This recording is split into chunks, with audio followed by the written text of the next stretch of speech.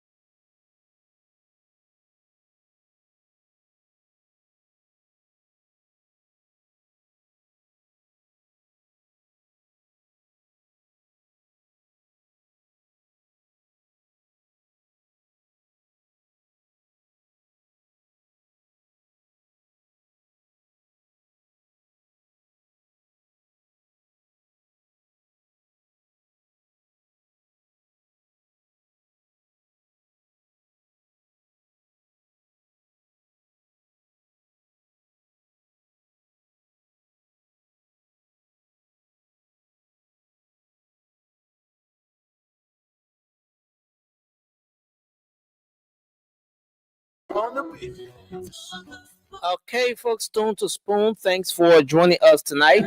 It's good to be here. another edition of the program Spoon Talk. We're back on your radio, on your TV, on your news feeds, on Facebook, and on YouTube as well. I want to welcome everyone tonight joining us. It doesn't matter where you're joining from. Spoon Talk is live, as always, across radio in Liberia. We're live on Spoon 107.5. We're live on Fabric Radio 101.1. And on several other frequencies that that are a part of this journey to ensure that you're informed. Thanks to Voice of Liberia for relaying the program, and the host of radio stations across Liberia as well that are always relaying Spoon Talk. Spoon Talk is also live online. We're on Facebook, Spoon TV, Fabric TV, and Super TV. Those are our Facebook handles. But if you're on YouTube, you can also find us on Spoon Talk Live. That's our YouTube handle. And I want to welcome you tonight. Spoon Talk is where you get the news, the views of Liberians. We bring you up to speed with the trending national issues, and you get to hear diverse views or critical analysis on those very issues every single time. So welcome. My name is Nelson Colette, and I want to welcome those that have already joined us so early. I see a lot of you here tonight. Let me flip through, scroll through the names I see here. Anthony Wigan is joining us from Senequale. Samuel Kofi Woods Jr. is here tonight. Anna Gordon is joining us. Robert Ngumbe is here tonight. That's Gumbe. November King joining us tonight. Thank you for coming on. We ask you to kindly share the show as you join us. It doesn't matter where you're joining us from. Tipples Dempster is here tonight as well. Thank you for joining us. And I want to say thanks to the many of you who have already started sharing the show. Vera S.W. Wallace, thank you for joining us tonight. I see Hannah Wright, Creamer is here tonight. May Carter is joining us from New Jersey. Thanks for coming on tonight. I see Moses Kessley is here tonight. Anthony Wigan joining us from Senequale City, Nimba County. Ganta seem to have outgrown Senequale now. Yes, maybe that's the political and commercial capital. Whatever it is, I want to say thank you for joining us from Senequale, Nimba County. Daniel Tante is here tonight. I see Charles Delan has joined us on the show tonight. Just keep sharing the program as you come on. Philip Bala is here. Frederick Nima has joined us. Hipko Kazi is here. He says, good to be back. And it's good to have you back on Hipko Kazi. I see Barbara Charles is joining us as well. Thank you for coming on. Augustine Talley is here from Baltimore, Maryland. Thank you for joining us tonight. Lincoln Morris is joining us as well. And the many of you coming on, I want to welcome you. Thanks for joining us tonight on Spoon Talk. We're going to go to the phone lines as we always do. The first segment of the program is for you, the listeners, the viewers, those of you who get to join us early, so that you share your views. Tell us what's on your mind. What is it you want to talk about? Health, education, politics, sanitation. Just anything that is of concern to you. You get to have the time to speak out on those different issues here every night on the program. So we're about to go to the phone lines to take your calls now. You can call us on 0555 101075, 0555 101075. That's the number to call, and you'll be live on the program tonight. This is Spoon Talk. So we'll go to the phone lines, take your calls, and after the call-in segment, the CEO and the rest of the team will join us tonight, and at which time I hand controls over to them until the end of the show, where I come back. When I come back to close up. All right. So thank you for joining us. A lot has been happening across the country today, and the show is loaded. Lots of information, different views, the analysis, and you can rest assured that you're gonna have a great show here tonight. So just keep sharing the program as you join us, and as we now go to the line, take our first caller here. Hello, your name and where you joining us from? Let's hear you. Yeah, Leslie, how you doing, sir? Yes, sir. It's good to have you on. What's your name and where you joining us from? My name is Marcus Perkins. I'm calling from the South Bill. Marcus, what's on your Leslie, mind? what is on my mind is the public work minister Guinness. The Portland Road is very deplorable. Hmm. Human beings cannot pass through the Portland Road through vehicles, even the motorbike and keke. When you And say so the thing Portland Road, when you say we the Port get Line Road, which part of Port Line Road is it? The one the from main road are leading from the red light itself going through Portland to those stores there. okay, Where from they Red have Light the market, through where they through put where you market have down, the that be William a Booth, market. Yes. the And William then Booth school. the road that leads beyond William Booth, that small road that going through Gobacho way, the road is very bad. Since 1900, with that plain field, what they call the former the old plain field, Mm-hmm. the place is very bad. Even when the minister go there, you will really feel bad. And people will not give you chance without going to school as students to the senior, and because we can go on a bus from that area. Almost that the bus want to fall down because the place is very muddy. So I'm calling on the minister needs to really Okay. after that place. Let him put Thank on you. here, please. I Thank you want the for your message to input. go to him, please. Thank you. 0555 Hello, your name and where you calling from? Yeah, nothing good evening to you. Good evening, sir. Let's hear you. It's a friend of brother Mohammed Kane. Mohammed, it's good to have you. And What's on your mind? and I speak to you from the push out there. Okay. That means the heart of the CEO and the panel days now we show this more. Nothing I'm always giving my concern pertaining to Asset Dollar Office, the head of the disaster management office there. Well, I think this kind of question, okay? Because the floor victims and we the floor victims or our phones don't know because we're not being given any account for him for this conversation. Can you imagine? Okay. I don't know. I don't know next your committee why you were committed why you behave. I don't know the flop is and after there. I don't know whether they receive package for him. Nobody has received But any cash which distribution for them. community you know are living in are you asking for floor victims Yes, in there? I know the committee you behave. I know you have flop victim over where you reside. No, Okay, my man, I get floor victim in my community. I so beg see what the you. nothing. See me. Last day we tried to scare the issue on the platform. On the platform at the end. We don't know the man who was to be here content. At the end, Thank you. we see our phone. But this year, nothing like that. So we want for President Banga to put after to question him. Thank you. Seriously. Thank you for your input tonight. Thank you. 0555 Hello, your name and where you calling from? Yeah, I'm George. Okay. I'm calling from Fingers Village. Yeah, let's hear you. What's on your mind? Yeah, the thing that is on my mind is I want to know how can I get in touch with VO Okay. to help me sponsor my education. I'm 15 years old in the 10th grade and my dad is not well and I need sponsor. Okay. Okay, so the CEO is gonna be on shortly. I see he's getting ready in the background. So just keep following the show, yeah? In case the Alright, CEO wants to thank you. comment on that, he will. Thank you. Thank you for your input.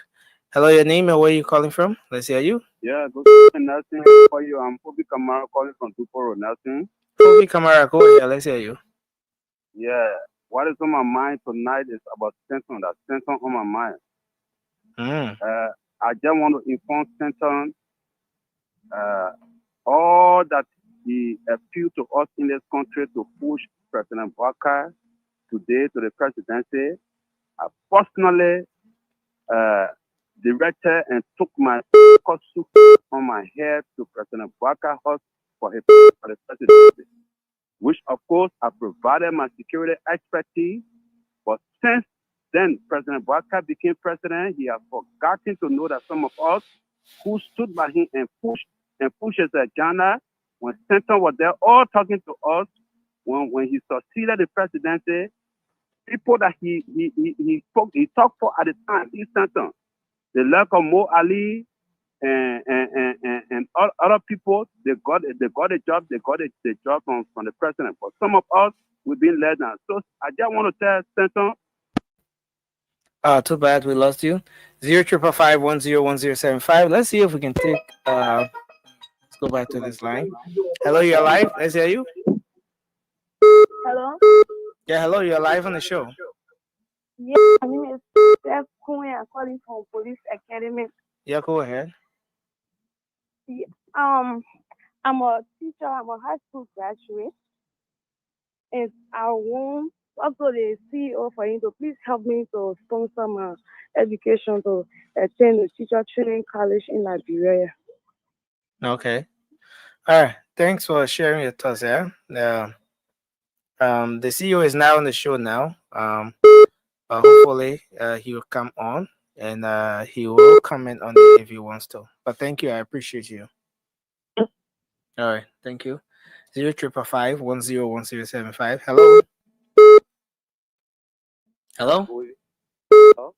Yeah. Hello. You're live. Your name and where you call from? Yeah, I'm Amon calling from Dwazon. All right. What's on your mind? Let's hear you. Thank you, Nelson. That's what on my mind tonight is that You are coming very low. Can you be audible a bit? You want to step up? You're very low. Very, very low. You getting me now? Okay, I think it's better. Go ahead. Nelson, what on my mind tonight is that I want for CEO to our president. No, I'm sorry. I'm sorry. I can't be struggling to hear you. You're coming in very low. Hello, your name and where you call from? Let's hear you. Nothing. How are you? Adama, Joseph Baka's son, TK Joseph Baka. Adama, it's good to have you on the show. Let's hear you. What's next thing, the only thing that on my mind, I wanted to be beating black for my pa when one bill not be hard. But now anything how to say example. I've called your Anu Elegant and Nelson Kole. Me and him talk when he's I'm calling. Who Nelson Kole? Hello. Anytime Hello. you because anything, I always not get agriculture fund. So you all be coming there for agriculture breed. Because Nana Nelson need to they pay my pa why he playing about agriculture sometimes. We have to help him. We have to show example. Let all of us see. Let it follow up. Thank you. So Nelson yourself over 2, over 3 correct. The umpana plenty 3. Yeah. So from beating black now that agriculture thing you want to do. But nothing else that nothing but don't go to school. But only thing they did not go where to be flagging your home problem on the air. But nothing up to now. Okay. Up to now they are not going to school. I tell you, you myself can talk. Why I don't come and no go. Thank you very much for your input. I appreciate you, Adama. Thanks a lot. Thanks a whole lot. Okay. All right. Thank you. Okay. 0555101075. Hello. Let's hear you. Hello. Yes, you're live. Let's hear you. Joseph, what's on your mind? So what's on my mind is it's about the education system. Okay. For the engineering department, no possibility in that we're offering master in engineering. So at the end of the day, if you get SE, you don't have money to go on to study for master in your starting point because there's no way to push in to a master degree in engineering. So I want for the government to do something about it. All right. Thank you. Thank you for your input. 0555101075 Hello? is the number to call. Hello. Hello? Yeah, hello, you're live. Let's hear you. Yeah, I'm Fasu Kuma. I joined the disco on the canopy of the United Party Intellectual Bureau. Yeah, go ahead. What's on my mind have to do with the fight against corruption. I think they have taken a dramatic trend. And I think the person is very intentional in the fight against corruption. The record has proven that he come one on the list of people who are served as president are very intentional to ensure that the issue of mass fishing is minimized drastically in Liberia. So as a person who believes in transparency and accountability, whenever we see people making inroads in the fight against mass fishing, where they're taking action or they're taking stand against people who are being allegedly involved into corruption, I think as a citizen, patriotic citizen, we should applaud that person. So on this note, I'd like to applaud the integrity icon, President Wakai, for being very steadfast in making the fight against corruption. Thank you very much for taking Thank you for your input. 0555-101075 is the number to call. You'll be live. Hello, your name and where you calling from? Hello? Yeah, hello. Yeah, my name is Maritim Kadam from Bonafide. What's on your mind? Yes? What's on your mind? Yeah, I'm going to CEO of this help in my brother's state for 2 years now. He's saying now he's not working. And so I graduated from high school to and I'm going to school. I won't go to university. No money, I'm asking. I'm getting the school. Everything was no way, no support. You know, the gathering. So to me, I try for all the gathering. Thank you for your input, yeah? Hello, your name and where you call from? Let's hear you. Hello, Yeah, hello, you're live. Yeah, let's take your policy to help me. Please, my sister Gabriel, would you please? And it's the whole people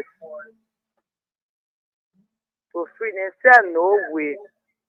One day I need the news finding me for doing it. Thank you for your input, yeah? Thank you for your input. Hopefully when the CEO comes on, you can respond. That is if thank you. So this is the What's on Your Mind segment of the program. This segment provides the opportunity for Liberians, for all of you watching or listening to the program, to call in and say what's on your mind. What is it you want to talk about? Just anything that is of concern to you. This segment of the program is dedicated to youth, so you get to speak on those pressing issues, those critical national issues, those the things that have caught your attention. Maybe you want to bring to the attention of the policymakers, those issues that we probably do not have our hands on, that you think are so much important to be brought to the national discourse. This segment of the program is dedicated to you so that you get to have your say. And we've been taking calls. We're still looking forward to have the CEO and the team on. And then once they come on, our hand controls over to them. But in the meantime, I'll keep taking your calls. And the numbers to call tonight, 0555-101075, 0555-101075. That's the number to call. This is Spoon Talk. Thanks to all of you for joining us tonight. I'm Nelson Colette. Let me go back to the phone lines. Take your calls. Hello, your name and where you're calling from? Hello, yes, you're alive. Let's hear you. I'm fine. I'm actually calling from Kennematan. Yeah, Kennematan. Where is that? Opposite Rehab. Oh, okay. I thought it's in Sierra Leone. Miami, yeah. Oh, opposite Miami too? Kenema opposite Miami? Yeah. I thought Miami should be in America and Kenema should be in Sierra Leone. Amen. But go ahead, sir. Let's hear you. What's on your mind? Oh, hello? Let's hear you. Good evening. Good evening, sir. It's good to have you on. Thank you. Oh, Sekou Fofana, member of Unity Party Intellectual Bureau in Baji Vajotobla. Honestly, talking about have to do with the statement from Maggie. You know, President Bokai, for me, people always blame the Joseph Minister. No, I blame the boss. Because he the one get power to appoint and dismiss. So President Bokai, the boy is here. So we best support you, but next year, if you not on the call, official the back. Because Sasha Maggie is not supposed to say we rely on you. But not be if you can apprehend it. Because they say up to now, 2 years in your government, nobody be prosecuted. So it means you lie on there. And so we will see the evidence will yet clear. The money where you printed almost 68 billion. No government ever printed that kind of huge amount of money before. Where the money gone? So the thing what you do in the country, and the mandate what will kill President Bokai before being a president, we know you never money nothing. But you can't prosecute this guy. Trust me, President Bokai, get on your back. Seriously, because we tell you that if you see the guy that making more, nothing to other because you're not doing nothing. Because the voice you can't do nothing, they're on the radio. Tell me, say President Bokai, if you feel corrupt, prosecute all. So why you can't do that? Then somebody goes to Joseph Minister. What Joseph Minister that has nothing to do with that because that president appoint him. If you don't do the work, fire the man. You always dismiss the other people. You got the former labor inspector, Chad Brown. You call. Tell the people you have. Why about him? Well, Thank you. For avoiding that message. Thank you for your input. Let's see this one. Hello. Assembly and good evening to my peace-loving people of the Republic of Liberia and good evening to you, dear brother Nexi Collect in studio in Liberia. The name remain constant at Pangso AF Cameroon once again back to our Spoon Network talk show. I am directly speaking to President Joseph Yuma Brackett and entire lieutenants and Lamex for the deceptions to the people, short like Abraham Dallo Delom. They made over 1 million Liberian people voted this man 2010 because of his philosophy he brought to the table. The Liberian people, he presented himself as Messiah, but he is not. He is divisional man. But I would like to say this to the Nimbadians as a fair message. You should not listen to those messages from Delon that people are wanting in Nimbadian. Nobody after Delon. They know it's not reputable in a society. They know it's not a minor person. They don't have nothing to say to this society. We're not waiting for 2029 or 10 to pressure him politically. And I also speak to President Joseph Yuma Brackett. Remember, 2023, he mentored against drugs in this country and corruption. That's why brought our parents, our mothers, specifically, they voted you and you become president today. You are clapped over the ladder. You see, you are there on your ladder. Like people who run on their support on their right and put you to that ladder, they will see you down 2029 October 10 because you guys are deceptions. Thank you. Guys are very, very. Thank you, sir. I don't know actually to describe it. Yeah, Alfonso. Hold it there. Thank you, sir. Thank we you. appreciate because you. we keep the last of the 0555101075. Hello, your name and where you joining us from? Hello, can you hear me? Okay, so I think we try this one. Hello. Hello. Hello. Good evening. Can you hear me? Yeah, I can hear you calling you from Cape Man, Ibrahim. Okay, Ibrahim from Cape Man. Yeah. Yeah, go ahead. What's on your mind? Nothing. There's certain things, I'm trying to do the follow. Same people at that phone. So I observe that sometimes people get their messages to relate to the CEO. It seems maybe the job is as entitlement. No, it's not entitlement. It's just an opportunity. Please, whenever somebody give you a message, tell the CEO and see into it. Like he has no problem because he and I used to say are looking down cinema, but la la to people, it can't be right for them. Because many days I've been listening to you nursing Kule. I mean, all of you people have not seen no impact of the message that connect to the CEO, including the CEO himself. So your problem is with us. Your problem is with everybody. Yeah, with everybody, man. I mean, look, when people say, please, you can't help the person. You can't help anybody. You who I know, And that's simple. I know you very well. You can't have anybody. You know me from where? I know you from your spoon.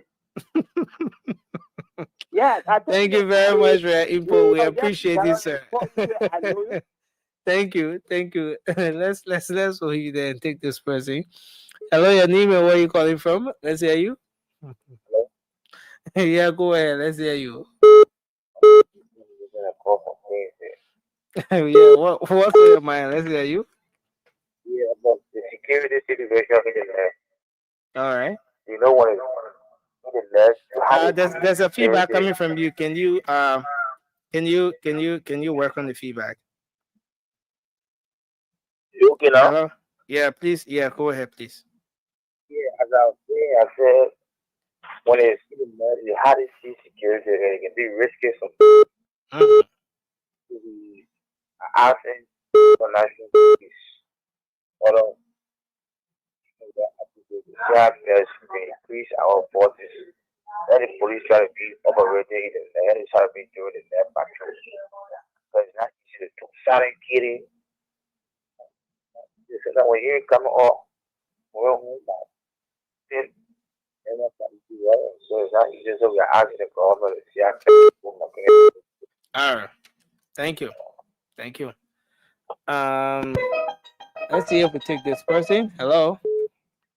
Hello, Nancy Colette. Yeah, hello. Yeah, how are you? Yeah, go ahead. I'm Patrick here. I joined you from Brooklyn. All right. Yeah, Nancy Colette, my attention has to do with this Brian McGill guy who raped a 14-year-old girl. Okay. Now we're not hearing anything from the government. What's happening? Yeah. So what happened to we the ordinary people? So because the man a minister now, we hearing anything whether he has been apprehended to nothing. We hearing nothing. What the government really doing? All right. I'm not concerned at you. Thank you very much for your input tonight. We appreciate you, sir. Thank you. I see the CEO has joined us. CEO, welcome. Can you hear me?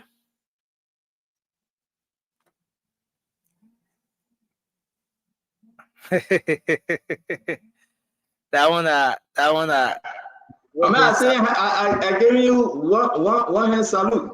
but yeah, guys, Chelsea winning that game though. Oh, Chelsea! I know you spying the game.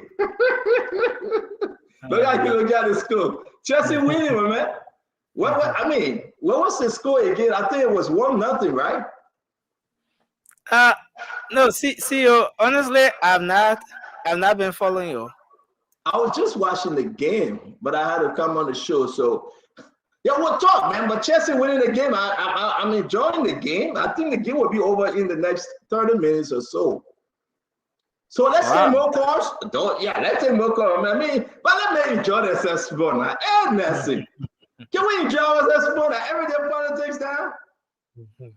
No, Nancy, but I ask the people, can we just watch this game? Then we come and say, the game is a big game. I want Chelsea to win. I know people are going to get mad, but I want Chelsea to win. So, but are you a Chelsea fan? I'm a big Chelsea fan before I want Chelsea to win. Yeah, when you're not Chelsea fan, you get one Chelsea to win. No, but wait. The only reason I want Chelsea to win because Joe, we have played for Chelsea. No, Joe, we have played for Chelsea, right? No, Bobby's not what help me, man. But I think Joe, we have played for Chelsea though. Who the Liberian player that played for Chelsea? Let me bring in Edwin. Edwin, who played for Chelsea? Good evening, Stanton. I think former President Weah plays for Chelsea. I think so far that's the only Liberian that I know. Yeah, he did. But I thought Zoga Wesley was playing international football too. How about just Zoga Wesley? I see him here. I see him nowhere near Chelsea. John Bucket. I see him nowhere near Chelsea. No, for real. They said the game is hot, but man, I was just watching the game. Chelsea scored a beautiful goal, I should say. So, I don't know. Open up. What do you want us to do, Henry? Let's definitely the game and we come on. Or what do you think? I think so. Yes. I think we should finish the game, then we can start the show. Because Yeah, the but game, everybody, yeah, but I'm begging you about. Let them game my heart beat. I want Chelsea to win. You know what? but I want for Barcelona to win because I'm a Manchester United fan anyway. So I what support I have to do Manchester with United. you, Manchester United fan, what I have to do with Chelsea winning? Well, I mean, I know nothing about the European League. I know nothing about the European League. That's my problem, right? But I know Yeah. one thing about Chelsea, right? I understand. And that Chelsea can wear the blue and white, right? Yeah. So I want Chelsea to win. Because Chelsea But I wearing want blue and for white. But here's the thing, though. Here's the political thing in it. Chelsea wearing blue and white mean I representing CDC.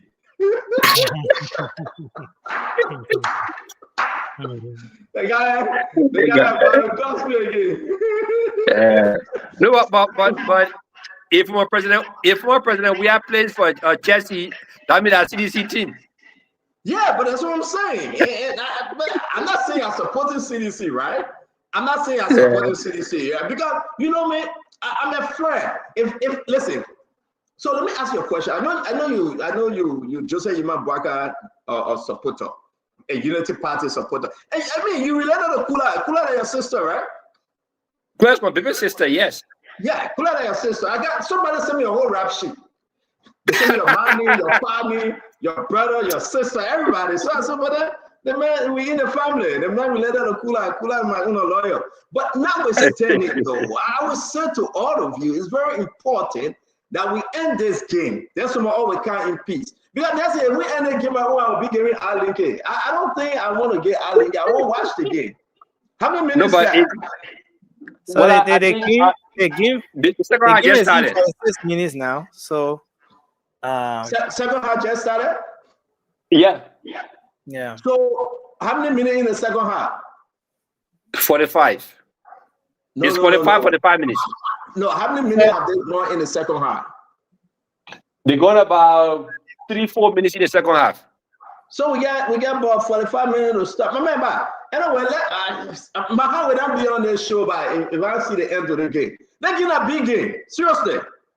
I mean, what do you think, Nelson? No, I think you can be flipping between. You can have another tab open for the so game. that means when I enjoy my game.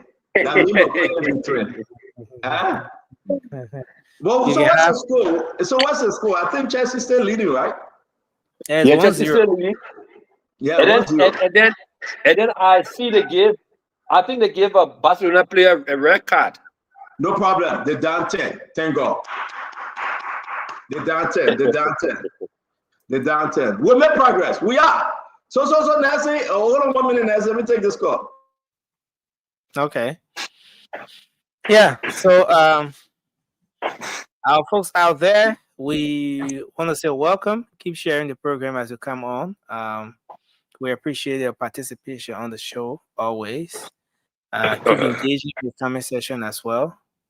I see Councillor Gould. Councillor Gould has joined us. This time not from South Sudan. I remember taking a photo with Councillor Gould just the other day, so I know he's in Liberia. And what is this a ghost? Is this a ghost? No. Do we have a ghost in the house? The council ghost that saves Christmas? Is that Lafia B. Good, the Boutros? I mean, what are you doing on the show, sir? Have you been released by Oswald Twain to come on Spoon Talk? I mean, have you signed a new agreement? Because you were banned. Oswald Twain told you not to come on Spoon Talk. Ladies and gentlemen, we have Lafia Good on the show. He has been released. And he has been relieved. And Oswald told you not to come, but now here he is. Ladies and gentlemen, look at Vic Mark said, wow. Everybody's saying wow. I mean, people they're happy to see you, my man. How you doing? Yes, thank you. I'm good. Good to be back. Not for too long, but I'm back. All right, so let's establish something. You're in Liberia, am I correct? Yeah, I'm back home. Where in Liberia are you? District 18? District 11 at home. Oh, District 11, okay. But you resigned from ALP. And Edwin, something funny happened. The man wanted to Liberia, his first act that he put into law is to resign from ALP. And a lot of people calling me. I got nothing to do with they got resignation, Edwin. Nothing. The first thing is to resign from ALP. I was shocked. And people say, is he going to join Unity Party? Because something is happening. You either join Musa Benete and recruiting people on a higher note, or you join CDC or Unity Party. And I mean, he will speak for himself. I'm saying centrism coming, Glenny Lafayette and you, Lafayette be good. Saying Kayo Babala is coming on. We're going to have a great show. We'll be giving our link into the call. You know what? You'll just update us on the scope. But I hope that Chelsea win the game. Everybody watching the game, I hope Chelsea win tonight. Who are you celebrating tonight? Who you want to win? Brother Good, comes to the Good. Who you think going to win this game? Chelsea is up by 1 anyway. I think the score is 7, but I mean, generally, I support Barcelona in this case. I'm a Manchester United fan, a registered Okay, that's fan. 2 of us right there. And so I support Barcelona. Whether Chelsea wins or not, I support Barcelona. Oh, but so if you are a fan of Manchester, why are you supporting Barcelona then? Because we are rivals in England. We don't support Chelsea or we don't. Okay. Look, let me tell you, the only time we'll support Chelsea, Liverpool, Arsenal, if the game that they're playing and the win will cause us to go up, remain up, or win something, then we will support them. Other than that, they're not in our list of support in the club to support. Thank you, Councillor. Okay, so we got, for me, I just supported Chelsea because Joe, we have played for Chelsea. That's the reason why I supported Chelsea. I know nothing about Chelsea. When the Chelsea player I knew then was Heron. Heron, the guy. Heron played for Chelsea, right? And here's Heron, right? No, Didier Drogba played for Chelsea. Yeah, but Heron played for Chelsea too. No, who Heron? Terry Henry? Yeah, Terry Henry. Right? No, Terry Henry played for Arsenal. But what about Ito? Ito played for Chelsea, right? Barcelona. Yeah, I think at a point in time he played for Chelsea and then Barcelona. He came from Barcelona. I don't know this people. He came from Barcelona to Chelsea. Chelsea, yes.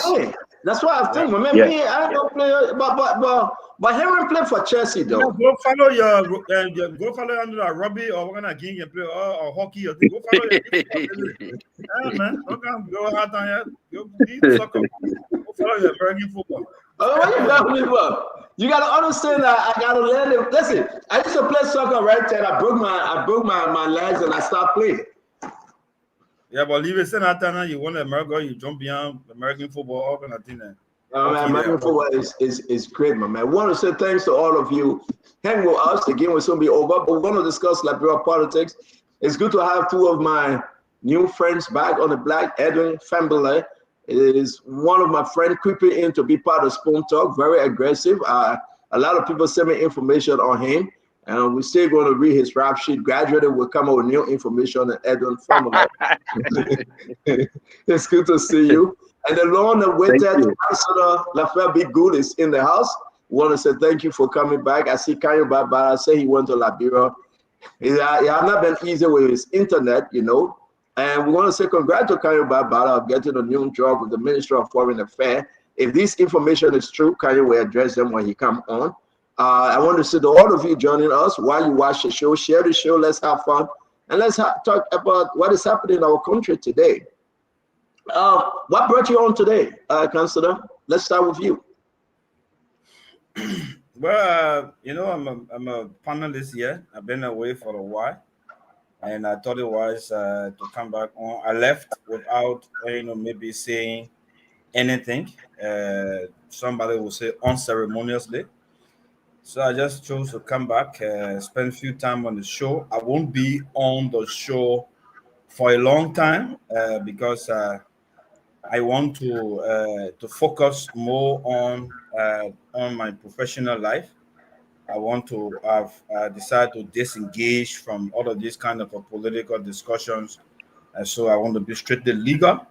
And so if I will appear on the show, I will want to appear on the show on issues of law and not politics. How the person got this one, how he on this side. No, I don't want to discuss anything about politics. I want just the law. If somebody breaks the law, what is required, if somebody is doing anything against the law, what my say will be, and how we can help to build the prosecution team, and fight to ensure that corrupt officials are held accountable. So I don't want to be seen as a biased person. I don't want to be seen as a person who is attached to a political party, because even when I was in opposition during the regime of President Weah, I was working in the government. I used to give my opinion on issues of law. It's right, but the politics would be that, oh, this man is from ANC, so why you call ANC lawyer to interpret the law? Why you call somebody else? All those kind of things that will tie you to it. And then when you shift to give an opinion that that satisfies the regime, that in the law, right, in the regime's favor, then the opposition say, oh, what you expect? The man working in government doing it. So all these kind of things tend to compromise you. So when you take a certain position, you take a certain case, you go into it. People tend to politicize it, but that man is into the case because of this, because of that. Whereas we do this thing and consciously in line with our ethics. Because if we're doing anything unethical, we will have been brought to the table. We have been brought for ethical breach, will be investigated by the Grievance and Ethics Committee, but you can see the politics. And in politics, perception is greater than facts. What people perceive you to be, my brother, and when they see that certain politicians in the country, they already say the person corrupt. They can do anything. They probably see them already to say they corrupt. Anything to do with that, a corrupt man. They have branded certain people because of perception. You can do all the other report that you will clear from there. They say the man corrupt. If I manipulated his way, all of these things had a way of derailing the effort that you try to put in to make the system work. So I just want to be away from politics. My resignation from the ALP is clear. And that I'm no more the person who was involved into and who will be involved into direct politics. I mean, by nature, we're politicians, as Socrates would say, but the way we're actively engaged, no, we don't want to be involved. So I'm back on the show, and I'll be here for a while. Thank you. And we didn't interrupt you, but we got a lot of questions because but winner in crew, we consider everything you just said Tabata. No problem. In crew Tabata mean nonsense. No problem. No problem. Yeah. Everything you just said. And I will not take it as an insult. I will take it as an yeah, but I will just take it that coming from one crew boy from beyond from the beach who can just disrespect anybody if you that. So no issue. Yeah, I know every little thing you call it disrespect, but sometimes I just real fact. You want me to believe, but let's do what, my man. Let's do what now he say somewhere he's comfortable, he can tell anybody anything. So no issue. Let me move ahead. Ask a question. Ladies and gentlemen, Chelsea has scored another goal. Chelsea 2, Baga 0. Ladies and gentlemen, we'll update you. Chelsea 2, Baga 0. This guy didn't trust my people. We will give them 4-0. If they consider, we'll give them 5-1. But 5-1 will be 4-0. Chelsea 2, Baga 0. What say you? So you're supporting Chelsea now? Yeah, I support Chelsea, yeah. But the man look at the score first. The man look at the score when he saw Chelsea leading. He said he's supporting Chelsea. So the only thing that make me lean towards, I'm not Liverpool or Arsenal. When President Braga came here, we're watching the game. You were happy when the person was explaining the game to me, right? He was explaining the game to me because I was just recording, and he was happy that his team won at the time. But deep down in my heart, I wanted them to beat the president team. Because I know if the team win, it was going to be every day talking. So sometimes when the team play, I like to test it and say it will be your team. That's who I am. I really want Chelsea to win this one. But Emmanuel George, it's good to have you, my brother. Dr. Emmanuel George, the real doctor, by the way. Counselor Good, the real counselor, not like Kanyo Barbara, that have never practiced law in court. This guy practiced law all his life. He's the real counselor. We got the American counselor, Counselor Clinton, who come the day Clinton came on the show, Counselor Barbara. When you went to school, you got to practice, But Counselor went to school to be a legal consultant. So he have never had any trial in from the code of competent jurisdiction, Edwin. And I think that's a problem. No, but I disagree with you. I disagree with you with that because Kanyo is my instructor. Kanyo is my instructor. I said I disagree with you for that because Kanyo is my instructor at the Louisiana Grand School of Law. And teaching law is also considered practice of law in the Republic of Liberia. So you can say he hasn't practiced. If he's teaching law, then he's also practicing law, according to our laws also. And maybe he may not be the courtroom lawyer going to court every day, but he is practicing law. So that one, I disagree with that. You just spoiled the whole thing. You said maybe he may not be the courtroom lawyer. Let me ask you a question. Yeah, go ahead. Have you ever seen Kanyo Bala in class teaching face to face? He taught me. In class. Kanyo taught me in class public international law. Yes, and you get him. Yeah. So he went to class. Hold on now. He went to class. He stood in front of the blackboard and he taught you. And you're one of his students, right? Yes, of course. Yes, of course. What year? I was 2 semesters ago. What year? But I said, that should be 2000. That would be 2024. But I have the man. 2023. 2023. No, 2023. Okay. 2023. Because now, listen, I'm a senior student. I'm a graduating senior student. I did that course in my second year, public international law, taught by Kanyo Bagbala. And Kanyo is still teaching at the law school. Okay, you finished? I beg you, man. We're not talking to you, Councilor Good. We're not talking to you, Bob. Lead the one back. Lead the one. This other guy get problem. And that's the reason. And that's the reason you're on Spoon. Because sometimes talk to you, say trying to graduate, you're not graduating anytime soon. That's the reason why you're on Spoon.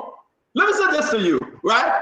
If a man went to school, get all the LLDD, BB, Wawa, everything, and then one day that got put foot in the courtroom. But that's not all the lawyers that go to court. And then one day you find that man practicing, not by teaching, hands on. We call it hands on in LC, and Emmanuel, you know that. Not just by lecturing. The clinical aspect in nursing you are lacking. The surrounding is different, not classroom. Have Kanyo taken you in the courtroom to go live practicing? Have you done that to you? So like I said, that's not all the lawyers that are courtroom lawyers. Have you done that to you? Kanyo is not courtroom lawyer. Kanyo will not teaching me courtroom law. Kanyo will not teaching me courtroom law. Right now, I'm doing courtroom law, which is practice court. I'm not saying you are teaching you courtroom law. I'm saying Kanyo the courtroom lawyer. I'm not going to say why you can say the men are courtroom lawyer. The men are courtroom lawyer. I mean, no, man, but I think our Councilor who is here, he can better explain that. That's not all the lawyers that go to the court. My man. One thing, let me tell you something. Do not make me. Do not. I beg you, Lafayette. No, my brother, wait now. Let me finish. No. Let me finish. You just come. You want to step our show. You know what family is doing. What family is doing, right? Family going to make me to have a change of mind. I will not hire your sister again. We had an agreement, Kula and myself, but you're making me to have a change of mind. Because is this how you run the family law practice? There, I'm concerned. They're not concerned, right? You get somebody teaching that have never carried on my man. The man begging me not to talk for him. So we'll let the man come on the show. If Job, the man begging him, I say, "Hey, see you, leave me alone small." How you get one counselor at law that have never practiced? I mean, be like Lafayette good. I mean, the whole country will go against you because you put Doris Scott in jail. But at least he stood his ground legally. He was principle minded. You see, I'm gonna leave that one. You see, I'm gonna leave that one. People who believe, not the whole country, the people who believe the man said leave that one. Imagine, let's say you, man. Emmanuel, it's good to see you, brother. Wait, Russell. man, no. No, but stand on. Don't interrupt, man. Don't interrupt our show, man. No, but wait. Emmanuel trying to talk about. Let him man talk about. Good evening, Councillor Good. Good evening, Mr. Famulek. Good evening, Wilfred. And good evening, Stanton. Stanton are from a small legal family, and most lawyers prefer not to go to court for trial. They go to court.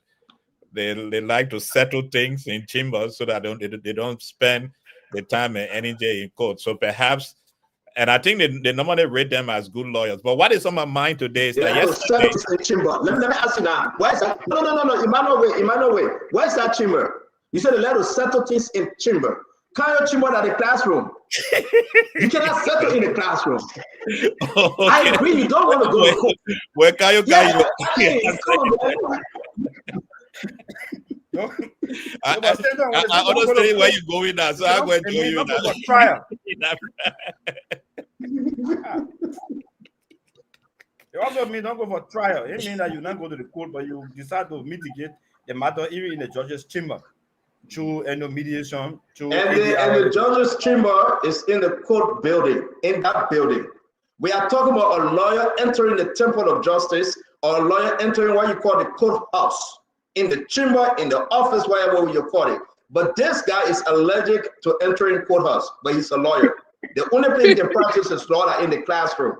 You want to tell me something I don't know? This other guy is interesting, my man. Well, that guy's not good with you on that. What on that? What's on my mind is that yesterday, the political leader of the Alternative National Congress, Mr. Alexander Cummings, interacted with students and student leadership at the Painesville Seventh-day Adventist School. There, he was able to share his experience, how he grew up in Point Four. Again? We're tired of hearing that story, man. Don't tell something new. No, Emmanuel. No. He was able to share his experience Emmanuel, sorry to interrupt you. young leaders. Listen, Baptist, you know what I'm saying? You must stop that one. We're tired of hearing that story, brother.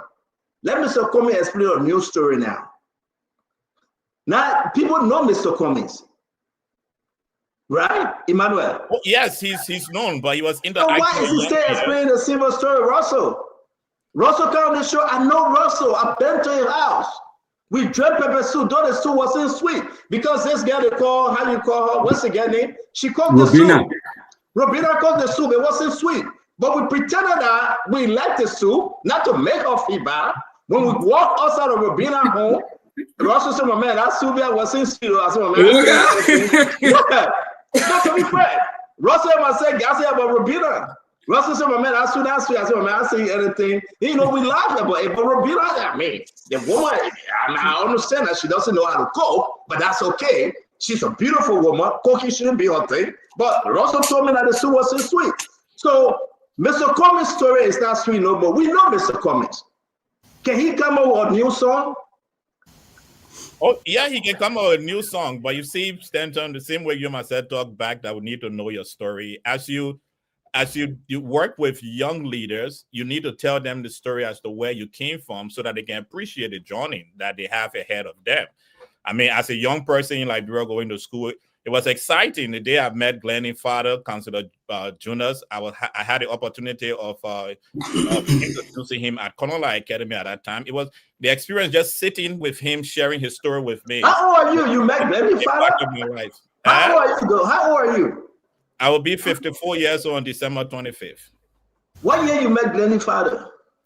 That was in 1986, 87 at Konola Academy when he was a guest speaker. Oh, wow. Yeah, that's good. Oh, yeah. I believe that he was more intelligent than his daughter, right? I have no idea.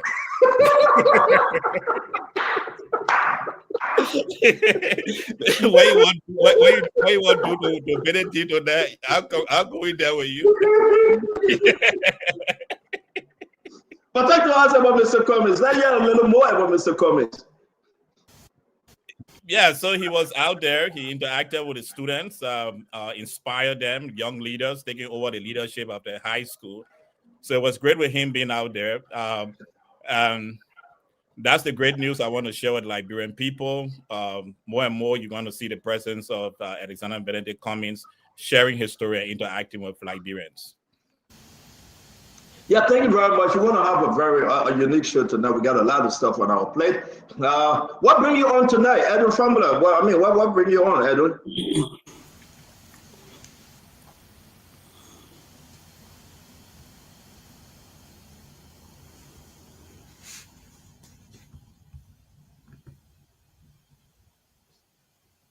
Sorry. Sorry, I was muted first. But I think basically it is about this whole oil and gas debate. The oil and gas sector, you know, we have two instruments before our legislators that has to do with the Oronto deal, the Total deal. We feel that we were privileged to get education in our sector. We went to school, we came back, we worked in the sector for some time. So we have some level of practical and academic experience that we can share with our lawmakers so that we'll be able to actually have a very good deal this time around. And then also, let's see how we lower the politics around this sector, because as it is now, the sector is still young, it's unexplored. These super majors, quote unquote, the international oil companies, do not like to go into places where there's too much of politics around the sector, because they're coming to spend the money, they're taking the risks. In many instances, they may not find anything, they will pack their bag and leave, and they will turn these acreage over to us. At no point in time wherein I see that Liberia or any of these countries around in the West African sub-region we want to raise money from their budget to be able to do these exploration when they know that the risks involved is very high. So that's one thing that I think we need to deep dive into. I've been hearing about all of this talk about the Oronto deals and some of the things that I think should not even be issues that we should be making at this point in time. Because once we start to elevate these things and start to bring all of the politics in the sector, it scare away the other people who wants to come and help us to search for these resources or so. So I do believe that's one major reason why I'm here, you know. And like Councillor Gu, I'm still in the law school fighting to get out maybe by February or March. So I won't be here every day or so because I have a lot of, you know, things to complete now. When you're doing your final courses with someone like the Chief Justice and Justice Kabina Jane, these people expect a lot from you. So we who are law students, many times we sit in late at night reading, briefing those cases. Sometimes you get to class, they're asking you to brief 2, 3, 4 cases. So we just don't have the latitude of time on our hand. But however it is, I think these are very important times that we engage in these debates, inform our people that, look, we are not there yet to be, you know, fighting to say, look, we need to have this at all costs. What we need to do is to see how best we can attract these people to come and explore. Because like I said, if we don't explore, we're not going to find. So it is good that we find and then we start changing the narratives.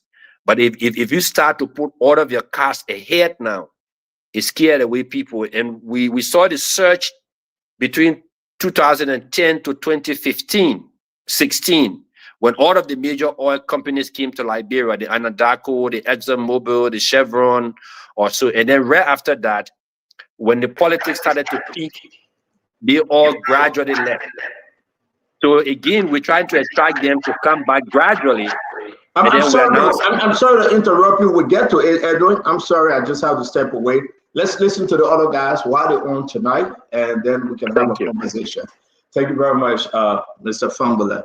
Winfrey Russell, welcome to the show, my brother. How you doing today? What brought you in tonight?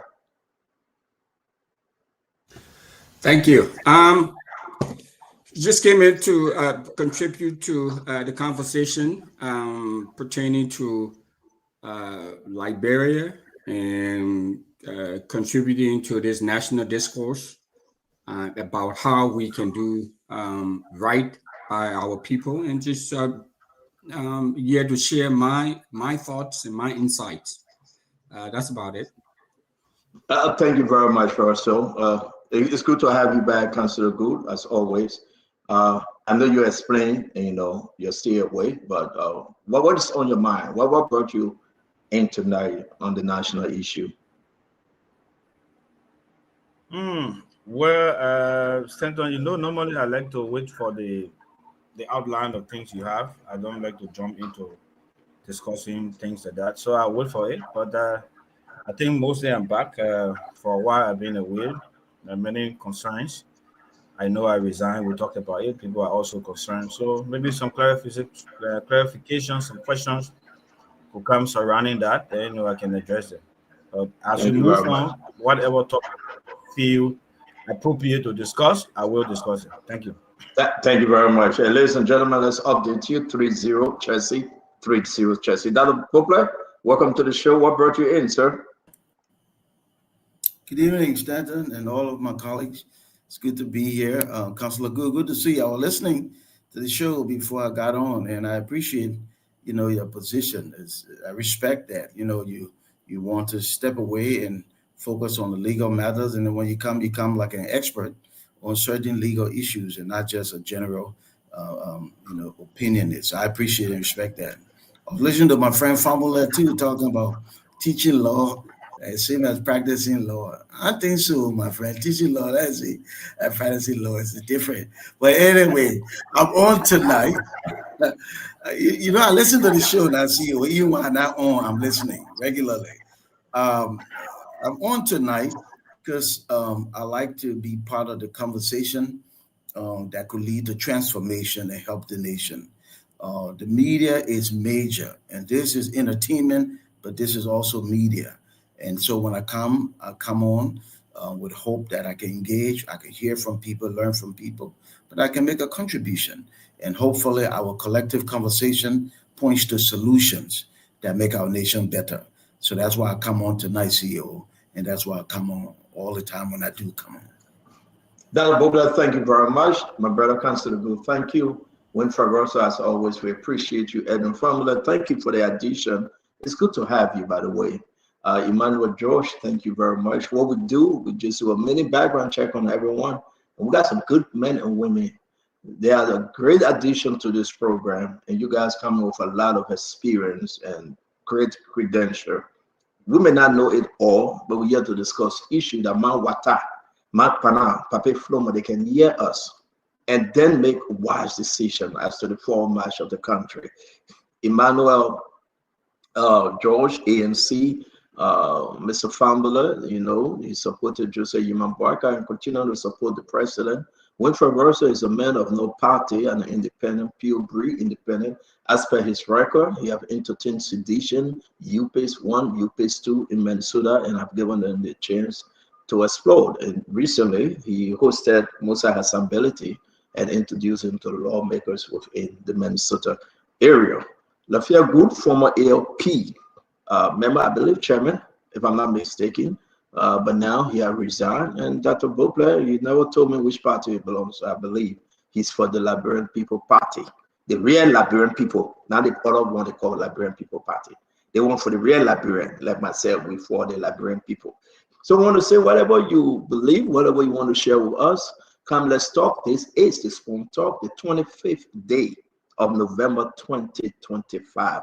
We love having you. We know some of you are watching the game. I can announce to you Chelsea 3, back at 0. It's done for Chelsea. They got but maybe 10 more minutes to go, or less than 10 minutes to go. Am I right, Edwin? You are our scorekeeper, Edwin.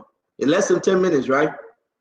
Yes, you are right. It's less than 10 minutes. It's about 80 minutes now. So okay, plus injury time, maybe we'll go to 15 minutes or so. Yeah. But just to quickly correct Dr. Bopler. On our judiciary law, teaching is considered practice of law in Liberia. You can ask Councilor Gu, he can actually clarify that. Teaching law is also considered practice of law.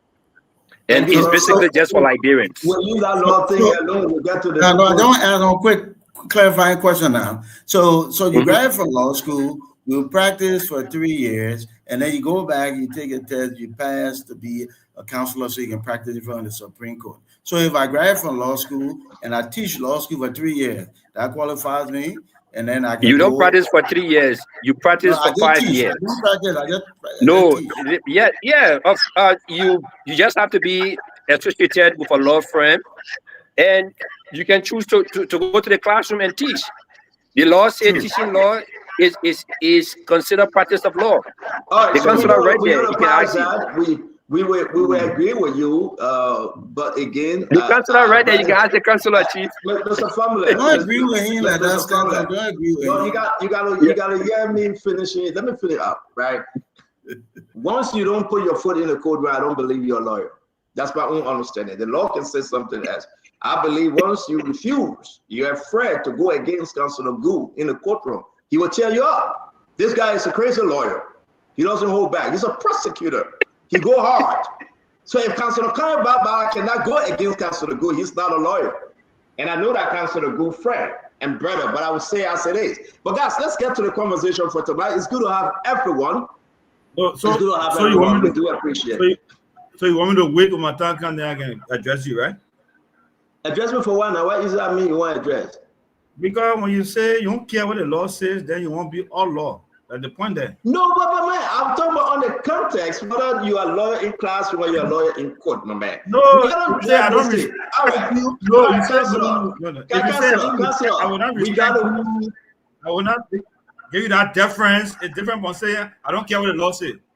The law is No, clear. but Counselor.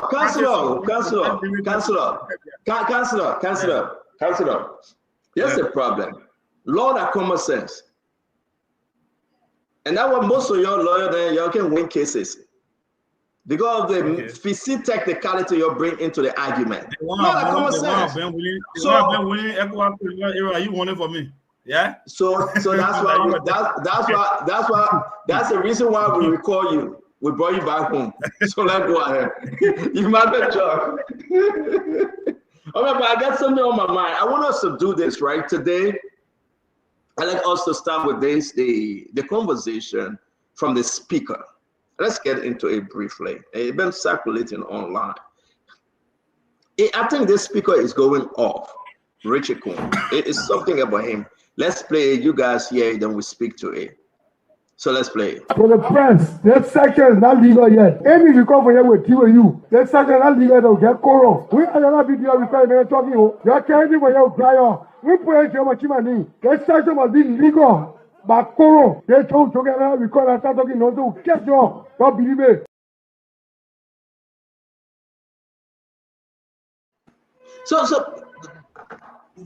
I think, let me play it one more time because some of you guys were working and you missed it. I can play it one more time, just 17 seconds. A threat on a reporter live and say we will jail you. Richard Coon, is he going crazy? Is something mentally wrong with him? Is politics have gotten into his head? To be frank, all those of you that are listening, I want you guys to decide, is something going on with Richard Coon? I mean, he having some issue at home mentally. That's where you come in at, Emmanuel. From a distance, can you do a psych eval on this speaker? Is he missing something? Is some kind of screw is missing in his head? Let me play this again and we can have a conversation. For the press, that section is not legal yet. Amy, you come for here with you. That section is not legal, they'll get coro. We are not video recording, talking. You're carrying for your dryer. We put it on my money. That section must be legal. But coro, they told together, record and start talking, no, to get you. Don't believe it. Okay, so what say you, Emmanuel? Welcome to the show, Sis Glennie. It's good to have you. I didn't say anything when you were off, though. I didn't say anything about you. I praise your father, by the way. He's a great man, unlike you. But Emmanuel, though, let me ask you. You listen to Richard Coon. What's going on? Oh, Stanton, when you're climbing a ladder to the top and you miss the rung to take you to the top, each rung you miss certain level of knowledge and experience you're supposed to gain in order for you to be comfortable at the top. So whenever you find yourself in leadership, bribing your way to leadership, having the full weight of the executive supporting you into leadership, this is what happens. because the experience that you should have garnered down the line, you did not get those experience. So you get confused with power. You get kind of like Brian would say, drunk with power. So you believe that you have to use that power on any and everybody, and that's the position I think the speaker is in right now. He had to fight his way to be speaker. The full power of the executive and the weight of the executive was behind him. Brown envelope was exchanged. They had to live in an exclusive hotel for so many months before he attained the speakership. When you walk the ladder to leadership in this direction, when you get into leadership, you understand that theory and practice are two different things. And once theory comes to bear, you become confused and you act just the way how this speaker is acting. So I tell every young person that I interact with, it is good to want to be at the top, but take your time to walk up there, because at the top, it can be very cold. It can be very lonely. And sometimes if you don't have the necessary experience, it can be confusing. And that's why we have a speaker that spent his time this morning threatening journalists instead of welcoming them into his chambers or into the legislature. Russell, you listen to this. What comes to mind, Russell? What's going on with the speaker? And not only the speaker, most of the lawmakers, they are not going to work. They never have a full quorum. And what I mean, the frustration you are seeing, you are hearing the frustration. What's going on, Russell? You know, it's just it's disappointing, frankly. But what I think is that I think many of these guys who hold these top level positions, doesn't matter how high the position is, even at the level of the president. I mean, it varies from position to position, but there's always a level of orientation. So these guys, you know, whether you're in the Senate or you're in the House or you're a minister or you're vice president, you have to go through some sort of orientation, some sort of onboarding process.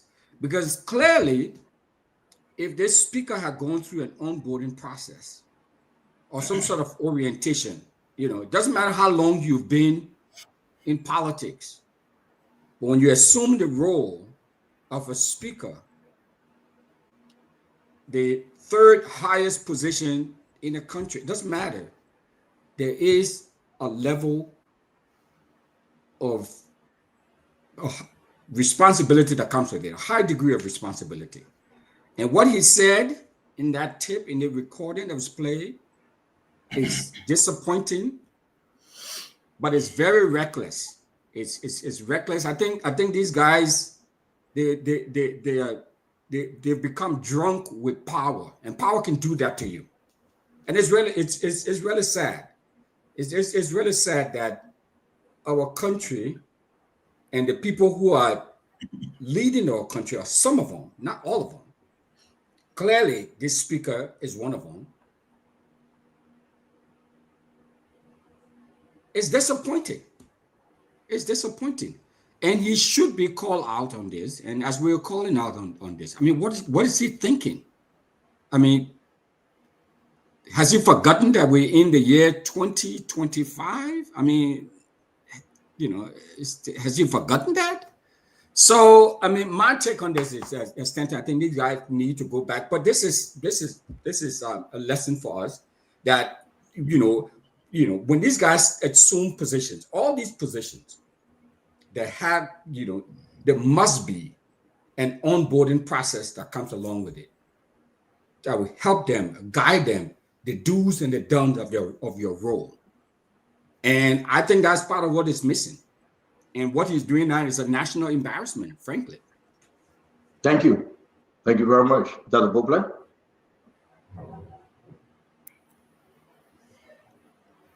Onboarding is very helpful. I agree with Winfrey. Onboarding is important. And leadership matters. Everything the speaker was saying could have been said differently. power going to be way more effective. The other issues there too, you know, this thing with quorum. See, you get the position and it comes with legal authority. But to lead people, you need more authority. Legal authority comes with the position, but more authority comes with the example. You know, at Cuttington, I didn't intend to say it, but I'll just say it now, so I'll get in trouble with all the people I need to get in trouble with. We're developing executive leadership training through a leadership institute. It's coming next year, to Cuttington, and it will be very helpful for those in leadership at all levels, because preparation, presentation, persuasion, all those things can be taught and great leaders can be developed.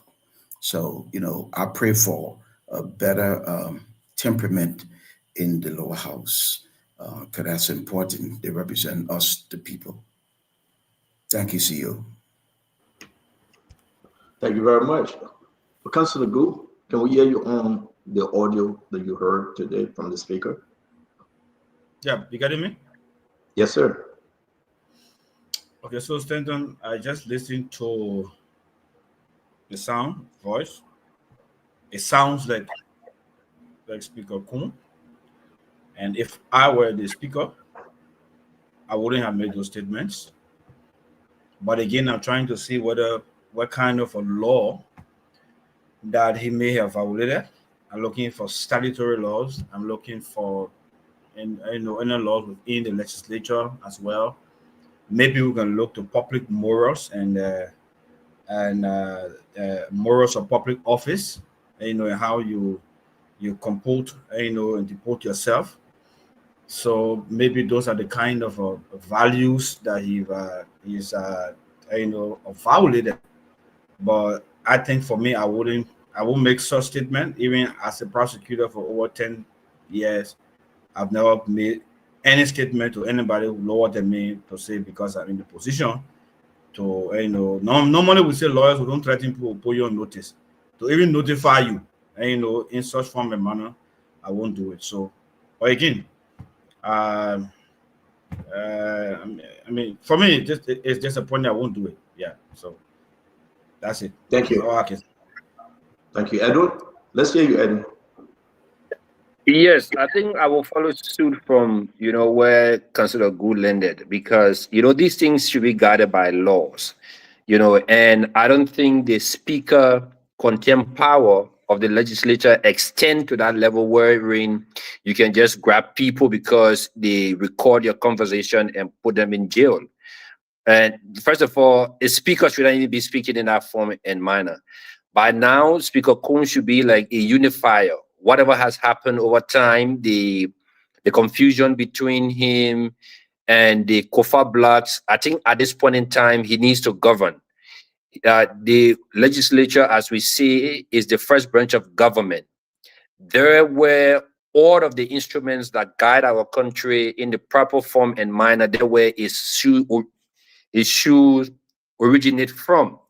As we speak, the budget should be before them and looking at all of those things that affect our country in terms of development, rather than, he's sitting there and saying that, if people record their conversation, he's going to lock them up, he would do X, Y, Z. I don't think that's healthy for our democracy. If you don't want for people to record you, then go to your office behind closed door and talk your secret things. But once you come in the chambers, it's open to discussions and people will hear those things. There will be journalists there with cameras. They will record those things. And I don't think he has any law that will back him to say, well, if you record us, we're going to pick you up and lock you up. His power doesn't extend to that level. Mind you, the three branches of government, three separate and coordinated branches. If it comes to issue of the court, it's a different ball game. So I think he misspoke, and as a leader, he should withdraw that statement. Thank you very much. Sis Glennie, welcome to the show. Let's hear you. So, hello, everybody. It's good to be on. Stanton, I don't really care what you have to say or don't have to say about me, whether I'm here or not. I know you're going to always have something to say. Councillor Gu, it's good to see you. Welcome back. But I think I don't want to say that he misspoke. That is who he is. And let's just speak truth to power. You are a speaker of the House of Representatives for Liberia, a country. You can't just talk to people anyhow. If there is a process, and I think Dr. Brober and somebody else alluded to that, if there is something that you want people, he could have said it differently. He could have said, listen, or give them a schedule. From this time, when we sit in session, from this time to this time, you're free to go public. But you can't have the journalists there and speak to them any kind of way. This is his behavior. This is a part of him. And this is something that he needs to correct because he's a leader. It is upon him to correct that and not to speak to people any kind of way, especially in that role as Speaker of the House. He can't do that. I would hope it wouldn't just be us that would be condemning what he's saying, that his fellow colleagues who were there, who listened to him, by now some of them should have come out to condemn what the Speaker said and how he spoke to those people. And that was a threat. That was an open threat. That is somebody who had power and say, if you try this, I will jail you. And so those poor journalists, some of them that are there who may not even have, they may not even have somebody to free them from jail, were frightened by what he said. I don't think he should have said that. I don't think he misspoke. I think this is what power does. I mean, power, and I think I have the ability to say whatever, and so I can say I don't care. And this is wrong, and he needs to be condemned, not just by a few of us, but even by some of his colleagues. That's not how you should operate as a leader. That's wrong. Thank you, Sis Kulani. Kev, let's hear you. Thank you. Let me say hi to everybody. Glendy, I agree with you. Thank you for saying that. There's a culture there. There's a culture in this government about insulting and going after people. If nobody don't see that culture, then I don't know where we live. This man attacked Yeke and used the police to destroy Yeke Koloba car. You saw that openly. Openly.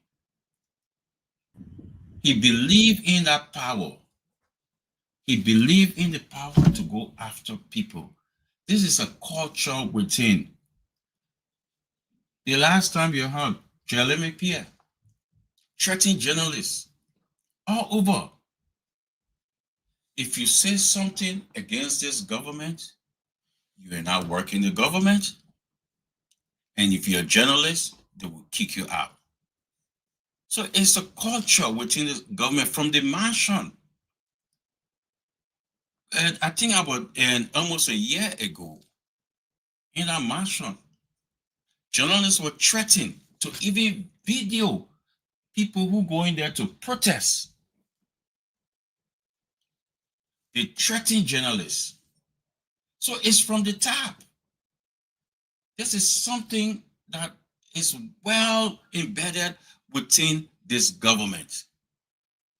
So if we don't speak the truth, thank you, Glendy, for speaking the truth.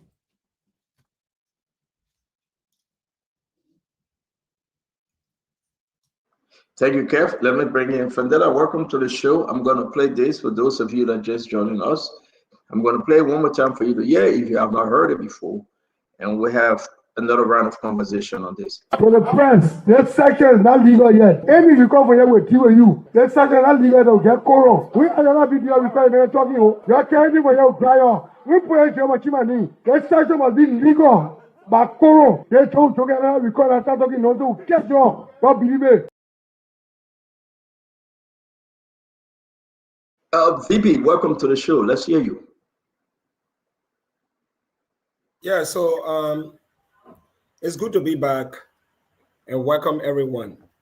So I think the speaker did not portray an image of a speaker, and it's condemnable, like we condemn others in the past when they threaten freedom of liberty and freedom of speech in previous regimes. We want to categorically condemn the speaker. I think, you see, sometimes one thing we have not taken into consideration is the fact that when people are intoxicated with power, they completely forget to understand that there is a difference between power and authority. He has the authority as a speaker. There should be a way he should conduct himself. Making these kind of threats, it's not good. Mind you, we still trying to get our 500 million. And one of the things that is at stake is the rule of law, freedom of liberty, freedom of justice, freedom, to think and allow people to exercise, their democratic franchise. So you are now impeding that progress by making categorical statements that are completely unfounded. I think he needs to apologize. It's still not late. Leaders, when they make mistakes, they correct the mistake to say, look, I'm sorry. He can still do that. And we encourage him to do that because he's trying to undermine what is coming to benefit vast majority of the Liberian people. If you pass the MCC compact, and one of the things that is at stake is the rule of law, allowing people political freedom, freedom of expression. If you threaten that, it's almost like you're trying to undermine your own government. And I think people who are in the United Party, especially at the legislature, they need to talk to him tonight to say, Mr. Speaker, we're begging you. You are expecting money to come, but you are the same person digging a hole to bury that effort. I think he needs to rethink. Somebody said it was intentional. He repeated the tune of his words. We love you, Mr. Speaker, but the way you spoke, I think it was wrong. You need to apologize. Thank you very much. Let me say this though. I will play one more time, and I like to play line by line. We got a lot to discuss tonight. But those of you that are just joining us, please share the show. We have the old, the new, the good, the bad, and the ugly, the male, the female on the show tonight. So it will be very interesting. As you know, we have not seen our brother for decades since he was recalled from his assignment with the UN. He was recalled by Oswald 12. We'll talk about him. What's new? He's back in Liberia, the home of the free, the land of the brave. He's in Liberia. He was recalled. I don't know why, but you'll hear his story today. While Oswald 12 took the position from him. This is a big story. He can talk it or not. I'm not going to go into it. We here with the Reverend Dr. Bokle, the doctor, the Reverend. I don't know which church he Reverend at, but he get the title of the Reverend. Whether that Reverend for the Susan Club, Reverend for the offering, but the man is a Reverend. We respect him. Yes, I'm sorry. We're here with Edwin Famler, whose sister is Beata Famler, his older sister. We still got to ask the question, but why let Joseph Boaga to go to the hospital under that heat during the inauguration ceremony when the budget was put aside and the allegation of Beata Famler misappropriated that fund? But we're here with brother Famler, who will talk his own. Russell will be running again in Minnesota, praying for CDC to vote for him. He will declare his intention to run January. For this one, it's not for the council seat, but for the state. Russell, you want to bring us to speed? I want to dig behind everybody today. Very quick before I say my own. You want to bring us up to quick speed? What will you be running for, Russell? For the House, the House of Rep. Yeah. Okay, for the House. And our brother led the resignation of my brother and friend. What's his name? The man resigned yesterday. Our own brother and friend Phoebe Henry, under the leadership of Emmanuel George. Phoebe Henry resigned. He would talk about Phoebe resignation. I don't know what's going on with ANC. You get plenty of people. They say you get plenty of children. You draw witchcraft. Glenny, stop laughing on the show. ANC. But I get back to the speaker of the cat. ANC get plenty of children. You draw witchcraft. When they finish eating all the culture, they will have a turn. But anyway, Emmanuel George will tell what happened with ANC and the resignation that coming forward. Let me get back to Speaker Richard Coon. I think, listen, he's a regime speaker. He knows he will not win again. He's frustrated though. And I don't want to talk about his personal domestic issue. But the speaker is frustrated. You know, the speaker can make it. The speaker had to have a quorum. It's not there. People don't go to work. He begged, he can't make it. They ate the opposition money. The allegation that the money that was allocated to the house, the speaker that ate the other people own. The Funati Kofa group that own the speaker that ate that one. So people are not going to work. You have over 30 members of the house saying fire us. A half for the speaker, Richard Coon. This is not a normal time for Speaker Richard Coon. This is bad. But for you to go against, what will you go guys then come and say, okay, we will not cover you. Then what? He is suppressing. That's press freedom. He's suppressing that. He's insulting them. Speaker Richard Coon think that we still talking about the burning of the Capitol building. Yeah, he's in a regime mood. The idea that I came by way of the gun, I came by way of the fire that led to the burning of the Capitol building, so he cares less. He's a rebel speaker. This guy is a rebel speaker.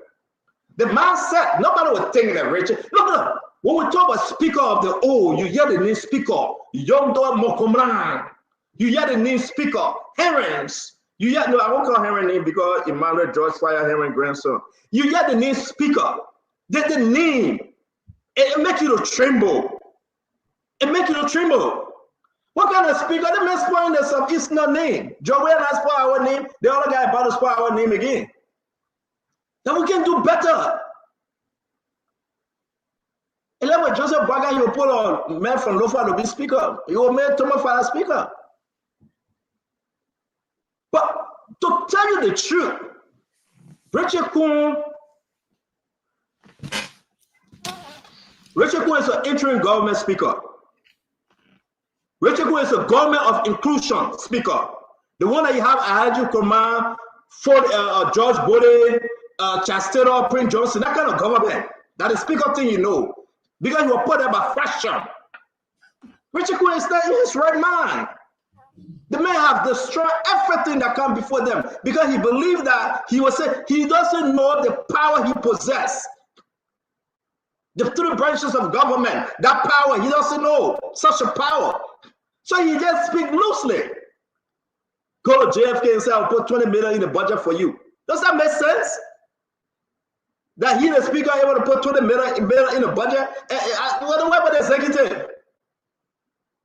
Go to Sana and say, we'll build a port. Come in. The man got no idea. The man got to go back to play in so hustle on LU. Ain't no allegation that he taking bribe for student to pass. That's something he used to. That's what he used to.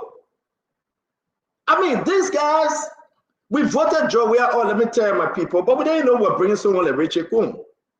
And because of Richard Coon, people will vote against George Panawea. I mean, against Waka. People will vote against Joe because of Richard Coon.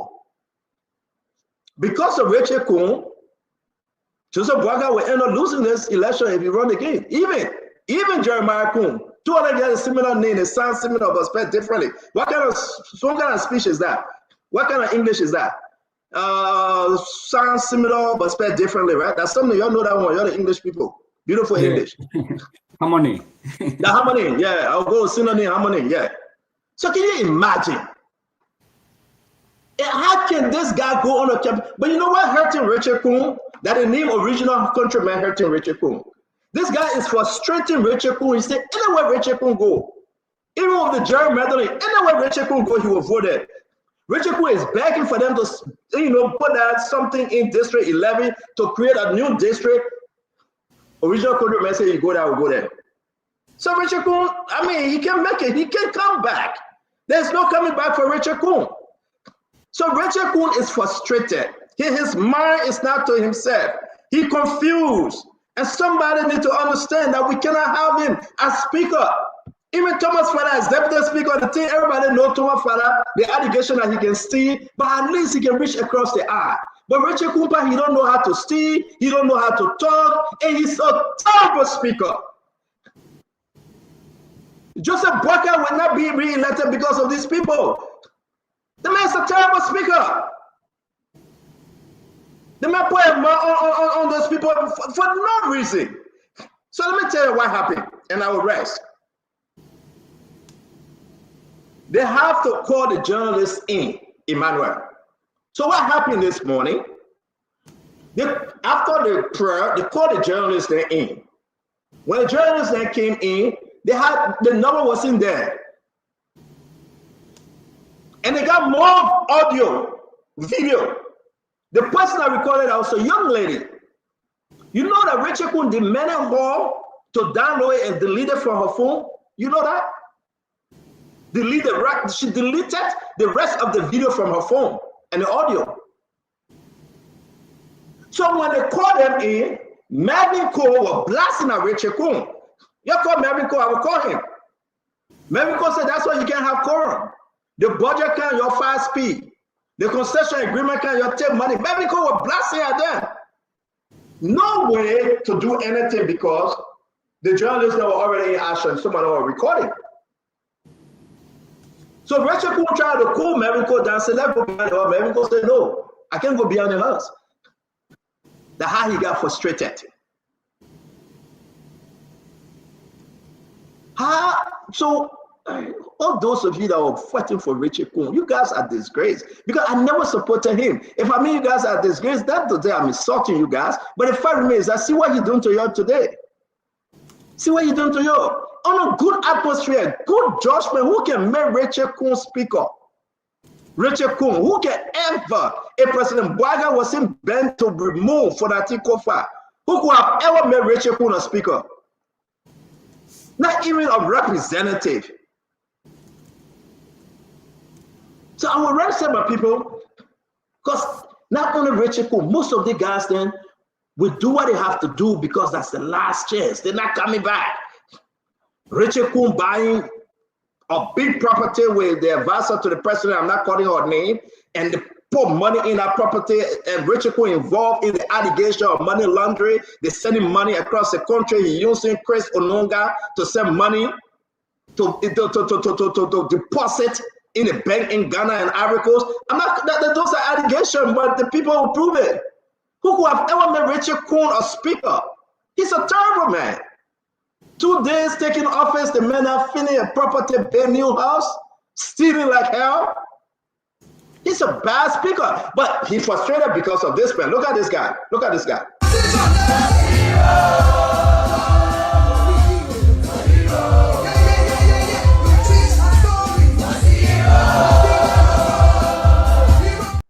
That's the man that making Rachel Kuhn be frustrated. That's the original countryman. The man said, anywhere Rachel Kuhn go. If Rachel Kuhn go Sano, he went from Sano. Go Grand Crew, he part from Grand Crew. Rachel Kuhn go in any district. That's what the man said to me. The man see you, I don't want making the man frustrated. Rachel Kuhn will still.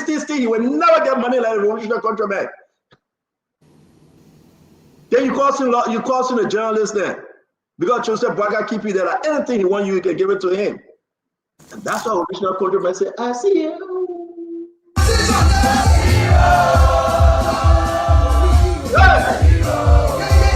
From 0 to 0. That's the music that you don't want to hear.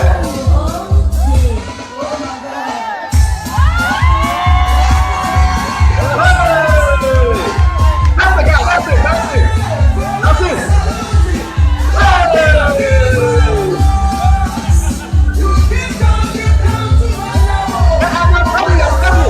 That's why they people don't want to yes. You know, let's do what we know.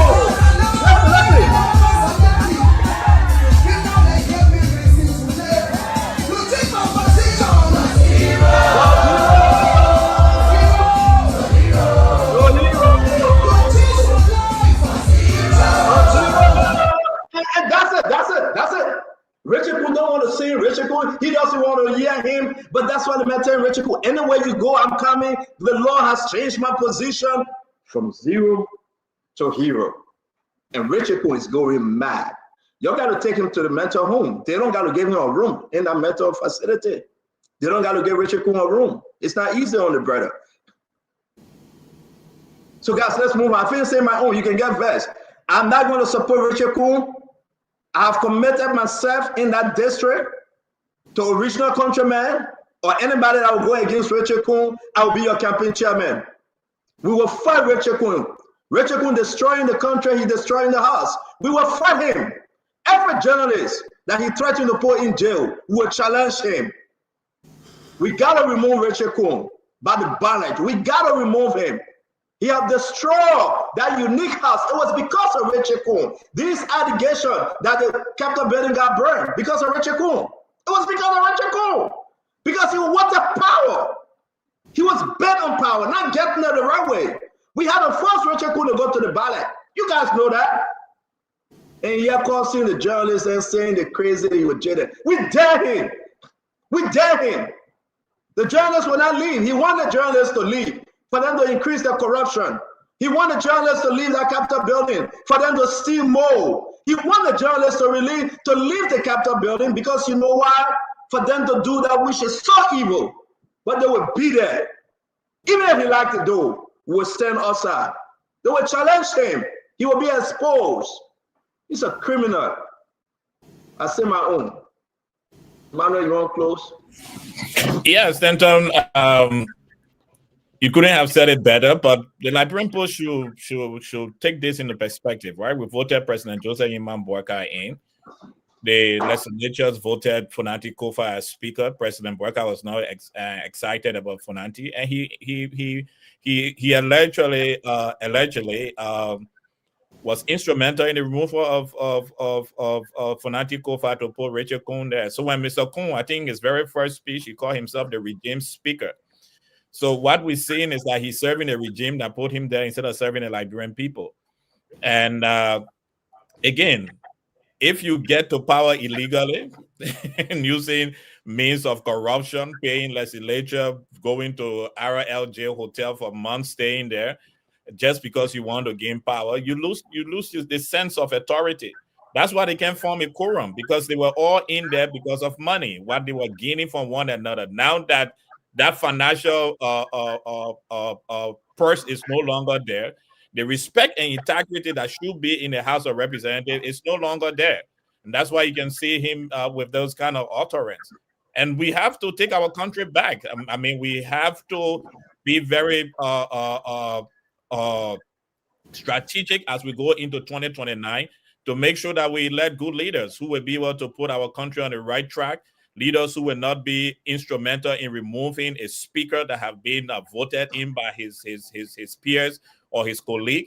We need strong leaders. We need leaders that will build our economy, make Liberia stronger than it is right now. And that's why I keep supporting Mr. Alexander Cummings and reminding Liberian people, it's not that we are short of leaders in our country. We have them, but it's for us to give them the authority to take over this country. And we won't have someone like Rachel Coon being our speaker, announcing himself to the world as a regime speaker, and now threatening journalists who are doing nothing but carry out their legal duty, and who have also been accredited by that building to be in that building and to represent the different institutions they represent. Thank you very much. Thank you. Thank you. We'll make progress on this, and want to appreciate the great men and women that work in representing the Fourth Estate at the Capitol building. Winfred Russell, you want to close on this? Yeah, thank you. I think we all have said it, and there's no need to belabor the point. It is clear that what the speaker did was wrong. He should take that back. I think it would be the honorable thing to do. Would be to take it back. But I will just close on what I said earlier, that in all branches of government and all positions, I think we need to institute, if it's not already done, this whole process of onboarding. Even Donald Trump, he was president the last time he came in his second term. He had to go through an orientation and an onboarding process. Obviously, it's going to be different from position to position, but that's part of why that is important. I think it's clear. I'm not trying to make excuses for Representative Coon, but I think I'm just trying to talk about a larger issue. Every position here, especially elected position, whether you're from low level as a city clerk or as a council member to a representative, all of us go through orientation, go through an onboarding process, to tell you how to deal with the press, how to deal with all of these issues. I mean, all of that stuff is laid out. And I think that's part of what Representative Kuhn is missing. And just not him, but a lot of government officials, even the ministers. I mean, the guys who are at the Ministry of Information, you see how they speak, you see how they address the public and all of that. So we need some sort of orientation. I'm glad that Dr. Bropley, you all will be, I know it's not official, but you all will be doing that. We do that here too. I put that in the group chat at Stanton about a free program with the offering here at the University of Minnesota School of Public Affairs, to train, there's always this continuous training of lawmakers and people who work in this space so that they keep updating their skills and all of that. I think Representative Kuhn needs some training. Dr. Bropley, you want to close on this, Dr. Bropley? I already spoke to you, Stanton. Thank you, Dr. Bropley. Brother Councilor Good, you want to speak to this in your closing for us to move to the next topic?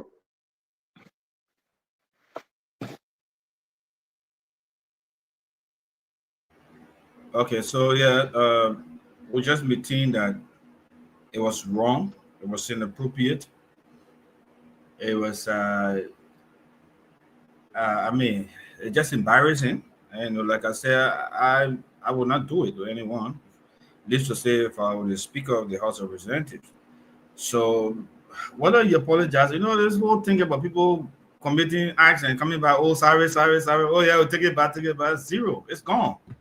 My brother, the embarrassment gone. You cannot recall the embarrassment that the country will face on the action that somebody has exhibited. So don't forget about that. It's just, I mean, old people in the 50s, they say things and come out and say, oh, y'all say sorry. So it's already gone.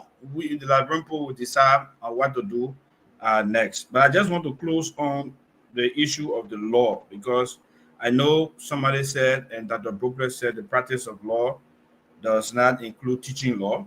If you read section 3.7 of the judiciary law, it talks about, can we stick to the topic? We're done with that teaching law, not teaching law. I beg you, we'll come back. We're not going to come back. You're not coming back again. You're not coming back again. Let's stay on the topic. Yeah. You're not coming back again, my man. When are you coming back? You're not coming back to it. No, that's the man is speaking to the moderator. You are not moderator, Frandela Patrick. Man speaking to the moderator, please. Go ahead. Yeah, thank you very much. You're not coming back again, man. Yeah, real quick, man. You wasting your too much with their loyalty. Yeah, so the law says active practice of law as used herein is not limited to the direct practice of law, that is the courtroom, but includes judicial service, governmental service, and the teaching of law. Period. That's it. So Kanyo Baibala is practicing law. Thank you. Well, thank you very much. Thank you. Kev, let's hear you, man. I don't, let's close up on this thing. We got another one coming up, and we want to say to all of you, share the show. Thank you for joining us. We here to announce that, yes, indeed, Chelsea won the game. Go Chelsea, victory to Chelsea. And we're happy to announce that. All the yes, I'm a Chelsea fan. I'm a Chelsea fan. Hey. Yeah, Chelsea won. Chelsea won 3-0. Kev, let's go. But what happened? You forgot that you Chelsea fan?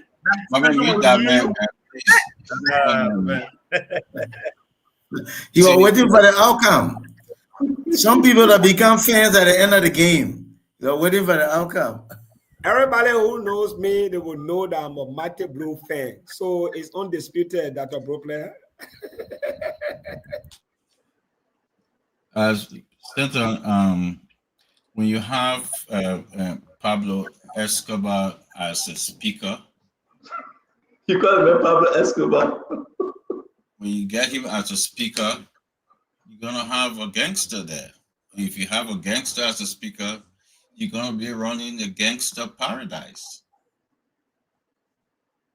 Thank you. Edwin, close on this thing. Let's talk about Pablo Escobar, Richard Kuhn. Well, for me, I'm not going to classify the speaker as Pablo Escobar. I think he's a speaker. He's a speaker of the legislature. He's a human being. Sometimes anxieties and other things gets in, and he can see things. You know, there's no human being that is infallible to mistakes. We all made mistakes, you know, irrespective of us knowingly or unknowingly doing it. But I think, like many of us said here, he needs to comport himself now as a leader. He needs to step away from that partisanship or from the division that was in that was created in the legislature. The next thing I wanted to quickly say, I heard CEO saying about, oh, because of this, people will not vote for President Bouaka if he intends to run. Crimes are not transferable. I don't think people are going to look at what Richard Kuhn is doing in the legislature, which is a separate branch of government by itself. And we all witnessed the saga that brought him into power. And for some of us who are students of law, we follow those things from the beginning all the way to the end. The legislature, those are full-grown men and women that are in there. And our law say that 3 branches of government, separate, coordinated.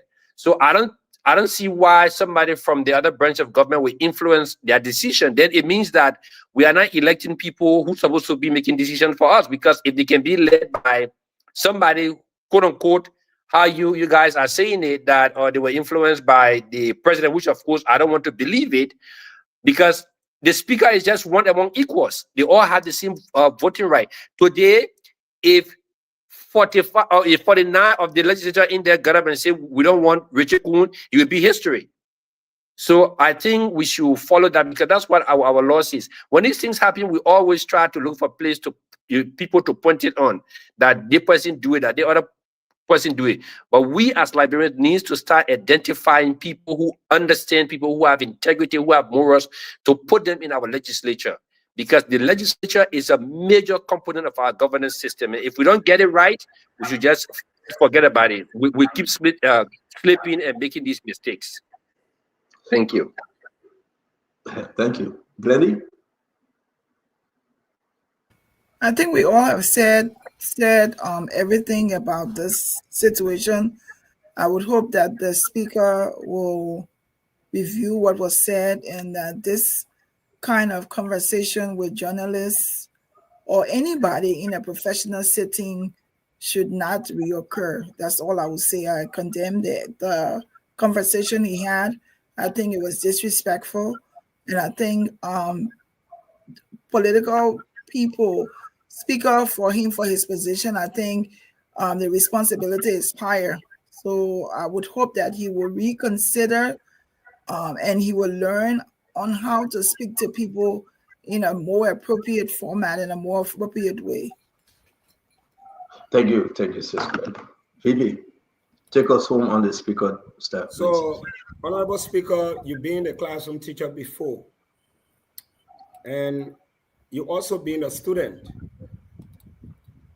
You transition from that level to be where you are today. It's a privileged opportunity. Some of us sat here, we didn't want you to be speaker. The manner and form you were ushered in, for me, it was completely wrong. We call you all kinds of names on this platform because you were doing the wrong thing. When you realize that the Supreme Court ruled that what you were doing was wrong, the way they brought you into power, you resigned, contested, and won. I was at the Capitol that day. And I saw the way the comfort came for you to carry after your election. I knew that power was romantic. I could see the feelings in you. One day you will be called the former speaker. Think about where you will be, where you will sit, and the very people you are insulting today. I know sometimes that place can be politically charged. Under normal circumstances, you can't say that. So I'm encouraging you, Mr. Speaker, to apologize to whoever felt offended, like people like us and other people, so you can maintain that image. It will never take away your speakership, never. In fact, sometimes when the leader is in the wrong and they muster the courage to apologize, they win in defeat. So you can still win to get the support of your people. whether we like it or not, you are a speaker. So again, I just want to encourage you that your actions were completely, wrong, threatening civil liberty, and think about what that statement could do to your government. We are awaiting 500 million MCC compact, and one of the cardinal things they look at is the political freedom, freedom of expression, promotion of democracy. If you disenfranchise the rights of journalists, the watchdog of our society, you undermine your own government. So the best you can do, if you want that 500 million to come, so the government does not fail in this direction, Mr. Speaker, I rise tonight to say, please apologize and let's move on. Thank you. Thank you very much, my brother VP. The speaker is a disgrace, and I will close on this thing. No apologies will erase what he did and what he continued to do. Because of Speaker Richard Coons, that we forced him to go for election and he ran against Musa Belete and he won. He didn't run because he felt it's a need to be a legitimate speaker. He's a handpicked speaker, Adam Famula. You know that. This is under the speaker. Everything is moving on the 10th speed. This is under this speaker. This speaker scared the hell out of people, man. If we continue with this speaker for the next 4 years, we probably will not have the Capitol building. This is a speaker that forced his way in by fire, by force. This is a speaker that kept over 40 men in a Ghanaian men hotel, influence and encourage the president to give that man $12.4 million to build him out. This is the speaker. This is a speaker that destroyed every concession agreement that come in that nobody can see. Only he alone can see it. This is the speaker. The Oranto deal, ask him, how did it go to the Senate? The Pavel Ford deal, ask him how many times he went to Boulevard Palace to meet the Pavel Ford guy. Ask him. The speaker cares less about you. Or he worry about how he will put money in his bank account and how he will run around to say, yes, indeed, I'm running for election again. Our country is in trouble. The world is watching. Our country is in serious trouble. So you want us to sit out here and cherry pick and say, yeah, he's a good guy? He's not a good guy. He's a greedy guy. He is destroying the image of our country. So I'm not going to babysit him. It's a disappointment that because of him, as I said, people vote against Joseph Yuma Baka. Because, I will say this to you, because of Buffer Chamber, people voted against George Weah. This is a man that says he's a regime speaker. He's not speaker for the entire Liberian people. He's a speaker for the regime. He's Mandela Cooper speaker. He's a speaker not only for Mandela Cooper, but also for President Bwaka and Jeremiah Coons. He's a puppet. They tell him jump. He said, how high you want me to jump? Have he ever challenged any of the stuff that come before him? No, he would never. So what I'm going to sit here and babysit him? I call on all Liberians that will run against Richard Coons 2029. When God gives me the long life by the grace of God, I will support their ideas with everything in me to remove Richard Coons in his life. When we're in Liberia, campaign against him. He's a useless speaker. Let me stop this part before I say something I don't want to say. We shouldn't celebrate him. If you threaten the peace of press freedom, everyone should come against you because you're a dictator. And that's Richard Coons. Listen to him. Listen to your uncle. An opposition speaker will not push our agenda. We need to have our own speaker. So today, I'm a regime speaker. The speaker of the Republic of Nigeria is 100% supporting. Look at him. He didn't even know what they call regime speaker. He said to that, how did I make getting LU to teach? How? That's why LU refused to grow because of him. That's why LU refused to go because of him. How will you say that honor that man? He didn't even know what they call regime. He's a regime speaker. Then I am a champion. We examine these people one by one when they come back for second term. Emmanuel, we'll ask Joseph Yuma Bwaka, you fool us the first time, you will not fool us again. If you continue this guy as a speaker, we're not supporting you. That thing that we did, the Papa said for the 2 years I will serve the country, we believe him. You think about we're going this time around? We examine him, we cross and tell him the truth. When last have you seen the guys debating on issue on the floor, Emmanuel? When last?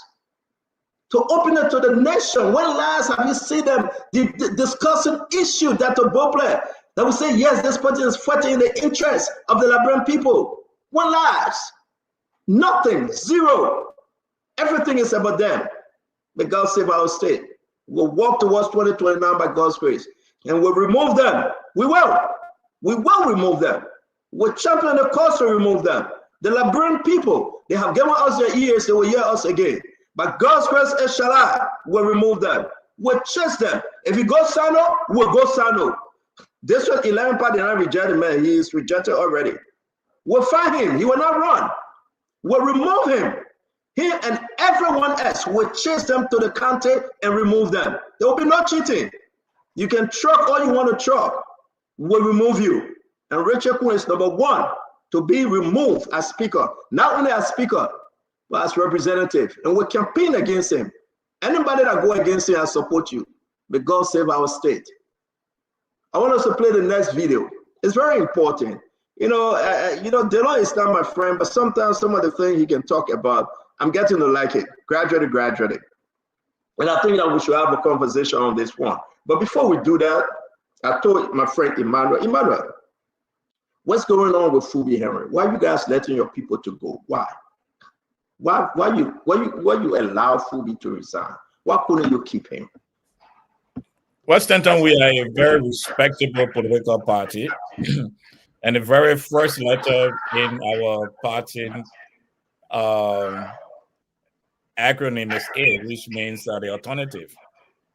We did not let Mr. Fubi Herons go. You saw his letter of resignation today. Mr. Fubi Herons made a personal decision based on his personal interest to disassociate from the Alternative National Congress. And that's his right under the law of our country that he is exhibiting. You see, in life, every one of us realize that different people will come in our life to play different roles. Some will come to test us. Some will come to news us. Some will come to love us. Some will come to teach us. So we learned that. And the Alternative National Congress, which is from my end, the Alternative National Congress, the diaspora organization, which is Mr. Fubi Henry's he was a wonderful partisan. He did great work for our party. We wish him well in his next endeavor. I'm strongly believe of the strong belief that by 2029 he will be supporting the party. Look, we are a party that is open to everyone, and that's why we're one of the growing party in Liberia right now, with strong, powerful youth voice, with a very beautiful platform to improve the lives of the Liberians. You say you are one of the growing party? Yes, we are growing in Liberia. We are growing in Liberia. Our youth are doing an extremely wonderful job in Liberia growing the party. That's why you saw Mr. Cummings talking with the youth on Monday. So it's great we are excited moving forward as a party. There is a Liberian saying that men dropping, men moving. So we are moving. We are on our way to great things. We are on a great march to 2029. And we do wish Mr. Fubi Harris well in his next endeavor in life. Okay, thank you very much. I'd like to skip Russell and come to my brother Vendetta Patrick. VP, what say you about Mr. Cummings and ANC and that of Fubi Henry leaving? He's one of our panelists. So I thought it's necessary to discuss it. Go ahead, VP. So I think our brother Fubi Henry is enjoying his constitutional right under the Liberian Constitution, the right to associate and disassociate. Whatever excuse he gave to leave, he's enjoying that constitutional right. And I'm happy that the ANC allow him to exercise that constitutional right. On the political front, it's not well. Fubi has been very instrumental in pushing the agenda of the ANC. One of the things that destroy political institutions is the inability of many of them to develop the alternative dispute resolution process. When one partisan decides to leave, so but you can go. Never allow political disagreements to disintegrate a political party. It's bad. At times, it can be very toxic, but it is always good to hold together. You just left from an election with a terrible performance. Some of those who helped to push the agenda of the ANC, they are leaving. It's not a good thing.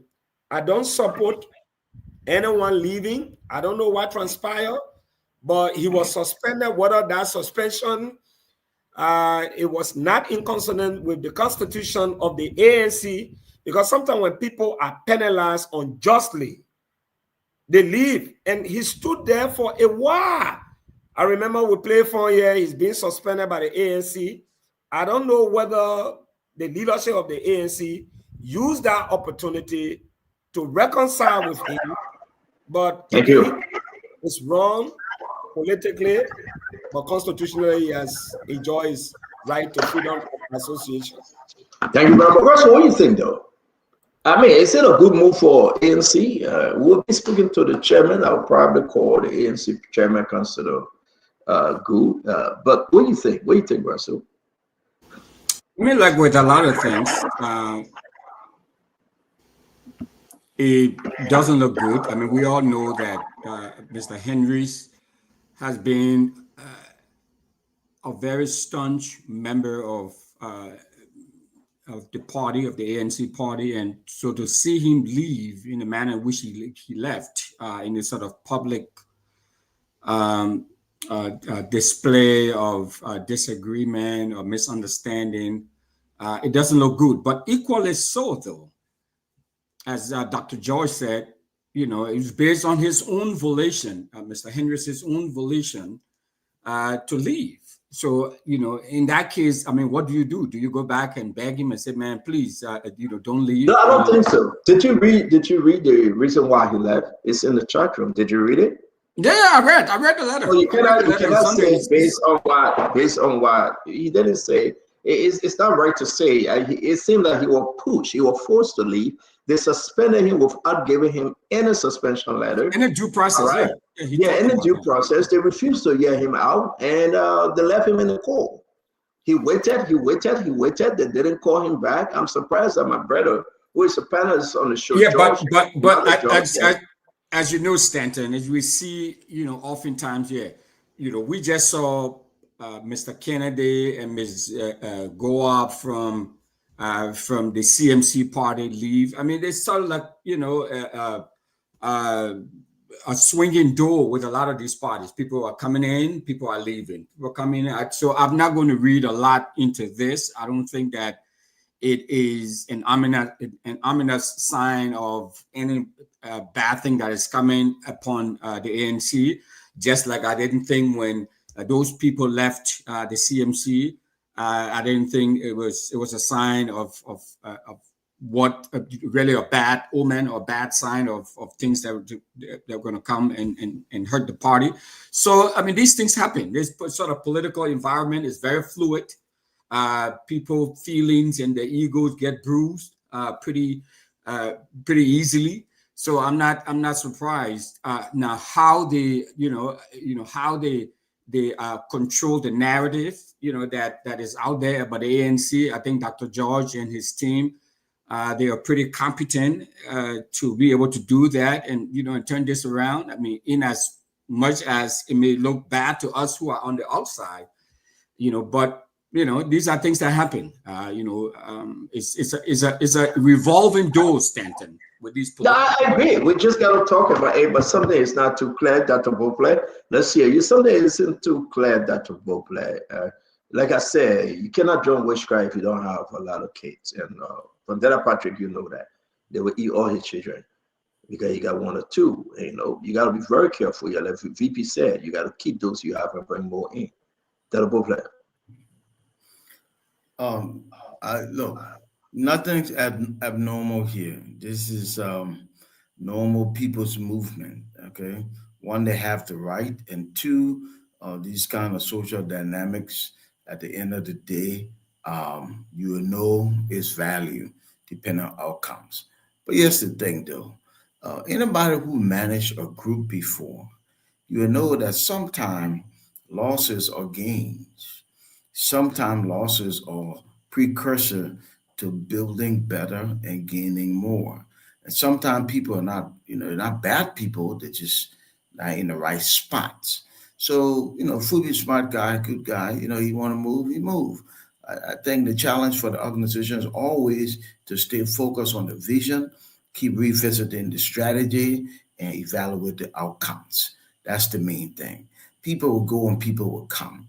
But can you focus on the vision, or are you evaluating your outcomes, and are you staying true to your strategy?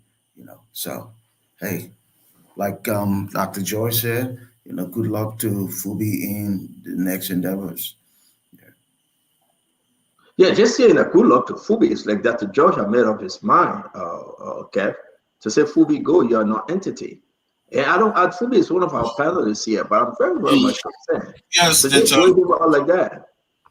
Yes, let's look at the reason why Fubi was suspended. When you're in a political party, you should stand and believe in the morals of the political party. Fubi chose a side against what a decent man with a good character who believe in the law, Mr. Cummings believe in. You see, you cannot be in a political party, you don't share the vision of your standard bearer. And your standard bearer said to you, it is wrong to illegally remove a speaker by all angles, everything. It is wrong. We as a political party, and he was part of the EC, right? And we as a political party, we cannot be saying, if we want to change this country, we cannot be on the side of who breaking the law. That's what Mr. Cummings said. That's what the ANC stand for. So to see Fubi going against that, and that's why they suspended him. And there was no remorse. And coming back, he doubled down. He doubled down. So I think, like I said yesterday, by his character, he's not an added value, because he's not supposed to be in a political party that stands for good moral, good character, want Liberia to move forward and respect the rule of law. Fubi doesn't respect the rule of law. He needs to go to Richard Coon. He support Richard Coon. He support Pablo Escobar. That's what he support. He support that kind of gangster mentality. And we don't need that. But if I'm hearing you, Kev, I'm kind of like taken back to. If your 11 lawmakers in the House of Representatives turned against your political leader, George Manawiya, rebelled against him, signed on the document to remove Funati Kofa, including your Deputy Speaker, Thomas Fala, but today McGill and others backing them to come back to CDC, but you telling Mr. Cummings that it's okay to let Fubi to go, then, I mean, you bring a good point. But I can tell you, we took action against those people. We expelled them. And nobody within our party is begging them to come. I can put my hand up. We expelled them. And that's what a good political party is supposed to do. And that's so you don't want Thomas Fala back in the CDC, right? We expel him. So you don't want him back? Unless he repents. Oh, okay. If he repents, oh yes, Fubi did not repent. If Fubi repent, they will take him back. You got to repent. You see, that's 1 second. Tell a second. You cannot be claiming to change the system. You cannot be claiming to represent a certain face and then you're behaving in a certain way. Mr. Cummings cannot put himself in that way in no shape or form. So, real quick, is Kanyo or Sidisha? Is Kanyo or Sidisha? Say that? Kanyo, is he a Sidisha? Kanyo? Yeah. Kanyo is a backslider. Is he a sedition? He's a backslider. Will you take him back? Can you go in the La La Land? Will you take him back? Kanye, my question. Will you take him back? If Kanye see the lights, oh yes. If everybody see the lights, we'll take them back. If everybody see the lights. Let me 30 seconds, Emmanuel. We're bringing Edwin. Yes, Stanton, you say Fubi was vice president for NICE, and when you're reading this letter that say we're not giving due process, you are a member of the executive committee. I was in that executive committee when the decision was taken. So how can you be a vice president for NICE and don't receive letter or invitation? He didn't. Are you saying that he lied? I'm not saying he lied. I'm just trying to make you to. But you saying he didn't. No, I'm lying. Did you receive a copy of that letter? This is a vice president. Did you receive a copy of the letter that was given to Fubi? This is a vice president for NICE that is a member of the executive committee. Even in Mr. Henry's letter, if you go to point, those of you who read in the letter, go to point C. I'm quoting him. I'm maintaining that the majority block of the House of Representatives acted in line with the Constitution. The party line was that they did not act in line with the Constitution of the Republic of Liberia. If you cannot be against a party and be loyal to a party, those of you who have been on Spoon FM over the weeks, have you ever heard Mr. Henry standing against with the opposition? His service to the party. We look forward to having our brother back in the party. But there are conversations that are taking place over the line that shows that our brother may have been conflicted. And let me ask you a question because it's very important for us to know. How many members in the House your party represent or represent your party? You're muted, sir. Yes. We're not talking secret. How many? I think they are about 4 or 5. And 4 of them were suspended. They were part of the suspension. We suspended those who stood we suspended them in the ANC. It was not the Fubi that did you give them letter? Well, I cannot 100% confirm or deny that. You cannot. So we're having a conversation with you. Can you call your party? I cannot 100% confirm or deny that. I know that they were given due process. Chief Data. We are not saying you shouldn't suspend. I like what Kev said. When they repent, they can come back. We take them. But Fubi said you didn't give him letter. Can you confirm for your party chairman? Were all those that you suspended, were they given letters? Number 1. Number 2, have you lifted up the suspension? Yes, the suspension is in Fubi letter. No, Fubi didn't receive letter. The suspension was lifted. Fubi is saying that you didn't give him a letter. Do you have Fubi letter? I don't have copy of the letter to Fubi. You ask for a copy for you to see yourself and let tell Fubi that he lied. Don't show it to nobody. Just request a copy right now. Let it say your copy. Fubi say you're lying on him. Fubi say you didn't give him a letter. You're dating like on social media. You are fired. You are suspended.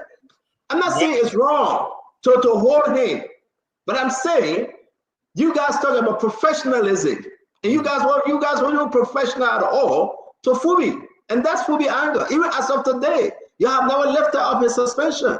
You kept it in La La Land. I don't think it's right though. No, the party did lift the suspension. It's a Fubi letter. How did he know that the suspension was lifted? You are saying letter that you have. The letter that Fubi wrote is written there. It's written there. How did he know? Where in the letter Fubi say his suspension was lifted? You meet yourself. Remember that secret you myself talking to elaborate people hear you. I want to get to the point so you can see it. Oh, you get no screen share and send it. Screen share and send it. Okay. Famula, let's hear you from before we bring our brother council to go. So yes, Stanton, I think party politics in Liberia, people have the right, to associate, like Vandana said, and disassociate. It is a constitutional right that everyone's enjoy.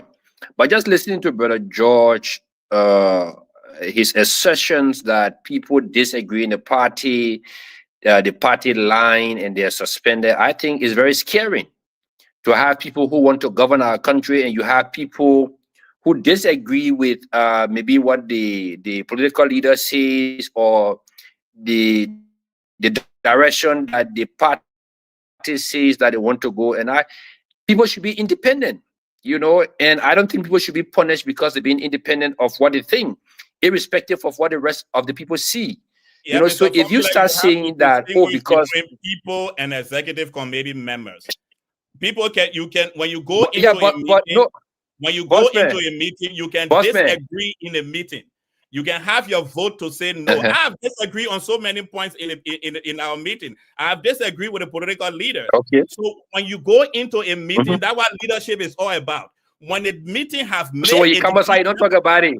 when a When meeting you come has outside, you made don't talk a about it. decision where you were part of it, no, when you are part of a decision and go against you, you respect the decision of the majority. You don't walk out and say, I Yeah, but disagree with the decision of the majority. no, Mr. but George, it still doesn't mean that I don't have my right to say I disagree in as much as the majority agreed. I can still come out and say, look, in as much as people agree, but I don't agree. So if you're trying to remote control people from your executive meetings also, then I think it's dangerous, because the reason why we are human beings, we will all not agree, and when we are in the group, we all should agree to disagree and respect my disagreement. And then I can come out and say, look, in as much as the party take this position, I do not support it as an individual, and I have that right. So because of that, if you start suspending people, then tomorrow when Mr. Cummings become president, I think he will fire most of his cabinet officials who disagree with him in cabinet meetings. I think you're missing the point. I'm not missing the point, Chief. I'm not missing the point, Chief. But we're gonna protect Formula, then we'll move ahead and break and let's protect Formula. Yeah, Mr. Formula, you have not been in a critical executive position before. That you have to understand that at executive level, when decisions are being made, you are given the opportunity to state your opposition to those decisions. You are given the opportunity to listen to others in making those decisions. When everyone is to make a final decision on that, you cannot walk out of the room to say that this decision that we all sat and made together. And then your utterance over the period, you are not a simple person. You are the vice president. You can say I didn't vote for it. I didn't agree on it. I have that right to say I didn't agree on it. I didn't vote on it. Okay, Mr. Formula, we'll go. Right, let's go to Councilor Go. Councilor Go, let's hear you. Thank you, Edwin. Councilor Go, let's hear you. All right, let me bring in Gibson. Gibson, let's hear you. Councilor Go is muted. Yes, I'm here. I'm here. Go ahead, Councilor. Okay. Go ahead, Councilor. I'm okay. So, Stanton, I don't have much to talk about Fubi's resignation because myself, I just resigned from my political party. So, Fubi has a right, to resign. Whatever he thinks that didn't go right, he has the right to resign. So he resigned. The only thing I need to tell Emmanuel in terms of administration, no administration. You go to executive committee, you have a decision is made, and then it goes against your position. You will not come outside and talk it. Even in cabinet, in government, it happens. The president will go for a cabinet meeting. Not everything the president presents in the cabinet, all the ministers will agree. They will have argument, they will disagree. Only the justice minister can, and they'll even disagree on the issue of law with the president. But they will not come outside, the finance minister will not come outside and say, oh no, I disagree with the cabinet decision. No, you don't do that. So let us look at that one. If we are ordinary members, we can say whatever we want to say. Like for me, I ain't government, I say whatever. So I can disagree with somebody, I can disagree with somebody on the law. I can tell the Attorney General, say, I disagree with you on the law. But if we went in the meeting with the Attorney General and we sat and we had an argument and we came up with a position, I cannot come outside and say I disagree with him. No. The fact that we went in that meeting, we had a discussion, we agree, I was defeated, I will go with it. If it's a case I was supposed to prosecute, and I believe I cannot prosecute the case, I recuse myself. That's why many cases that I recuse myself. I didn't come outside to the public to say it. So you don't say that. It's not nice. Thank you very much. So let me ask you before we bring out Brother Gibson, why did you resign from ALP? But I don't have any explanation to give to anybody. That's why I wrote a short resignation letter. My two letters I wrote. I wrote one to the ANC in 2023. I said I resign. Thank you. Short, very short. I'm going to explain anything. Simple. I'm out. It's my right to join the political party. No, we're not forcing you. We just ask you. We just ask you a question. Yeah. You say you wrote two, but listen now. Let me ask when you you. write too many, I come here straight on. When you write too many things, people are asking questions. Many questions are coming. Why you think people didn't ask me any question?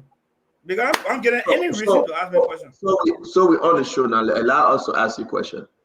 Why did you resign? Why did you resign from ALP? I told you earlier that I resigned.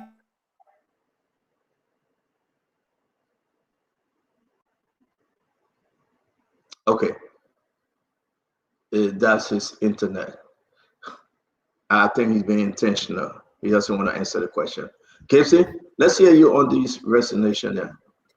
Yeah, he's being intentional. He is being intentional. He doesn't want to answer the question. I know, right? First of all, we are talking in abstract. The ANC, there is no evidence before us in the public domain, in the media, even by the representative of the ANC present on this program, that they suspended Mr. Fubi Henrys for reasons stated in a letter. The copy of that letter is not available in the public domain. He just got an update. He just got an update. He just spoke to Councilor. Go ahead. We'll bring him in. He will update us. So there is no evidence in the public domain, Stanton. We are discussing in abstract. Why did they suspend Fubi? Was it because he differed with the executive committee opinion? Did they state the reason of his suspension, or they just say you are suspended? We want to know the voice of the suspension letter. In addition to that, Stanton, you have a very good question. Fubi claims in his letter, and I read the whole letter, that he was not even give two things he claimed. He was not written, he has not received the letter of suspension, but the executive committee told him that he was suspended. Number two, he was not given due process. Now, due process, in my understanding, the political party will mean a committee is set up.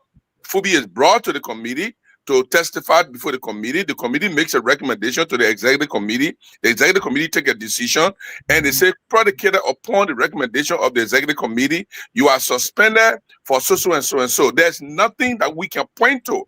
What Dr. George is saying here, he is playing semantics with this issue. Now, this is why I got problem with Cummings. Cummings shows that he's not even ready to be a leader. He's not ready to be a leader. These kind of issues are very, very serious. If you want to suspend the vice president for finances on your committee, you have to be absolutely clear with the public why this man is going to be suspended. You have to be absolutely clear with the public that the suspension was warranted. He was given the right, the due process. He was acquainted with his crimes or his mistakes. And everybody is aware because the ANC is a public entity. It's not Mr. George private entity or Mr. Alexander Cummings private entity that when they take a decision, we don't have the right to know. We have the right to know why the vice president of a particular party is suspended. We have the right to know. That's a public entity. Right there. I think it will be fair. Emmanuel George will give us update. But I just like the way Jero can have his conversation with all the fights. I'm going to do something new for the very first time. I'm just going to go for maybe 5 minutes. Please, guys, I'll be right back. But I'm going to turn it over to my brother from Dela Patrick. He got a stronger internet now. Let's try him for the very first time and see how you operate. Let Elevate VP. Okay. I'll be right back. Yeah, okay, so I continue my comment. I continue my comment. No, I didn't end. It was interrupting me for him to leave. Now, listen, guys. If the ANC must show leadership, it must begin from this level. We are talking about individuals who hold important position in the ANC. If they are going to go out the door, we need to know why they are going out the door. The reason of the suspension must be absolutely clear with the public, because this man is performing an executive committee position. It is not something that you can do behind the closed door and assume that everybody will know. Now we are all in doubt. If we on the show, we who's supposed to read the document, the letter of suspension with the reason, we who's supposed to know, we can't know. Why about the ordinary people in the public? How do you expect them to know? I think they need what they did to Fubi. We are going to believe Fubi until we receive something tangible from the party. Why they suspended him? If it is because he differed with their opinion on the basis of the majority lawmaker, if that's a reason, they must state that. We are also going to believe Fubi that he was not given due process. We need a party to respond to that. The party owe the public explanation to this issue. Last but not the least, Gibson, have you read Dr. George, VP, 10 seconds. VP, 10 seconds, please. 10 seconds. Go ahead. I feel Gibson passion, but it's totally displaced. The public don't have the right. That's the wrong word, right. The public may like to know, but the public doesn't have a right to know. No, yes, they do. Let me tell you why they have the right to know. Even though you interrupted, but let me tell you why they have the right to know. No, you gotta tell me about the public. You don't have to no. I need to tell you why they have the right to know. No, but you can't speak for me now about the public. I'm telling you, the public. But you don't have the right to tell me that I don't have. You can't say my opinion is displaced when you don't have. We're small. You talk plenty. Mr. Cheru, let you continue. Okay, no problem. Okay, let you finish. I will come back. No problem. Yeah, you will come back. He's not a public servant. He's not working for the government. The public may want to know, but the public doesn't have a. Are you muted? You unmute yourself. There may be consequences for the actions of the party at the ballot box, but don't say the public have a right to know, and you have to come the party leader and say, "But I didn't explain nothing to the public." That's all I wanted to say. Thank you, VP. Okay. Yeah. So okay. So give me 30 seconds. Let me conclude on that. I just want that. You gotta respond. I'm being interrupted, Dr. Josh. If I was not interrupted, I won't come back. But I was interrupted. Yeah, 30 seconds, please. I was interrupted. So thank you very much, Mr. Moderator. Listen, brother Dr. Roble, I am shocked that you are so wrong on this. All political parties in Liberia are public entities. All political parties in Liberia are government in waiting. Any decision that they make, their members who become the public, and those of us who follow their activities will tell them, will be able to discern whether this party is going to be a party that we can rely on, or we can vote for, or we can change to, or we can campaign for. All institutions of public school, political parties, radio stations, all of these things are a public entity, and they are under obligation to tell the public what their decisions are, what step they take, and everything that they do has to be transparent. So you are very wrong, Dr. Brople, and don't go with any of that notion. Anyway, that's why you teach your student. Your student must fail in my class. Mr. Cheru, thank you. You don't have can to I be respond very to him? I think Conor Gray have not spoken, so we'd like to give him the platform. Well, my internet got disrupted. You want me to continue? Yeah, we'll come to you. We'll come to you, Council. Yeah, Conor Gray. Emmanuel, right after Conor Gray will come. Yes, Mr. Moderator, thank you. Good day, everyone. You know, I think Fubi's disenchantment is cumulative. The reason why some are lambasting him is because I seemingly went against the political aspiration of two institutions that have formed some Good Friday Alliance over the period. I cannot be the leader of a military organization and say, I'm done with the war. You guys can go and join any faction you wish and continue the war. There was an election, 2023. The leader of the ANC vacated the leadership and told the followers, go and support any group. And the bulk of the followers went to CDC. That's why Henry is a nemesis to the CDC and associates. So you have to look at the root cause. He may have been disenchanted with that decision, so he left. And he was a free agent, so to speak. But his resignation, in my opinion, should have resigned a long time. When you know that you disagree with the leadership at that level, that crucial moment, you announce your resignation right away and move with your political life. This is the second time we've gone to election, and the leader of an organization will say, I'm not going to vote. You guys are free to go where you want to go. The leader spearhead the organization, arrowhead to where the intention of the party, you understand, wants to be reflected. The reflection of the party in this case wants to be reflected or wanted to be reflected with the CDC. And if I were there, I would have long gone, because there's no way I would have gone back to bring the CDC to power, given the dismal performance with the handling of our country. So if that is where Fubi lies, he should have resigned a long time. And then he was free to go and support Richard Kuhn, the Unity Party or whatever. But I think both sides did not declare where it was needed to be declared. And if a decision was taken indoors, I think even if he's the only one that abstained or disagrees, that decision remains indoor. It should not be reflected outside, because this is a political institution, so to speak. Yeah, thank you, Conor Gray. I think you're struggling to understand what happened in 2017 and 2023. So I will help you. You're not taking all the show. Yeah, no, you are not. But I told you to speak after. I'm not sure. I guess I think you're struggling between 2023 and 2018. Choose the right word. My man, Conor Gray, let the man finish. You have your time. Let him finish. I'm begging you.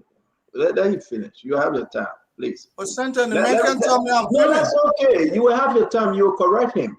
Let me respect the new moderator. You see, I can tell you what, come back to me. Senator, so I can put here. Because the reason I'm telling you struggling between 2023 and 2018 is that in 2023 the ANC statement was extremely clear, very clear, and anybody who have followed ANC in 2023 will know we're clear. The executive committee of the ANC decided to support the CDC in the second round. There was no doubt about the decision of the 30th National Congress in 2023. So you get coming on the line to say there was doubt is unfair to the party, because the party made a clear decision. Steward of the party, even on this program, you have questioned Councillor Gu about that. Steward of the party supported the CDC in the second round of the election. So we're clear on that part. But Gibson, to your point, I can verify that a letter was prepared. And what's the letter? Mr. Fubi What's the letter? What's the letter? Mr. Fubi Henry have stated in his. What's the letter? What's the letter? When you talk about Emmanuel Becky, we just need the letter. Don't verify for us. What's the letter? Mr. What Gibson is gone. But I would like the public to know that even in Mr. Henry's time, he stated that there was the party had a press statement in the media that spoke towards this issue. But due process was followed. We are a party of law. We are a very respectful party. Due process was fully followed by the Dr. George. And again, I beg you, my friend and brother Ed, will bring you in later. Dr. George, you are not being fair to the discussion. I know you're very outspoken. You love to discuss this issue, But tonight, I don't think that it's fair from ANC to play Saka with us. Yeah, you know what Saka is. You know very well you don't have any documentation to share with us. And these are the reasons why you guys suspended Fubi. Where was the document? We can close this thing right now if you show one document. You guys suspended Fubi by way of social media. And I will hold on to that because of what Fubi said to me.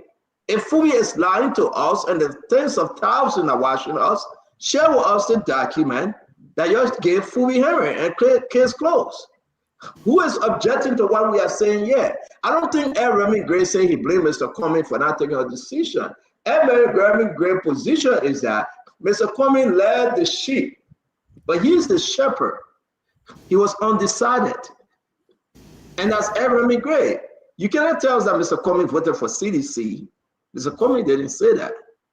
So it's the two things here. You gave us the letter from our friend and brother, your colleague on the show here, Fubi Heron. You don't have it, do you? Well, wait. Yeah, first, let's wait, Dr. George.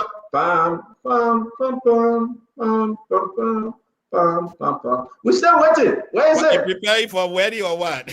No, we're waiting for you to respond. You're about to go to church service. You need to look. It is not the prerogative. Mr. Harris have accused the party, and we can say at the party level that we have an official letter that was written to Mr. Fubi Harris. Have you seen an all official the letter? lawmakers that was suspended in the same time of that? Have you seen an official letter that was written up to Fubi? If I have seen it, yes, sir. Because of the time in Liberia, I will see it. Wait! I beg you. Six months ago, because of the time in Liberia. Yeah. Have you seen man, an Gibson, we official don't carry letter? official letters in our homes in the night. What time is it in Liberia? We don't carry official letter to our house in the night. What are you talking about? You think we're running a Coco Deep party? A party, or you think you come to do interview here for your press secretary job online? No. But wait, And let me come back to Mr. Famula, the deputy minister at the Ministry of Information that you fired when he did a press conference, I think deputy or assistant minister. No, but don't choose the conversation. No, Emmanuel, let's leave this thing. I beg you, we gotta go to the Delon tape. Emmanuel, help us. No, but Stanton, Fubi was elected as a vice chairman. The presidential appointees, they serve at the will and pleasure of the president. But if a man who is elected to serve as a national vice president, before you dismiss the man, it must be clear to the public why you suspending the man. But it can be in darkness. You missing dismiss and suspension. He was not dismissed. He was suspended. I meant suspend. Oh, okay. He was not dismissed. Dr. George, this is the first time you're on the hot seat. You are not being fair to us, right? Every one of us here, we are followers of Mr. Cummings. We listen to him, and we follow him wherever he go. But tell us the truth for once.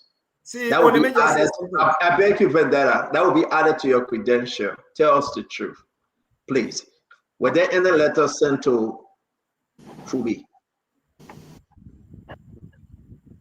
See, before he comes in. No. Let the man answer. I beg you, man. You're the second in command. Wait.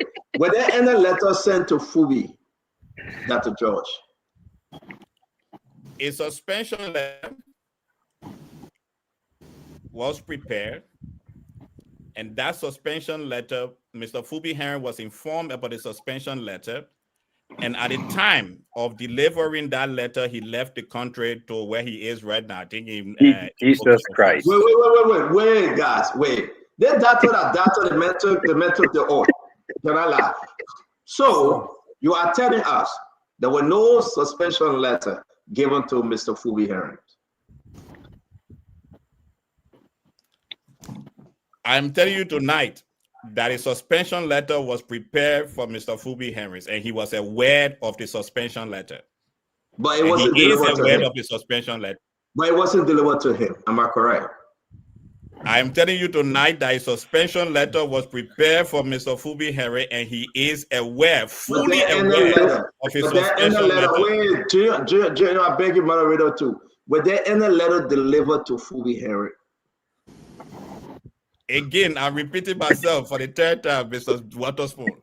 A suspension letter was prepared for Mr. Fubi Harris, and he is fully aware of his suspension letter. I rest my case. That is though you guys didn't give him a letter. But the man just said because Fubi traveled outside the country, so Fubi did not receive the letter. The letter is saying Mr. Kumi's letter. Mr. Kumi's computer. What I know about the ANC constitution. So there's no email. Fubi does not have email. He get WhatsApp. He get WhatsApp number to let assume, yeah, he did not receive the letter, but I'm interested in the meeting minutes, especially when the executive committee meets to take a decision to suspend or expel an executive member from that institution.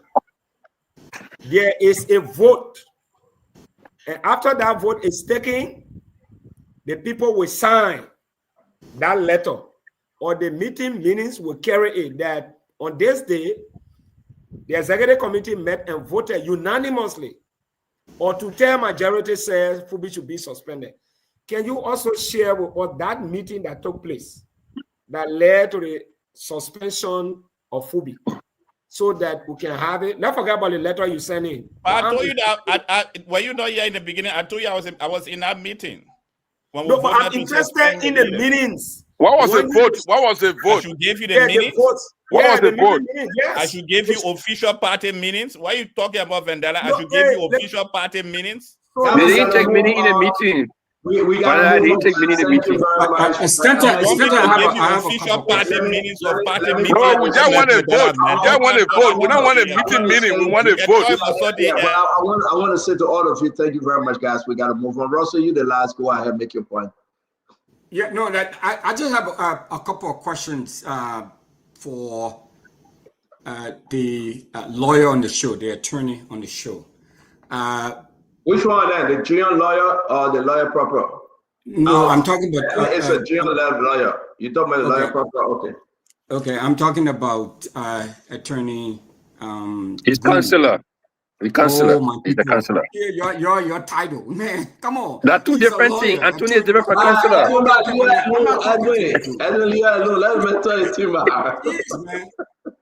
In America, all lawyers are called Anthony. In America, all lawyers are called Anthony.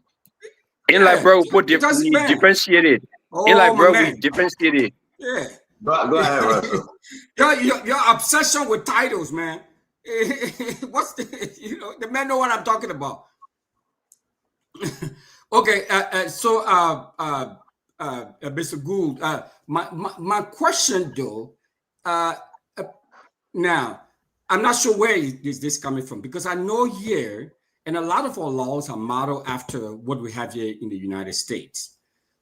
Our political parties, so political parties in America, the Democratic Party, the Republican Party, all of the Green Party, whatever, they are not public entity, but they are treated as private association that are subject to government regulation. They raise money, they receive money, at least they won't share. I don't know about ones in Liberia. Even at that, they get subsidies and stuff from government here and there. But they were not, if, for example, the Democratic Party in Minnesota, it is called the DFL, but it's part of the DNC, but the one in Minnesota is called the DFL. The party chair, if he leaves, he left and he went to the national level or whatever. I'm a Democrat. I'm a member of the DFL. The party doesn't have any obligation to tell the public why he left or who. There were so many local chairs that are removed and all of that. We don't owe the public any explanation. So how is it different in Liberia? Because what Mr. Giroux was saying, and I see, I hear, what some of these folks have been saying. So even with the Unity Party, or all of these other parties were even with the CDC and Mobile Mali left. I mean, I don't see where they are obligated to tell the public. But Russell, can I hold on a second, especially hold on a second, Stanton. Especially in the country like Liberia. Was the chairman who left suspended, or he left by himself? Russell, finish up. Okay, I'm going to finish up. No. So okay, I mean, Gibson, geez, I mean, it just took me off my Councilor Good. For you to make good on your promise. So I think the question is whether political parties in Liberia owe that duty under the law to inform the public of every major decision that is taken, whether to suspend, whether to expel, or whatever the case would be. There is no law that ties a political party to that. If a political party is a private entity, it doesn't get money from government. It's not supported by government. It is a citizen-supported institution. It's like a public, what we call, like a public corporation, I would say.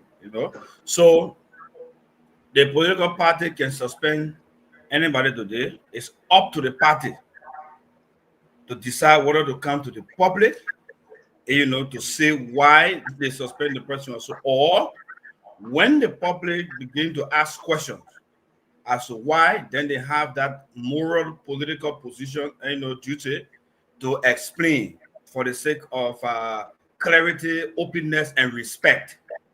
But there's nothing under the law that ties the political party to that duty to explain, like in the case of Fubi, to explain why Fubi was suspended and what have you. It left for Fubi. If Fubi, like, he resigned, he can come to the public and say why he resigned. It's up to him. If he will come to the public, like he came first and say why he was suspended, up to him. But the party is not under legal obligation. But when the party is requested, sometimes it's requested formally by a group of partisans, who will write leadership to find out, because at this point, the party is more obligated to answering to its partisans, members, and the general, so the partisans can write the. But I think let move on, guys. Thank you very much, guys. Stanton, can I ask one question? I beg you, Stanton, please. I hold you for. I want us to move on. I hold you for. I beg you, please. I beg of you. I beg you. I can say no to your crime, man. I can say no to you. Yeah. First of all, Councilor Lavia Gu. I can say no, you say yeah. Yes. Councilor Lavia Gu. Let me disagree first before I tell you. I disagree with you 100%, but let me ask this question. Are political party registered in Liberia under the commercial law or under the public non-profit law? Political parties are registered should be under the business and association law. Yeah, but as what? As non-profit or as profit? Of course, not for profit. On non-profit law, are non-profit supported by the public? I'm coming to. Okay. So that's where you were. That's where you are wrong. I don't want to waste our time. That's where you are wrong. Any non-profit in like, let me finish. Let me finish, Councilor. Let me finish. I don't have a long time to stay because I beg Stanton. You are so wrong, and I'm disappointed because you are so wrong. Any non-profit in Liberia is a public entity. Any non-profit in Liberia is a public entity. All political parties are registered under the non-profit laws of Liberia. They are non-profit entity. They are supported by the public, and the government of Liberia takes the public support as a public entity charter. That's what the law says. We cannot spend more than no time here. It's very inaccurate. Wait, that is not true. Even the parties are registered. I beg you, everybody. I beg you, everybody. They're not obligated to all right. Everybody, but we gotta go. We gotta go, Councilor. I beg you. You're not cramming. Start not giving you extra time. You're not cramming. Dr. Bobler, you want to respond? Talking at Tabata, but you can talk with strength. All right. All right, let me say this. But I think let's create a small debate between Lafia Gu and myself for 10 minutes. No. I mean, by you yelling and something before, so I mean that is right. Okay, but let's move on, guys. Let's move on. These are very unique. Yeah, but I beg you, Councillor, I beg you. Councillor Gu, let's move on. I just want to say, Russell, this is where I would disagree with you. Forget about the law. The reason why we brought this issue up, because we want Emmanuel George and ANC to show us documentation that led to Fubi's suspension. Fubi is accusing them. Forget the law. Forget the balance here. Fubi is telling them that you guys, what you did to me was so wrong. You didn't give me any due process. So, but we respect ANC. We respect Mr. Cummings because he comes from the corporate side of this earth. So we expected him to do that which is right for Fubi, right, Edwin? If you don't want him, you suspended him, the chairman should give him a letter. We listen to Emmanuel. Emmanuel said we'll prepare the letter left in, so they went. They can't find the letter. Can you imagine?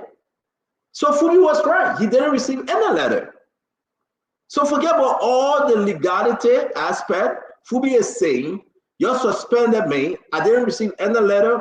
You didn't lift up my suspension because you wanted me to go. Case closed. The Emmanuel George, the doctor, Emmanuel George, the chairman of the USA chapter, he can give us a letter to say this is the letter we sent to Fubi, and Fubi signed for it, and it was notarized, and it was received by Fubi. Whether Fubi is in Ouagadougou or in India, wherever, we gave him the letter by WhatsApp, by email, by Facebook, Messenger, and everything. They didn't do it. Had the Fubi resign, Edwin, Fubi sent a WhatsApp message because there will be no mail to go find Emmanuel George. He sent a WhatsApp message. And he shared the message to everyone. So we know that we have something that Fubi resigned because he can show it to us. My brother and friend Emmanuel Dr. George will never ever show us that letter that he sent to Fubi. So I think it was unfair. And I would say as it is. But let's move on. No, but Stanton, I understand that. That's a whole separate conversation. So what you're saying, I mean, appealing to emotions, public opinion. I mean, there's a whole separate thing.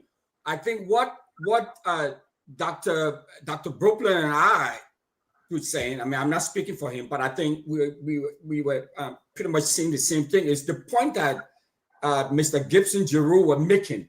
That was, but the larger point of what you're saying, whether he was treated fairly or not fairly, and that's a whole separate thing. That's a whole separate thing, which I agree with, because if you tell me about what CDC doing that, I said, man, I'm not going to talk about that CDC.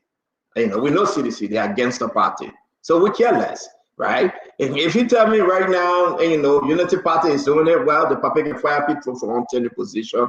You don't have to show no cause. It's okay. I would agree with it, right?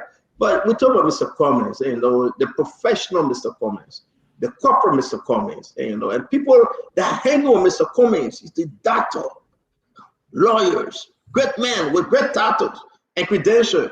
We expected them to advise Mr. Cummings wisely, but Dr. But Stanton, due process was followed. Let me just confirm this. I can confirm this over and over and again. Due process was followed by the authority. I will not believe you, my brother. That I'm a straightforward man. I will not believe you because you refuse to hear us. And I don't think anybody understand.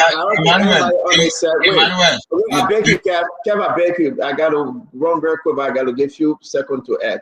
I don't think anybody on the set will believe you because you refuse to show us the document. You are the party. The greatest. Stop way back. Don't interrupt me because of your friend. Stop. The greatest nation on earth, that America, right? You in America, you're the chairman. And you want to tell me you don't have that letter? You also believe that you don't have that letter? You don't have letter, that's why you don't share. If you have the letter, you're straight. But Ed, closest thing, I got to bring in DeLong video. It was powerful today from DeLong. So Ed, please. Well, I think I think Brother Emmanuel George.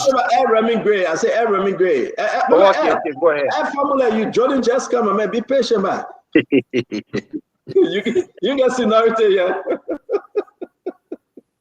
Remy, go ahead. Yeah, Stanton. The man have lie. What all I was saying is that people say you struggle to understand. A man like me cannot struggle to understand because I've read beyond Emmanuel George. I can tell you that. But let's go back to say you were elected political head of an institution. By extension, you are the head of the executive. Any decision made, you understand, must be the acquiescence of the head of the executive. Whether or not the other members, but the excuse was, I can't tell grown people what to do. Then why are you the head? And that decision is that they can go and vote. They are free to vote for CDC. Be a man, stand up on your legs and make the decision that, look, the ANC as an institution is going to support CDC. Then you have the wherewithal, what we call the oomph, and the razzmatazz to make a decision. But when you leave the flock unmanned, definitely everybody going to go their own decision. That was what drove Mr. Fubi Henrys to go to another party. That probably went against the institution. Well, if I were him, knowing that I'm going to support the UP, I'll resign my position. Not even allow myself to be to be bamboozled like the way it was bamboozled. In the future, as head of the executive, stand on your leg and make a decision and stand by it. The supporters, the flock will respect you for that decision. Don't be wizzy-wazzling, dangling here and there like a kite, and then come back and say, oh, no, I can't tell grown people how to do that. That one makes you the leader. Lay the premise and move on. If that is so hard to understand, then I could not have gone to school to understand how to read and cipher what the meaning of words represent. That's all I have to say here, Stanton. This is a done deal now. It's history. Our man, Fubi, is gone. He can follow his own political ambition, or hopefully he finds a nesting place. But in the future, when people have people like Henry, they should be able to hold them in tightly together so that at least the small quantity of supporters people have, they can build from that. I've always said, don't be carried away. You can never be wrong when you stand up. Thank you. Ed, you asked for 30 seconds, my man. You now open whole sermon. Thank you very much, my brother. I was taking advantage because I saw you talking to somebody. I know. Yeah, I know. I want us to talk about Oranto, but let's bring Dylan up to speed with the labor ministry thing because we do not have enough time. I hope we can discuss the Oranto and the Salamita. A lot of disagreement here. What make this deal better? What make it bad? We need to talk about that Oranto deal. For me, I would like to know your position on Arthur Easy. He took the first money he ran. He coming back again, begging for another one, and the government have awarded him full or black. Is it in the interest of the country? We will sit and discuss this thing fully tomorrow. It will be the only conversation on the floor tomorrow, this Oranto deal. We got lawmakers that are saying, no, we're not vote for it. Amara Conan, I'm hearing Creighton Donkey, McGivey, Senator Nathaniel Falomage saying no to it. There are only 30 lawmakers, senators. Let's see how many of them will say no. And why the other people being silent? DeLong, why is he silent? Youngblade, why? Albert Chi, and the rest of them, Betuawe, Yan Twine, Cyrus Momo, and all of them want to question them. The silent may concern. Are they going to vote for it? Are they going to sell the Liberian people? These are the time that you speak, or the Liberian people will get to know you. You have 30 of them, some of them here, as you can see. Our country is on a crossroad, and we've really got to get into this. So tomorrow, ladies and gentlemen, come with everything you know. Let's discuss the Oranto and Salamita deal. The Salamita, the HPX, and the Oranto deal. All this probably for all the concessions. Let's discuss them tomorrow. I hope you have the time to research. But I'd like to play the video today concerning Abraham Darius DeLong. And I want you to hear his quest on this issue about work permit and what is in the budget? What is so bad from Gafwan? I want you guys to hear this quickly. Budget hearing, I asked. Anyway, that will later. I'll carry a work permit issue. I wanted to be here. Because it's the same thing we can do. I asked the foreign ministry and the LRA people here doing the budget hearing. Why not put labor ministry in the budget for $10 million for revenue generation? They said mostly from work permit. Now you see, if we pass a budget like that, who can bring the Minister of Labor for good to set a work, to get work permit to fulfill that revenue portion? It means we pass it. It means we get a responsibility to go for that revenue. And the source of the revenue is work permit. So we have to correct these things and including correcting them with the budget so that they can go in 2026. Senator Coker. This is disturbing, you know. I don't know your position in this one. If you want me to play again, it's only 1 minute. I can play again for you to understand proper. But something is happening here that can both play. This work permit and Cooper Cry and DeLone, money in the budget, $10 million.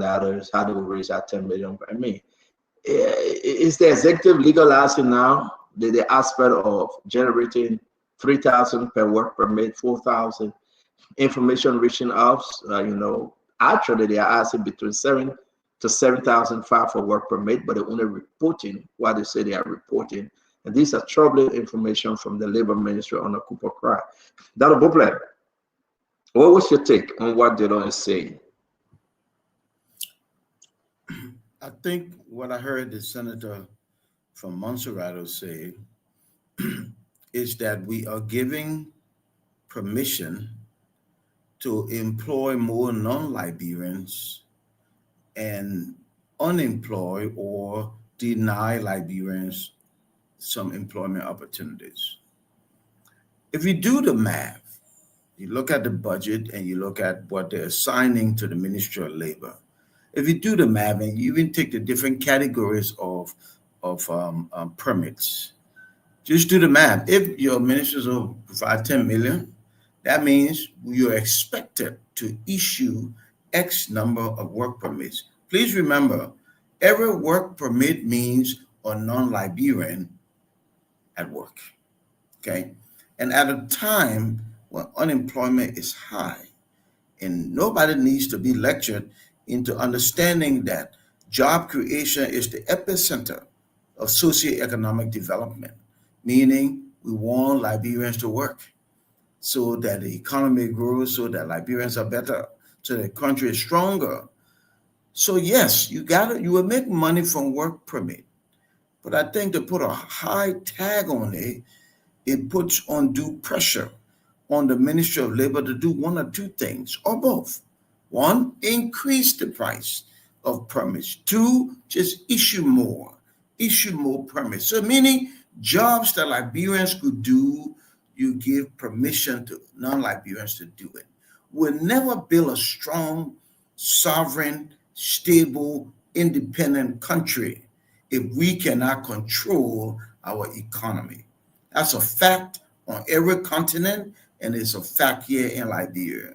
So we need to slow down and stop this invitation to non-Liberian to do everything.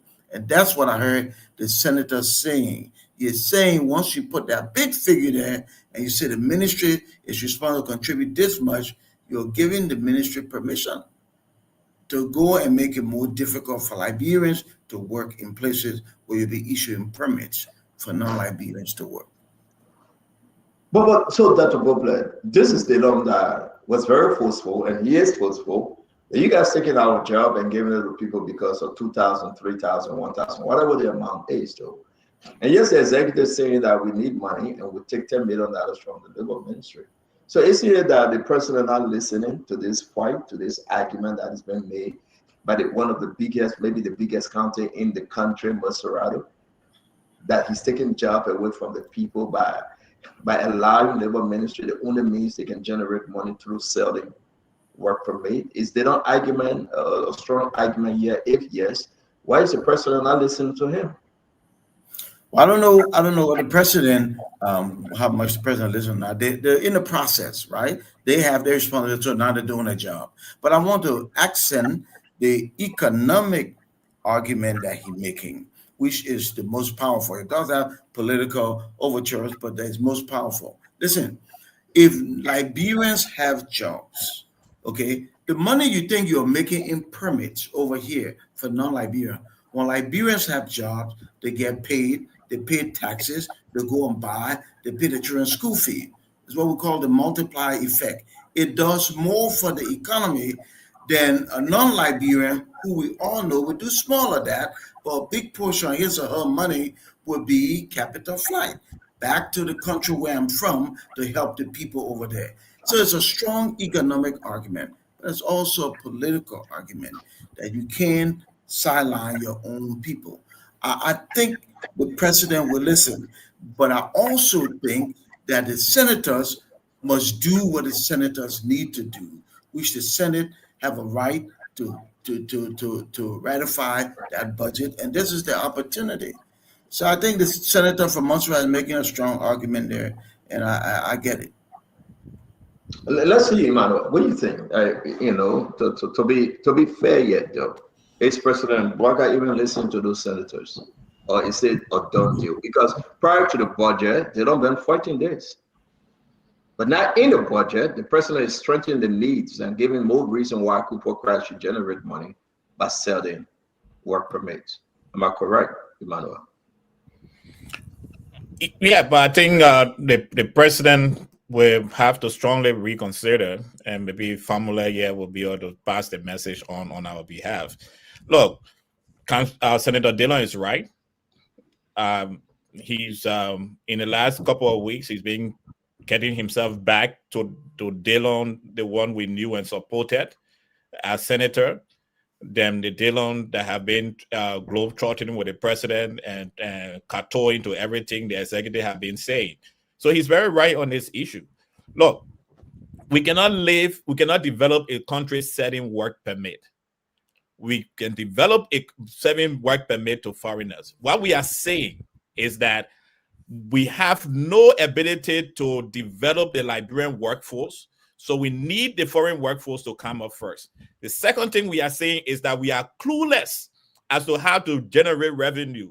So we need expatriate to come in the country for us to generate revenue.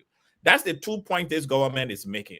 But I don't think Liberians are clueless. We are some of the smartest people around the world, doing very great things around the world, serving in great capacities in almost every developed country around the world. And those capacities can be tapped into.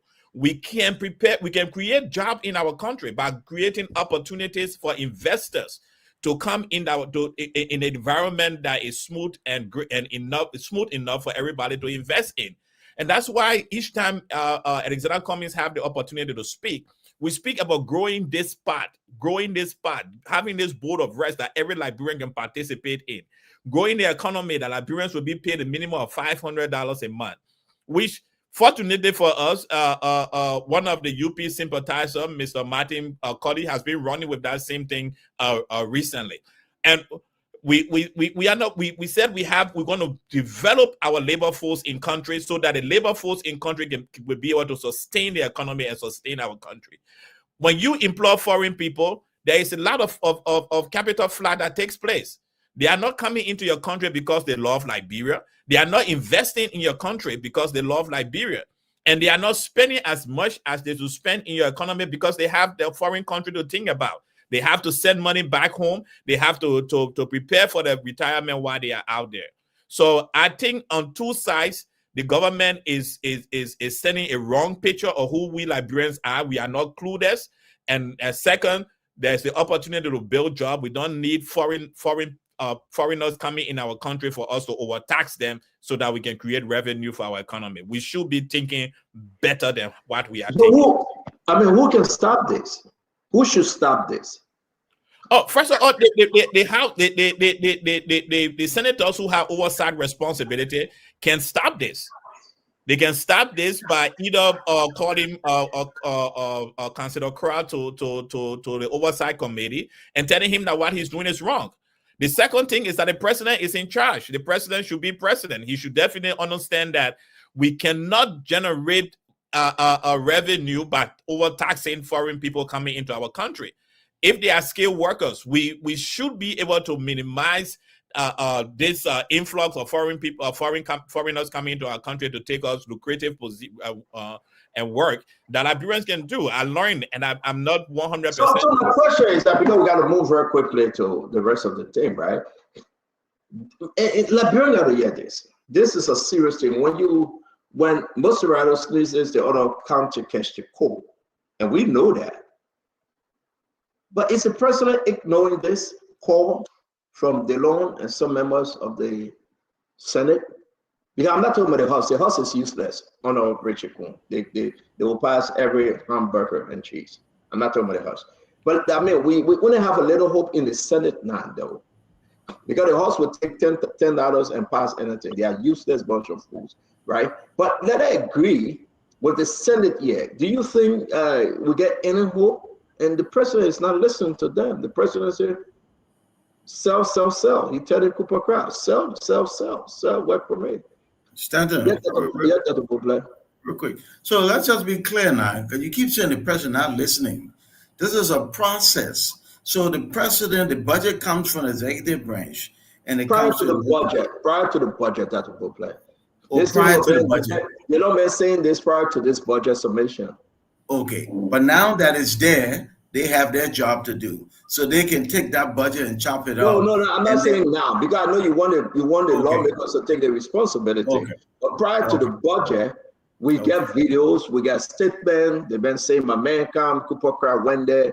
He defended the reason why he's setting, work permits, like setting diplomatic passport. Sell, bring the Indians, bring the Lebanese, take them to all the concession. But the president is not cooperating with the Senate. So now that's why we have our system of check and balances. So now president listening, they listening, the budget has to be approved by the legislative branch of government. So now they get an opportunity for corrective measures. They can change that, reduce that, remove some things. Thank you, Dr. Boble. I will get to you, brother Edwin. I'm backing you. Let's say you, brother Ross. So what say you now, Dylan? It is documented within the budget. Cooper Crowd got to bring about $10 million. The only means of bringing that is through starting more Liberian jobs. What say you?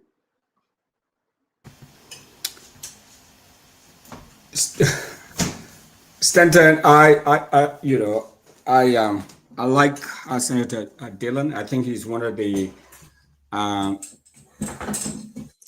few, if not only, senator in the national legislature who I trust and who I think is incorruptible.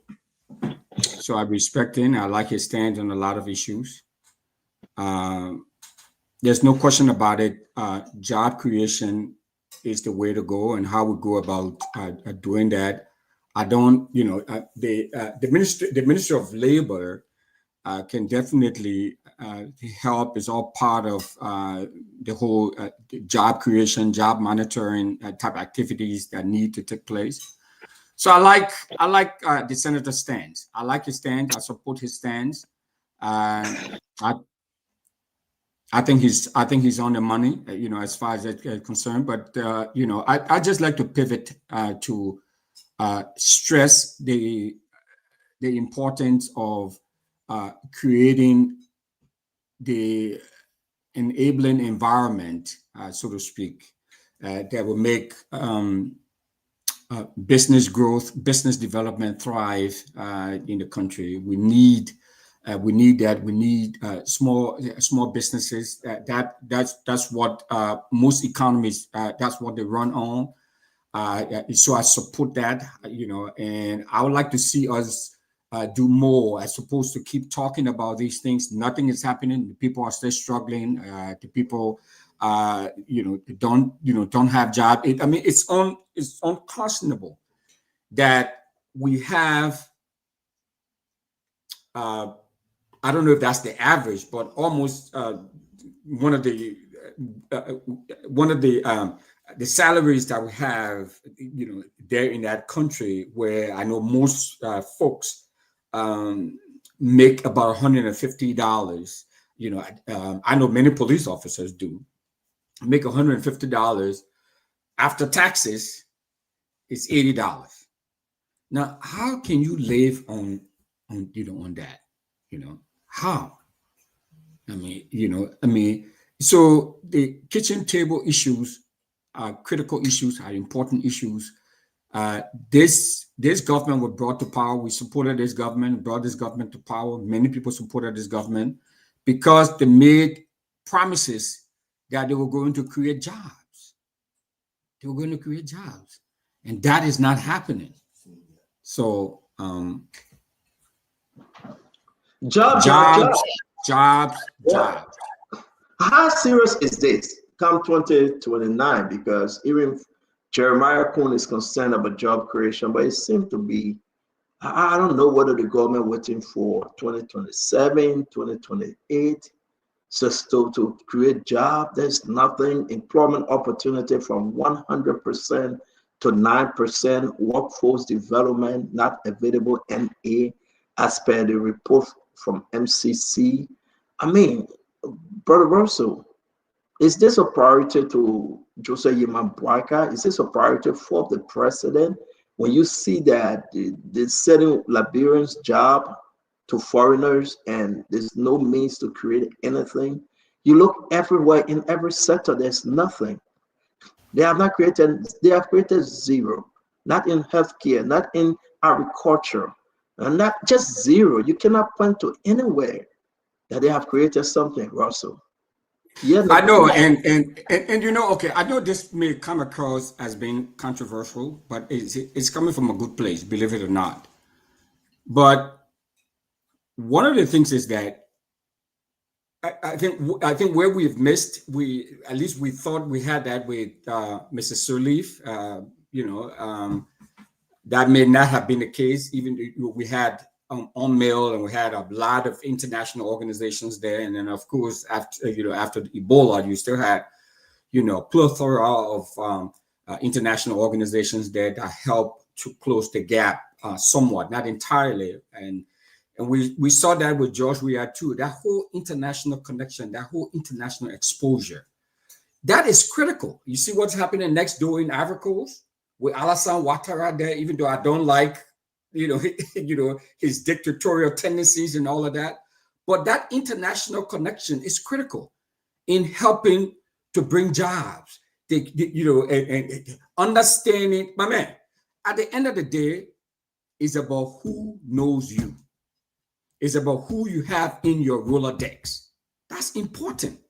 So thank you. Let's bring in the other guys. And Ross, I know where you're going. And because we'll be closer on this, guys, one thing, don't forget, we'll be talking about Oranto tomorrow, Asalamita, Pavé Pro, Ivan with the HPX, and all these concessions are before the lawmakers. The good, the bad, and the ugly, we'll be talking about them tomorrow. Please go and research and come back and help us understand. I'm going to bring in my brother, Ed Remy Gray.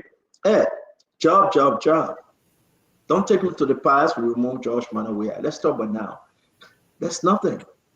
No one, the law is forceful on sending a work permit. What say you? I think if you come back, all the law is trying to do is to push the minister to think aloud, think beyond his scope. I think it was Dr. Ford who started to modernize the labor ministry. Otherwise, it was just a low place sitting, with very limited substantial things coming out of there. But once you got there, it started to expand the horizon. And today, even the sale of work permit became a moment that we can rely on as a revenue base. But if you ask me, I think what Dillon is trying to push into the mind of the minister is this issue of developing this workforce. You can bring so many international organizations to serve or to give them concession, But then you must also make sure you police their employment activity. Matter of fact, it's like you lay a mandate on their table. If you have a work development strategy, definitely you say every international concession group that is coming into Liberia, you police them to say you cannot hire here, you cannot hire here. If you have that capacity and you want to develop that sector, make sure you train people locally and stand by it. So you can walk and chew gum at the same time. You can bring your international expatriates, they can come in at the leadership level or wherever it is, but our people must be the ones to get certain kind of job. I think this is the road Senator Dillon is trying to push forth. Otherwise, people will come and take advantage of you. Now, you have something like construction, road development, and then you put it in the hands of a foreign group. They are coming in with their own laborers, day laborers. Then which one is left for Liberians to do? And this much desired private sector, when are we going to start concretizing the private sector where Liberians who don't have much skill can be trained in short-term opportunities to go and work as day laborer, as people who can go and transport cement, mortar, blocks from one end of the construction site to the other. This is how you begin to develop the workforce. But all we're doing is that we focus on that top, and the more foreign people we give work permit to, the more our coffers, the $10 million mandate, $10 million is peanuts, if you ask me. But if you manage that sector well, you'll be making more than 10 times of that, Stanton. And so this mandate that the Minister of Labor must bring this, it will bring more of it. So let me ask you before we leave you, Eddie. Let me ask you before we leave you, Conor Gray. Here's the issue, right? Dillon is just not saying it now, like I asked Dr. Goplet though. He been saying it prior to this budget summation. But we stayed back in that mindset. The labor minister have not come up with nothing as to how many jobs were created in the 2 years of this government. We don't have it. We don't have no data. We can agree with that, right? But there's no means to create any job. The only thing this government is doing is to take the little that should be offered to the Liberian people to give it to foreigners. That's the only thing we are seeing right now. If the government wants to disprove this, people are sitting home right now. They are begging for jobs. Case in point, the overhead bridge. Look how they're using the Liberians in their own country. They how they're using the Chinese they brought in. We have the pictures, it's on spot. We have the video. Cooper Cry was forced to go up there. So we should get out of our mindset and say, well, these people, they are not trained, they have no experience. But guess what? They bring in those foreigners and they train them. They train them in Liberia and give them assignment. What is the president's position here? Did he come to rescue and create more jobs, or to maintain the status quo that led us to remove George Manawia? But Stan, let me add by saying you said an antithesis. In other words, you create one thesis and then you create an opposite thesis to counter it. You said there are no work other than the work that have been given to foreigner. That's why we're saying those work that are given to foreigner are the ones that are supposed to serve as local. But they are not giving it to the Liberian people. That's my point. Well, all Senator Dillon is saying, do this, don't do that. Do what you are mandated to do, and that is make Liberians have the job they deserve and don't allow the foreigners to take it. And it's so easy. You just have to implement that. Then we'll start seeing the employment numbers start, plummeting from where it is 80% to somewhere down there. Central, that's the only thing the Minister of Labor should be doing right now. You should listen to the Dillon. Dillon is showing him the way, but he refused. No, but you follow Dillon. He and some of the other people, as Dillon said, they are threatening him. They're going to kill him. So, I mean, he said that he's crying wolf. I hope people are listening to him. And, you know, when you go after them, they will come after you. And this is a serious thing. But this government have not created one single job. From that, I'm not making a mistake here.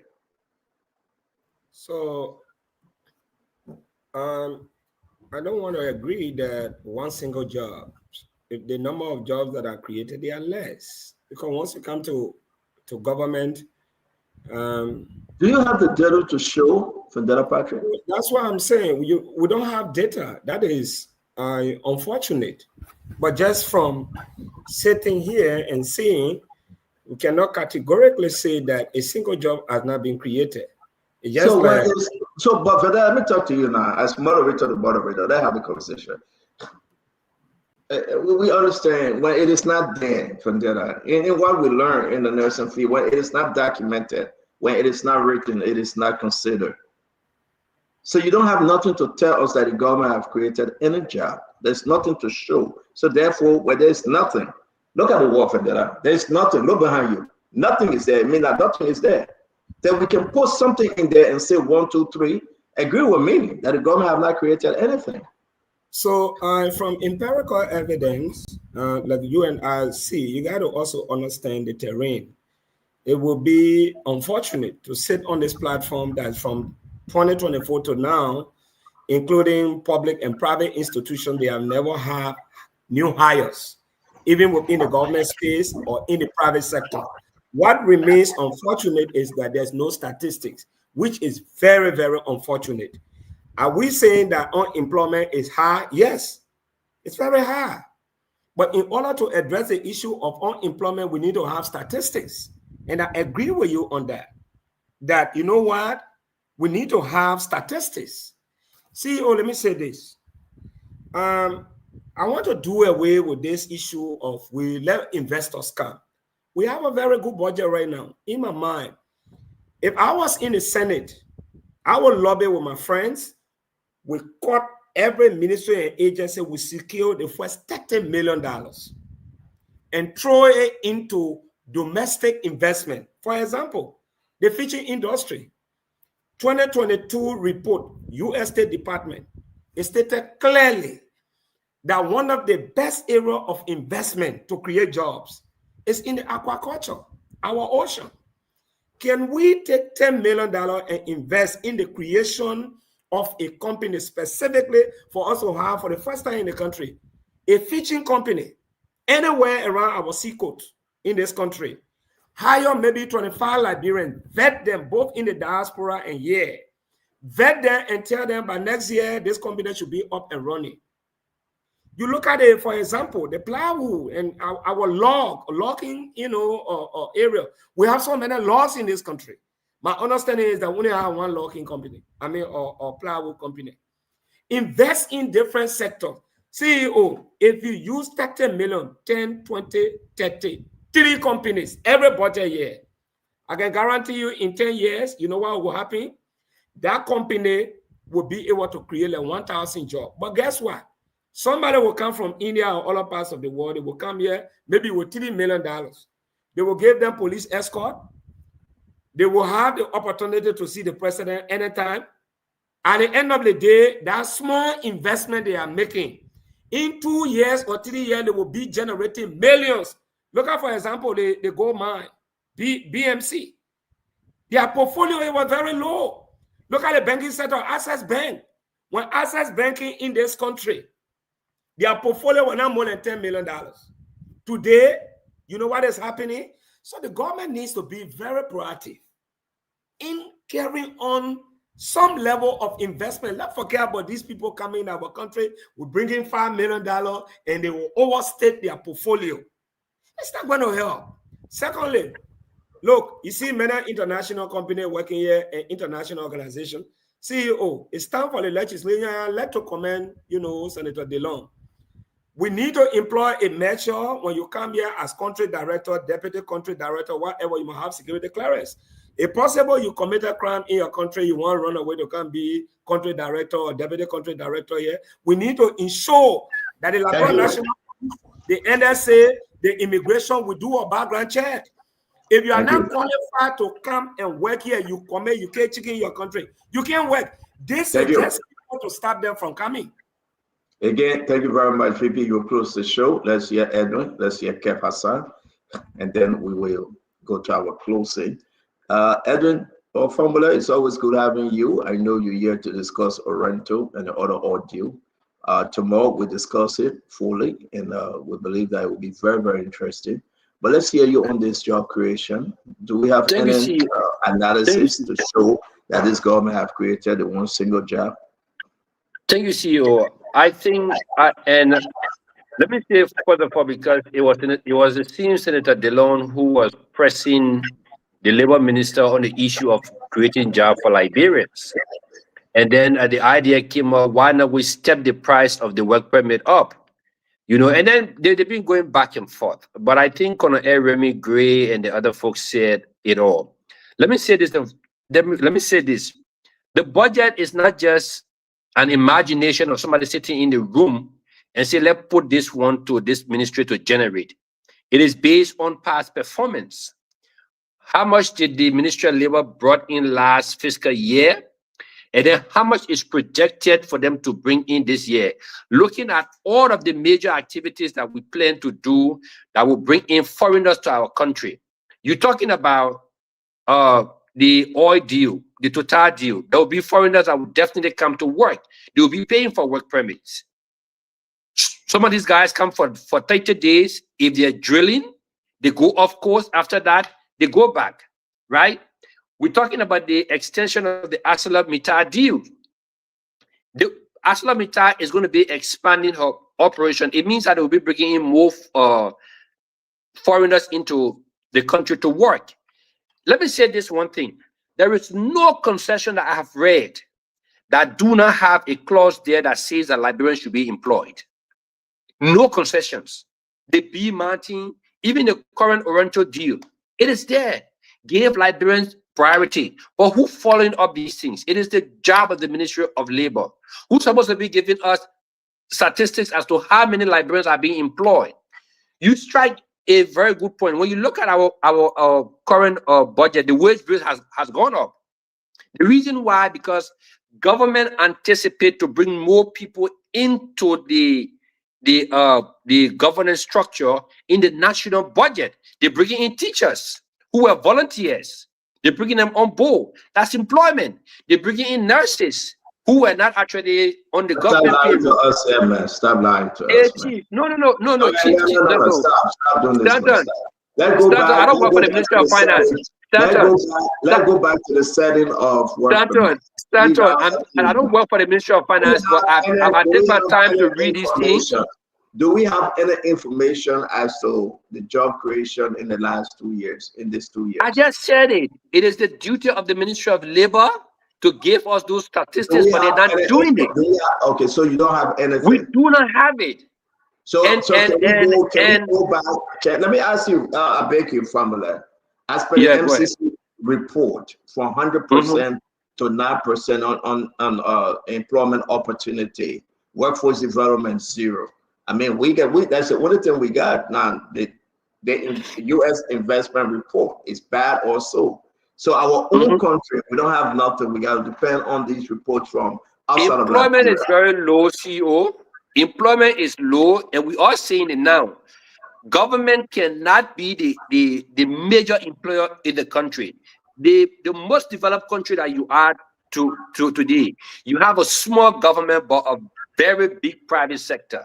So government have to be able to support the private sector to absorb your workforce. Do we have private sector in Liberia? But that's what we're saying. No, it's not working. Are we supporting private sector? No, it's not working. So we need to. Why isn't it working? So let's do this. So let's do this. You are saying it's a whole different policy. Hold on. Yeah. You say we don't have private sector. We are no, we do, but it's not fully functional. You do, but it's not fully functional. I'll give it to you. Then people depend on government as a whole to employ. They are not employing. The little people we have there, Kev Hassan, the Musa ability, they you chop the 35 cents, you take the strength from them, right? You say you will infuse it in the government. You reduce it to nothing. So the whole government is just a blah. They are not creating no job, and the people that should be creating job, they're taking from them again. It's just a hustle and flow. But we'll see back tomorrow. You talk the same, but the other is right. I'm going towards the president on this one. The president knows that certain work permit for the job Liberians should be doing. That's not rescue. So Stanton, what I think Dillon and others should be doing. Said no, don't tell me what they don't do. Let's talk about what we're doing on the show. No, I'm saying. Yeah. So you agree that they are saying work permit for the job that Liberians should be doing, right?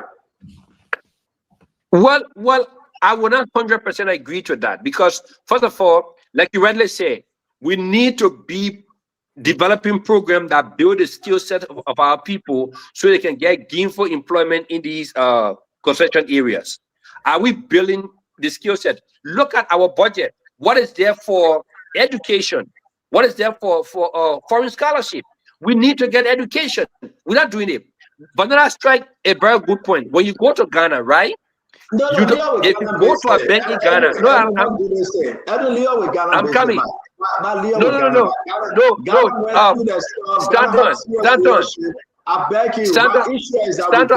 Stanton, I'm trying to give you an example. When you go to Ghana, when you go to Echo Bank, when you go to the UBA Bank, there are Ghanaians who running those institutions. When you come to Liberia, the CEO of UBA is a Nigerian. The CEO for Echo Bank is a foreigner. If we are making this argument and you agree with us, so then why is it that this government is operating? This is year number 2, no job creation. I'm agreeing with you partly to say. Then the country is in trouble. Let me bring in Kev Hassan because we got to close the show. I beg you, Chief. Kev, there is some serious sugar honey iced tea here. Yeah, Senator, you correct. The private sector job, people who produce in the private sector job, Musa Benji and other, the government folks going after them. So how we talk about private sector job, and you also correct, Stanton. We are not gaining job, we are losing job. If you're going to go by what the MCC report saying, we are losing job process. And last year to this year is so declining. So it's on the MCC report from 100 to 9%. So it's there. So if that's what, but you know what baffles me, Stanton, it's when I hear, my brother, Russell saying, we thought this government going to create jobs. But one thing we need to understand, especially us that in this country, we look at the past history. We look at the government. You assess them. Since 1971, right? Unity Party government being the longest serving government since 1971. Tower from 71 to 80, 10 years. Right? 80 to 90, 10 years. Madam Salif, 2005 to 17, 12 years. The Unity Party going for 18 years. 18 years. What history you can see the Unity Party get of creating jobs? They're going for 18 years. The first 12 years, nothing.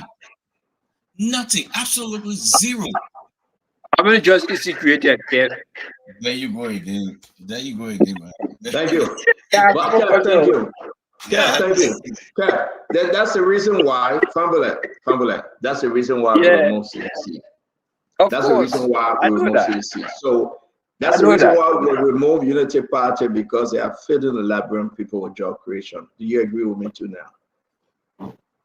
Well, the Liberian people would decide after 6 years.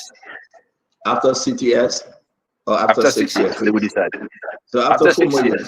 Okay. So thank you for but the because at the end of the day, let us close the show, guys. We want to say thanks to all of you. You came here today. You joined us to have a great conversation. Like I said, tomorrow will be Private 4, 364 million given to the Sierra Leone guy to do jack because he would never face those roles. It's a scam. Oranto D, you understand the guy is a scam. And again, I would say this, that Oranto guy,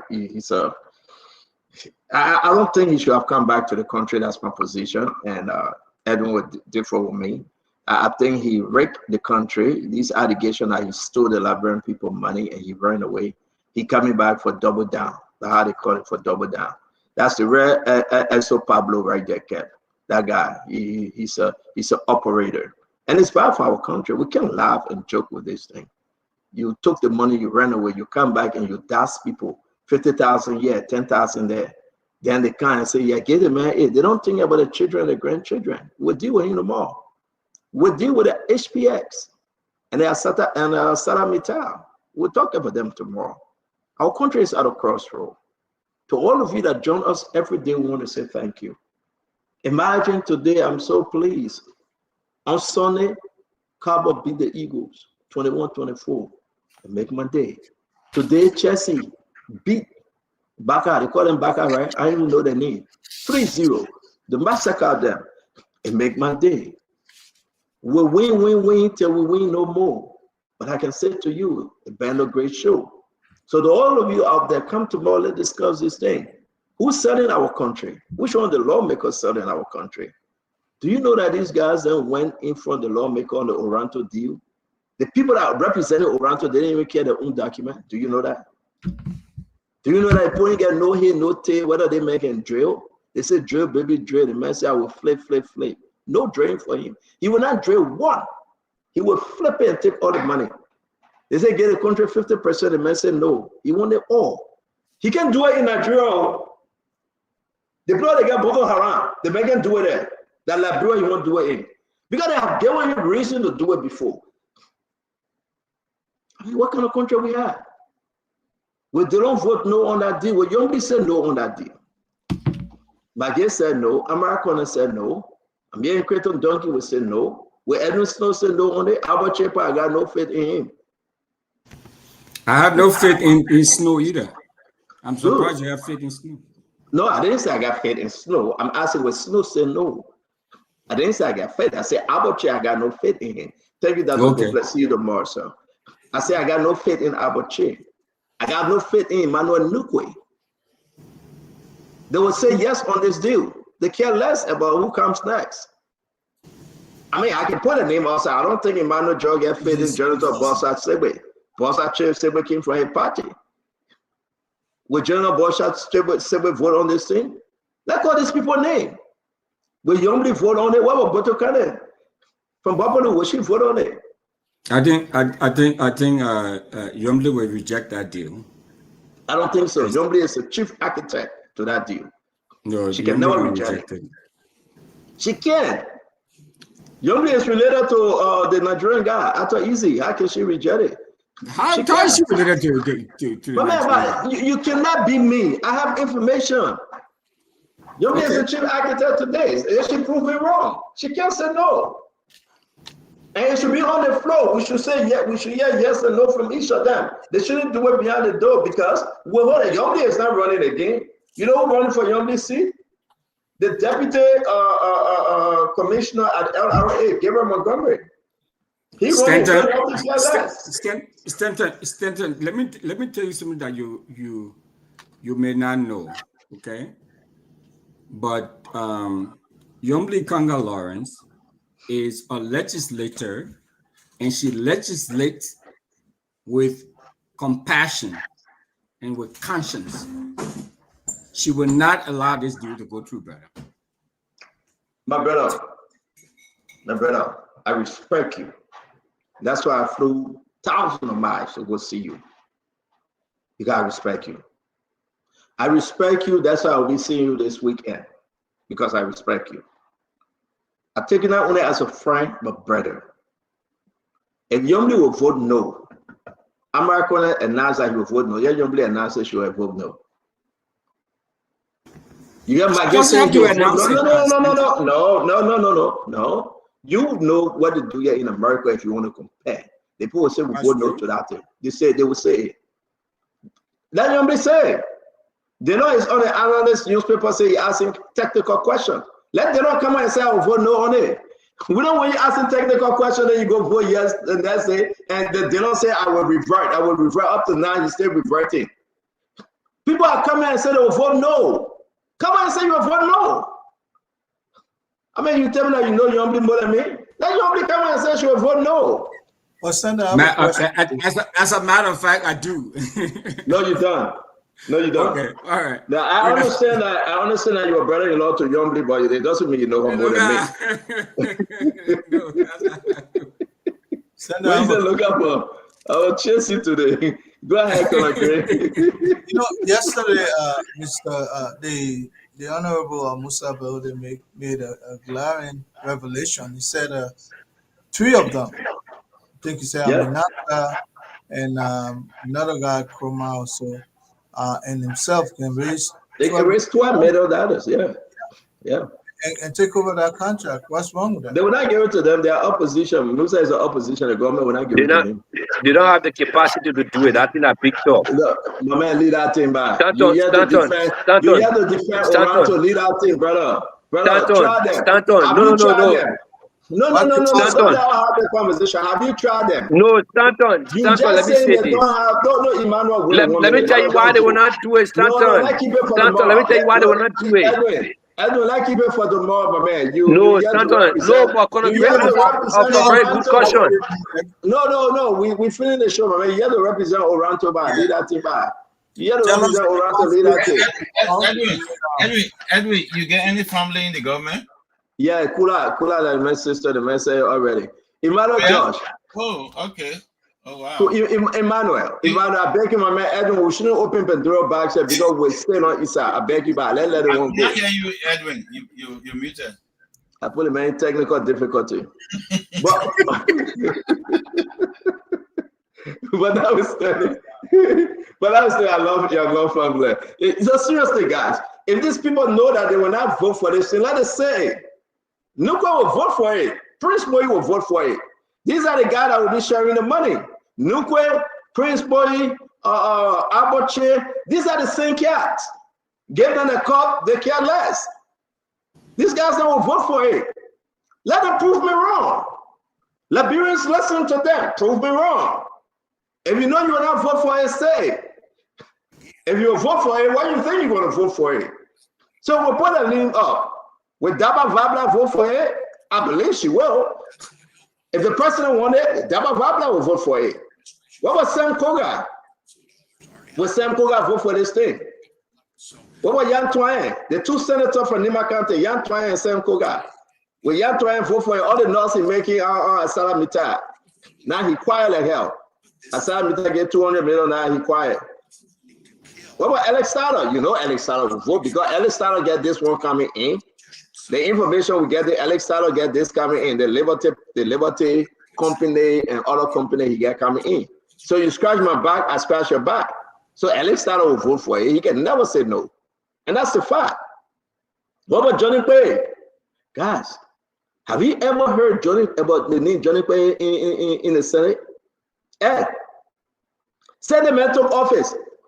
Have you ever heard anything that he have done from Bongante? Ed, maybe not. Maybe somebody can correct me. I'm so Italian over there. No, seriously. Have you ever heard whether they got to vote or him vote? Prince Boy tell they got to be quiet. Anybody not here about Johnny Bay? But Emmanuel, where Emmanuel at? Russell, any of you have heard about Johnny Bay? The man's a ghost. Johnny Bay and Bill Twawe, they are ghosts. You can never hear about them. At least Bill Twawe, you try to hear about him small. But that Johnny Bay, do you ready hear about Johnny Bay? Is he in the Senate? Bill Twawe can speak. Johnny Bay in the Senate? Yes, Stanton. Johnny is the co-chairman on hydrocarbon and energy. So even this hearing, he's sitting next to Edwin Snow as a co-chairman. Yeah, he's there. So have you heard him speaking? Yes, there are some times. Can you call some of the things he said and send it to us?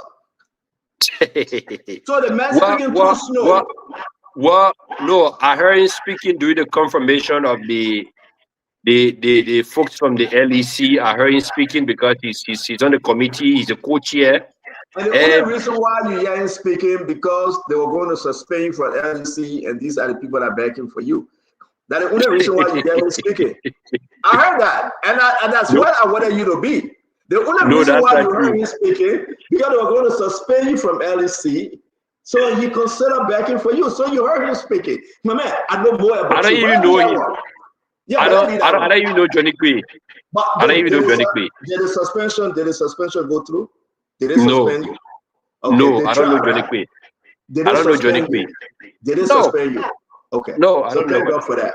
Thank God that they talk for you. But guys, let's end the show before I break. The close now trying off, my man. Yeah, trying about close. So my man, wait. That's what the ones suspended man, so the guy coming on spoon to show himself and support the government so they can keep him. But you know, man, Edwin alone. They tried to suspend Edwin, they didn't want leave Edwin alone. Aside from Kev Hassan, Kev, let's not say I have a lot of connections in government. So I don't need one managing director or somebody that can fear me. No. I've been working for government for more than 10, 15 years. I'm educated. I can work outside of government if I want to today. I have a master's degree in the petroleum industry. I can work here, I can work outside. So I don't need government job. I don't need government job. I'm not interested in people who qualify, interested in loyalty. So we're hearing that it's only here to kind of prove your loyalty. I worked in George Weah government for 6 years. I was never loyal to George Weah. I've never supported George Weah. Yeah, but we're trying to be on spoon for that 6 years. Listen to what the man said. And this is very important. Everybody pause. He worked in North Weah government for 6 years. I never supported Weah. He never supported Weah, and he was never loyal to Weah, but Weah kept him for 6 years. The man worked in the government for 2 years. No, wait, let me finish. But Weah kept him for 6 years. He wasn't, the Kev, you need to call that. He wasn't lawyer. He didn't support George Manneh Weah, but George Manneh Weah didn't look at it. George Manneh Weah kept him for 6 years. An unloyal servant, because George Manneh Weah saw that he had a credential to serve the nation, and he kept him. But the government that he voted for Joseph Boakai, he loyal to Joseph Boakai. In 2 years' time, they suspended him. What I tell you, Edwin, let's see you tomorrow. Come back tomorrow, we talk. My man Finney. No, Emmanuel, the brother Finney. The man served 6 years under George Weah. He's not loyal to George Weah. He voted against George Weah. George Weah took it. But 6 years he had a job. They're understanding, 2 years under Joseph Boakai, loyal to Joseph Boakai. Voted for Joseph Boakai, then they suspended him. His sister is a chief, press secretary. His mom served on, his sister served on the transition team. Everything.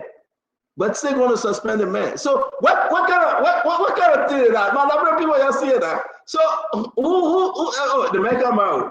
Eddie, my brother, I love you. You always qualified. Settle. Eddie will feel it. Let's give him for the bar. Eddie, let's give him for the bar. Let I drop people that hear you. Kind of great, thank you. Very interesting, George, thank you. I love you, my brother. Listen, this is Spoon Talk, man. We love having you. It was in that position. Nobody knew about him. Joel did not know.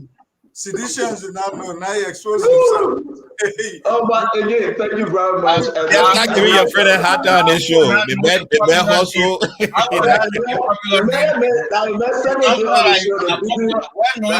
The man I gave all his qualifications. Since I be on this show, I know PhD qualification, I know great qualification. Every country there will know everything. Master degree in farming. Yeah, but the thing is that, when you're competent, you can function anywhere in the world, whether it's in government, like outside government. Get your skills, start giving all your degree to them. Master degree. No. I was just trying to let Kev Hassan know that I'm not a novice. I don't have to suck up to anybody for a job. My brother, so long Stanton bring you on the show, we know you have something that respectability. That's why you on the show. Don't master, just trying to pull my leg. Give you all your degree. Why are you going to do that, family? They may suppress you. Why are you going to? Who the man? The director is the president. Man, I just small bit they gave him, man. You follow that bit. No. The MP is a family to me. We're very close. I have no issue with nobody. I have no issue with nobody at my workplace. That's not true. Pamela, let it go. Pamela, one bit, you read your whole resume. Pamela, let it go, my brother. We say thank you for coming tonight, Pamela. Let's see you tomorrow by God's grace. No problem, Chief. Yeah, thank you. Emmanuel, thank you, man. I beg you, please release a letter that you guys gave Fubi Henry. We won't see that letter. We're begging, we'll hold you responsible. The man brother we kept. The man that they gave Fubi Henry a letter, they said, show the letter, the message, letter left in the mail. But wait, Colin Gray, they got a thing with stupid on the show. Oh man, that text message they sent to Fubi, they didn't even send a message to you, they told them Fubi you fired. That text? The text message didn't even go through, they said Fubi fired. I mean, Nelson come on the show, man, I close the thing. They said Fubi fired. Can you imagine that? But Senator, I always say one of Mr. Cummings' most loyal follower was Fubi. So that just something went small somewhere. You know, Mr. Cummings was always there for him. Let's face it.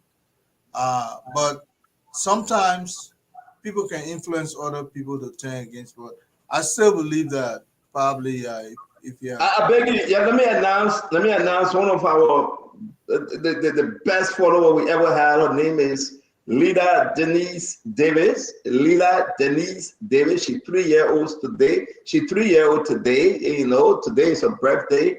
You know, because she's a baby. I'm not going to show a picture, but I think they are watching, and she's standing in front of the TV right now, right?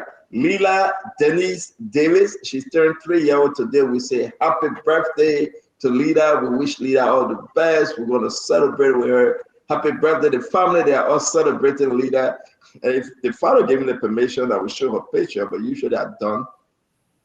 Yeah, but she's claiming, man. She claiming on the TV, everything. Yeah. She always follow us, man. She's one of the best. We want to wish her happy birthday. Let me see if I can show this real quick, Sister Lila. Today is her birthday. She's doing great. Yeah, let me see if I can show you real quick. She's having fun. Sister Lila, happy birthday to you. We wish you all the best. Nelson, can you come on the show if you, whenever you're ready? But yeah, our man for that is that there will be no way you want us to believe that, you know, 6 years you work for John Manor, we didn't test you. 2 years you work for the other government. And they are popular family people, the Fambulas. Everybody know how the Fambulas are popular. So no way he will work that nobody know him. And I mean, yeah, but I think it's not about. I don't think it's about people trying to chase it. But I think Conor Gray. You know what I'm concerned, Conor Gray. I do believe that the government is in trouble if the government failed to create jobs. You know what's happening here in America? The bread and butter issue and job creation. The people will reject Joseph Yima Boakai and they will look for an alternative. I'm not saying that alternative will be CDC. That's not what I'm saying. I'm saying that they will reject Joseph Boakai because the puppet came on the promises to create jobs, right? On those promises to bring prices down, right? Provide, take children from the street, good education. But they think for us to go back to George Manor we are and say, but we're doing better than George Manor we are. It's a failure. We don't want to hear about George Manor we are and CDC. We want to hear you and about you, right? You got to be better today than yesterday. And that's why they brought you into power. The report from the U.S. investment, the report from MCC, oh man, we are zero. But what we say that, let me just wish Lila. He just invited him to political management because he's a member of the political party. They must do it right now. PRC. In political management because he is a leader of the political party. Now, she can watch school talk on a bit. That hold on. She turned 3 years old today. When you know that. And she agree with Isaac though. She agree with Isaac. They watch your old show. She listen. Oh, sure. She listen to Asado. She agree. The little girl agree with Want to us. say happy birthday to Lida. Want to wish her all the best. She turned 3 years old today. We celebrate Lida's birthday. We wish her Godspeed, and the family is celebrating with her. Happy birthday, Lida. Yeah, man, that is Nelson got been up to the morning. I hope you listen to Dylan, man, because a lot of construction going on, but they're not benefiting probably. They bring in Chinese to do those things. Look, they should frown on it. I hope the minister will listen to our man Dylan, because this is a job right there. If you let them go away, and hey, they'll put the bridge up. The bridge will be up there. They'll say who built that bridge? That Chinese. They will not say Liberians build their own bridge. So I think they should step up. Yeah, it's a good observation. But Stanton, Dylan is very close to President Buckeye. You see President Buckeye anytime, any day, any minute. I think you should go and sit with President Buckeye. Why you see that? I just don't believe Dylan. I think it's a scam. He just show flashing the people's eye and then relax. Go to the president. Tell the president. Come on and tell the public that I spoke with the president on this, or I'm going to speak with the president. I think it's just a flash Dylan is doing. It's just a flash. Dylan is good at that. Come on the floor, look around, tell my picking there, whisper in people's ears, say, look, cut that tip, put it out there. You know, that's all I want, and go relax. That's all. I don't think he's doing anything because he can speak to the president. He can make that noise. He can come out and say, look, I spoke with the president. This is wrong. I'm not saying he will speak to the president. He's saying anything. He just calling on Kupo Cry. Though he called, when they call Kupo Cry, he called Jeremiah Kuhn and said, Yomdi, relax yourself. Come sit down. Jeremiah Kuhn come up and come. I think, Kev, and I think I did for you, though. You know, let me say this kind of way. Dylan can talk all he want to talk. They're all 10 of them. Once the president, right, the president should be the one to put an end to this thing. And the president is not doing it. That's even more problem. Yes, I agree. President Buckeye should be the one. Dylan are just trying. Maybe Dylan has spoken to the president. But you know what President Buckeye would do? All right, we'll talk to them. You saw what he did to that ball, gay or number. He told Dylan to gay a number to the chief of staff. He told Dylan, gay a number to the chief of staff. We'll call you and call Cooper Crab. And the moment don't hey. Dylan, gay a number to stick what? With Sam stick what? We're talking about it. You know? And I said, I mean, this, I mean, yeah, but man, but you'll go by. No, man, Spoon, before you go, let me say this. The presidency, the circle around the presidency is the most troublesome and terrifying circles you can ever encounter in human social development. Everybody competing for that space. Apparently we feel that Dylan is there, but remember now, the president has extension to the VP, people and so on and so forth. So this is a big fight. And that's why you see Dylan is taking it to the public. But at the end of the day, this is what would define the government: job creation. It is, and I love what you say. It will define the government. It will be a more problem for this government than anybody imagine. If the government cannot create jobs and the government feel that the people are stupid, the people will turn against the government. Yeah. They can pay people way to come and celebrate and clean up. They can pay people from all over and bring free buses to bring people. It will not help. The Liberian people, they have a different dimension now. If you don't give them what they want, they leave in you. If you cannot provide a good healthcare system for them, they leave in you. If you cannot provide that which is right to make the family better, good job, they leave in you. And these are the things we support because we believe that President Buckeye was the person to do it. But it is even more discouraging every day that the president is not doing it. And since the president is not doing it, the people look for options. And so many options out there. Because President Buckeye now, he will go Bon County, and block the road for 5 hours. The people are mad. He will block the road for 5 hours, no business, nothing. Because the president leaving from rehab, But Douala, the whole roadblock. Everybody stuck in traffic for 5 hours. The people are mad. They were paid dead. Who that time coming? They were paid dead.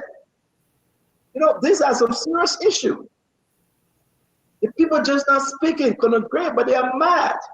You are not creating job, but the people saying that NPA, managing director, you get rest company, you get mining company now.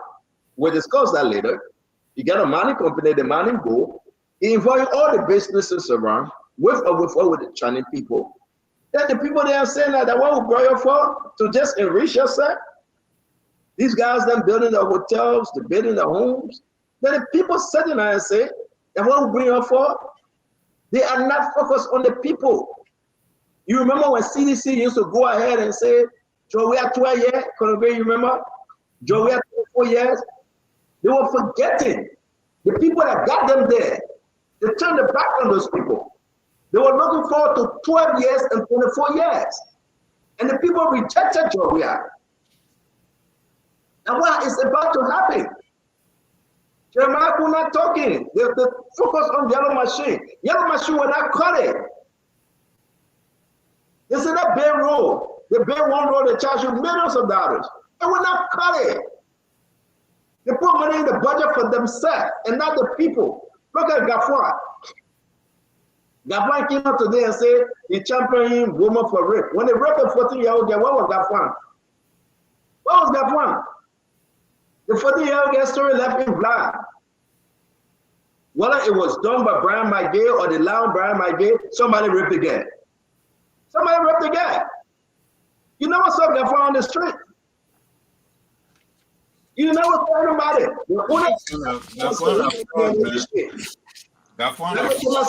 We get DNA machine. Up to now, no DNA machine. So that case died. It left in blood. Imagine somebody's daughter, 14-year-old. Somebody raped the child. The government said they will open all the court case, but they won't, they can't touch it because no DNA machine. How much for DNA machine? 65,000. Government can make 65,000 available to bring a DNA machine, let it test somebody and see who raped the nigga. There's a problem.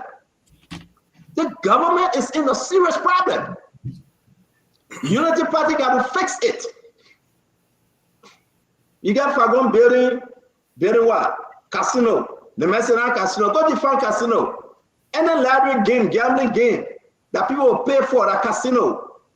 You can bail outside the fence of the main studio. Once it's in ELBC compound, you're not supposed to do it. People keep quiet on that one because they're scared to talk. People accusing the president's sons to be part of it. We're in trouble. Go all down the line. You bring a tourism chairman, according to Owakaduku, the Nigerian guy. He stole the people of the Ekuma Nigerian guy. He stole the people of Bon County money. Guess what happened? He hanging out with the president. I mean, these are serious issues. Wait, Senator, let me ask you, you say Onanuga is an Ekuma guy? What nigga did where he come from? No. I don't know whether I don't know that guy. The man like Ekuma man. We trace the man origin, the man like Ekuma man. No, I know that boy used to live on Nupo Street. But it doesn't mean that he used to live out the middle street. Going to cathedral or something. But why you must argue? You want to tell me that the man get Nigerian background? He does have, but he Ekuma. But he Ekuma. But he Liberian Ekuma. Okay, he Liberian Ekuma. Let me progress. No, he didn't serve Ekuma. Yeah, but let's not Ekuma. That's Nigerian Ekuma. So let's understand something here. At the end of the day, we are in trouble. The country is in trouble. You be either got to fix it or they leave it. SOE cannot contribute to the budget.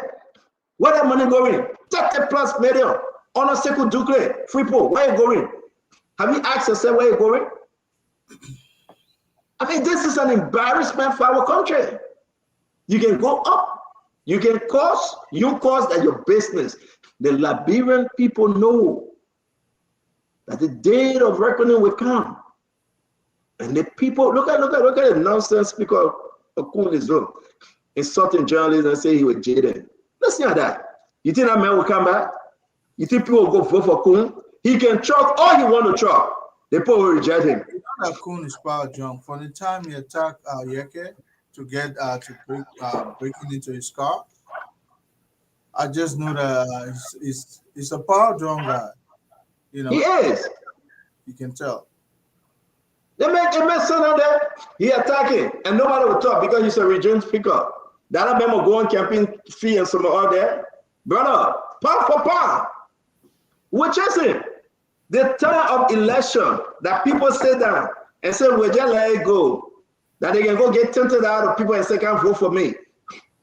Listen, the people then that destroying the country, that in government, we will be very strategic. We will go after them money by money, pound to pound, fight for fight. We will do it. Now with bullets, now with guns, the Liberian people will speak against them. They will remove them. They will. The guys think that they will hustle for 500,000, $1 million and go bribe people. The people will reject them. They have destroyed the country. We're bringing Joseph Boakai wasn't bringing Jeremiah Kun. We're bringing Joseph Boakai wasn't bringing some people then, minister and director today, to corrupt the system, and the president said that in local aid. No. We got to speak against these things. It's even more concerning now that the Liberian people listen every day. They may come by one back around and say, you know what, we'll face your team, we'll face your shot. That lie. That's a big lie. And that's why we make 2029 will be very, very important. Because it will be the election of some people, that will be the last election. These guys, they're destroying our country every day. Every day, man. And we sit there, we look at it, we think it's a game. So we chase them. So I just want to tell my man, what a man, that Nigerian ECOMOG man, that man is the most dangerous man in the country today. We put all the documents together, you'll see it. You know what the man did? He posed himself as an American agent to prevent people from getting on sanction. Can you imagine that, Craig? He and other people here in America. He posed himself as an American national security agent. He was taking money from the government. Can you imagine? Who did Owanganugu, the ECOMOG guy. Can you imagine that? No, I mean, I grew up on Johnson Street. I got either was behind me. Yeah, but when you grew up, my man, they talk about the issue. They talk about the man posting himself as an agent on the CDC government, the amount of money they gave this guy. Look at the bone count they created. You didn't see the document that we put on Gray? Were you on the show?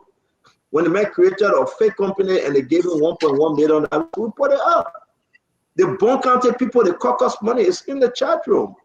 No, I'm not defending his action. It's just that this ECOMOG thing, I don't buy it. But yeah, my man, let me tell you something. Let me tell you, great. If I don't know you, I'll tell you, say, AFL corner.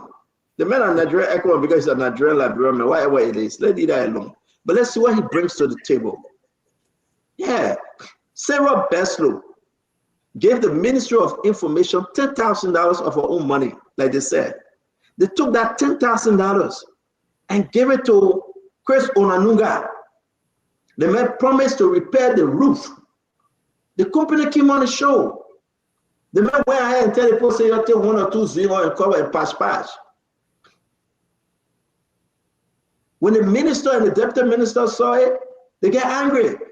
It took Chris almost 3 months to pay that $10,000 back. The man ate the money. Liberia Football Association. He took 12,000 from them. Everything we say is on paper. Fully man will come to about. Then now the man beg you and say, I don't know why I did the center. You don't have to do anything to me. You are robbing the Liberian people. Wait, the man who call you rope, nobody will listen to you. The man begging, man. The man begging. You know your attention, I can leave it. The man begging. Why you doing, man? The man begging the same way Gaffa begging.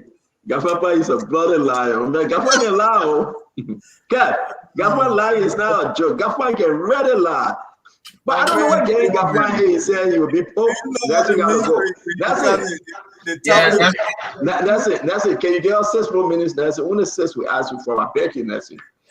I mean, you will feel. That's it. You will feel good tomorrow. Just call Damo. This will not be in vain, I can promise you. Give us 6 more minutes. Gafwan lied to the Liberian people on the budget, my man. You know that Gafwan have not signed the Asala deal?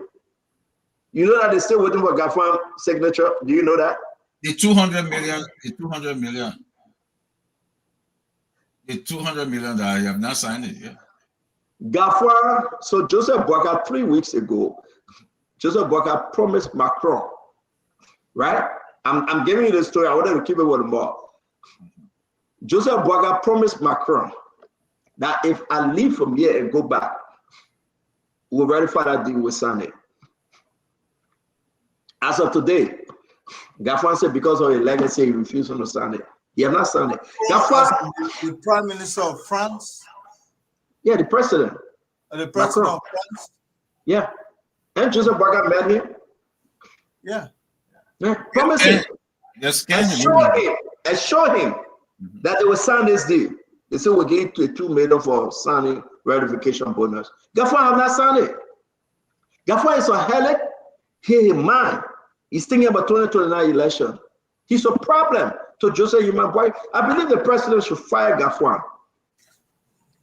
Gafwan have endorsed in criminality to its highest level.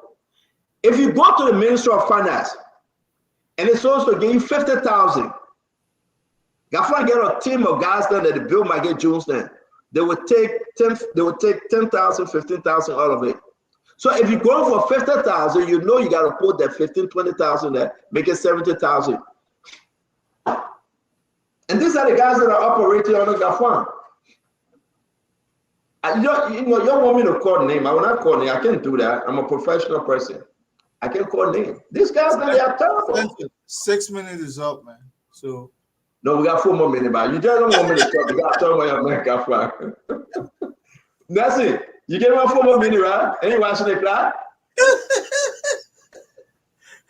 Remember, not tell you about 6 minutes. We can go out. No, Nelson, you want me to go? I can go. You gave me 4 more minutes, right, Nelson? You started at. Nelson, we're not hearing you. You started at 6:50. We are not hearing you, Nelson. We are not hearing you. Nelson, unmute yourself. We're not hearing you. Unmute yourself. We can hear you. Okay, I think I was only on the radio. I'm not keeping the time. Yeah. So I'm here. 3 more minutes. But you what do you mean not keeping the time? You don't have computer in front of you? 3 more minutes. You give me 3 more minutes. That's a 3 more minutes for $3. No, look at you laughing. Look at you laughing. But let me tell you something, guys. When I told Edwin Fambolet that because certain people, Conor Gray, people vote against Joseph Boakai, you think it's a joke? You think everybody that voted against Joe Weah, you think it was about Joe Weah, Conor Gray? It was about Conor Gray, you know that. It was about Samuel Tway and Miguel. It was about Jefferson Koji. It was about some of those people that were around the president, Joe Weah. That what made people vote against him. It wasn't about Joe Weah. Most of the thing had nothing to do with Joe Weah. It had everything to do with Samuel Tway, Miguel, Finaboto, and during the election, you remember when Kalasco cost the Mandingo people, he called them dog. You remember that clip, right? Yeah. It was these things that made people to vote against Joe Weah. Maybe it was clear about what's the guy? Akaris Gray, because he took people to LU campus. You remember that, Conor Gray? To go beat the train at LU campus. It was about Akaris Gray too. Yeah. Those are the reasons the people say, you know what? And you don't listen. We'll vote against Joe Weah. We'll take from there. Because we'll take from there, you will move from there. And the point did it. It wasn't about Joe Weah alone. Joe Weah get in his car, go and do a thing. No. It was the people that were working with Joe Weah. People get angry with them. They got them to go to work and save money and take money. Then they look at the people, they think the people are stupid. That's what United Party do. So the people will remove you, not because of the president, but because of his surrounding. They will remove Joseph Boakai if he continue on this path. It's not because of Joseph Boakai, but because Joseph Boakai refused to act, refused to take action, refused to improve the Liberian people life. So the people will pay Joseph Boakai back if he doesn't change. And that's the fact. Okay, we got 30 more seconds. So I'm saying to you, it been a good show. Come back again tomorrow. I see Corner Great Washington Town. I told you in our corner Great, but you Washington Town, no problem. We get 30 more seconds. We get 29, 28, 27, 26, 25, 24, 23, 22, 21, 10, 20, 19, 18, 17. He didn't say that true. You got more than that. Ladies and gentlemen, thank you always for being with us. We appreciate you. We love you. We say thank you. Come again tomorrow. Let's have fun. This is your program. This is your show. Have a good night. We'll continue preaching. We'll continue making the case. And the Liberian people will listen. God bless you. Be safe. Good night. Good night. Yeah. All right, Nelson. Good night, my friend. Have a great day. Thank you for holding it down. We appreciate you. Yes, sir. Yes, sir. Well, folks, we want to say thank you for being here with us tonight. It's been a good show. Thanks to everyone who called in. Thanks to the many of you who just played the listening role. We appreciate your every contribution tonight. Spoon Talk will be back tomorrow. You can make up time to join us. Until then, I'm Nelson Collier. Have a good night and bye for now.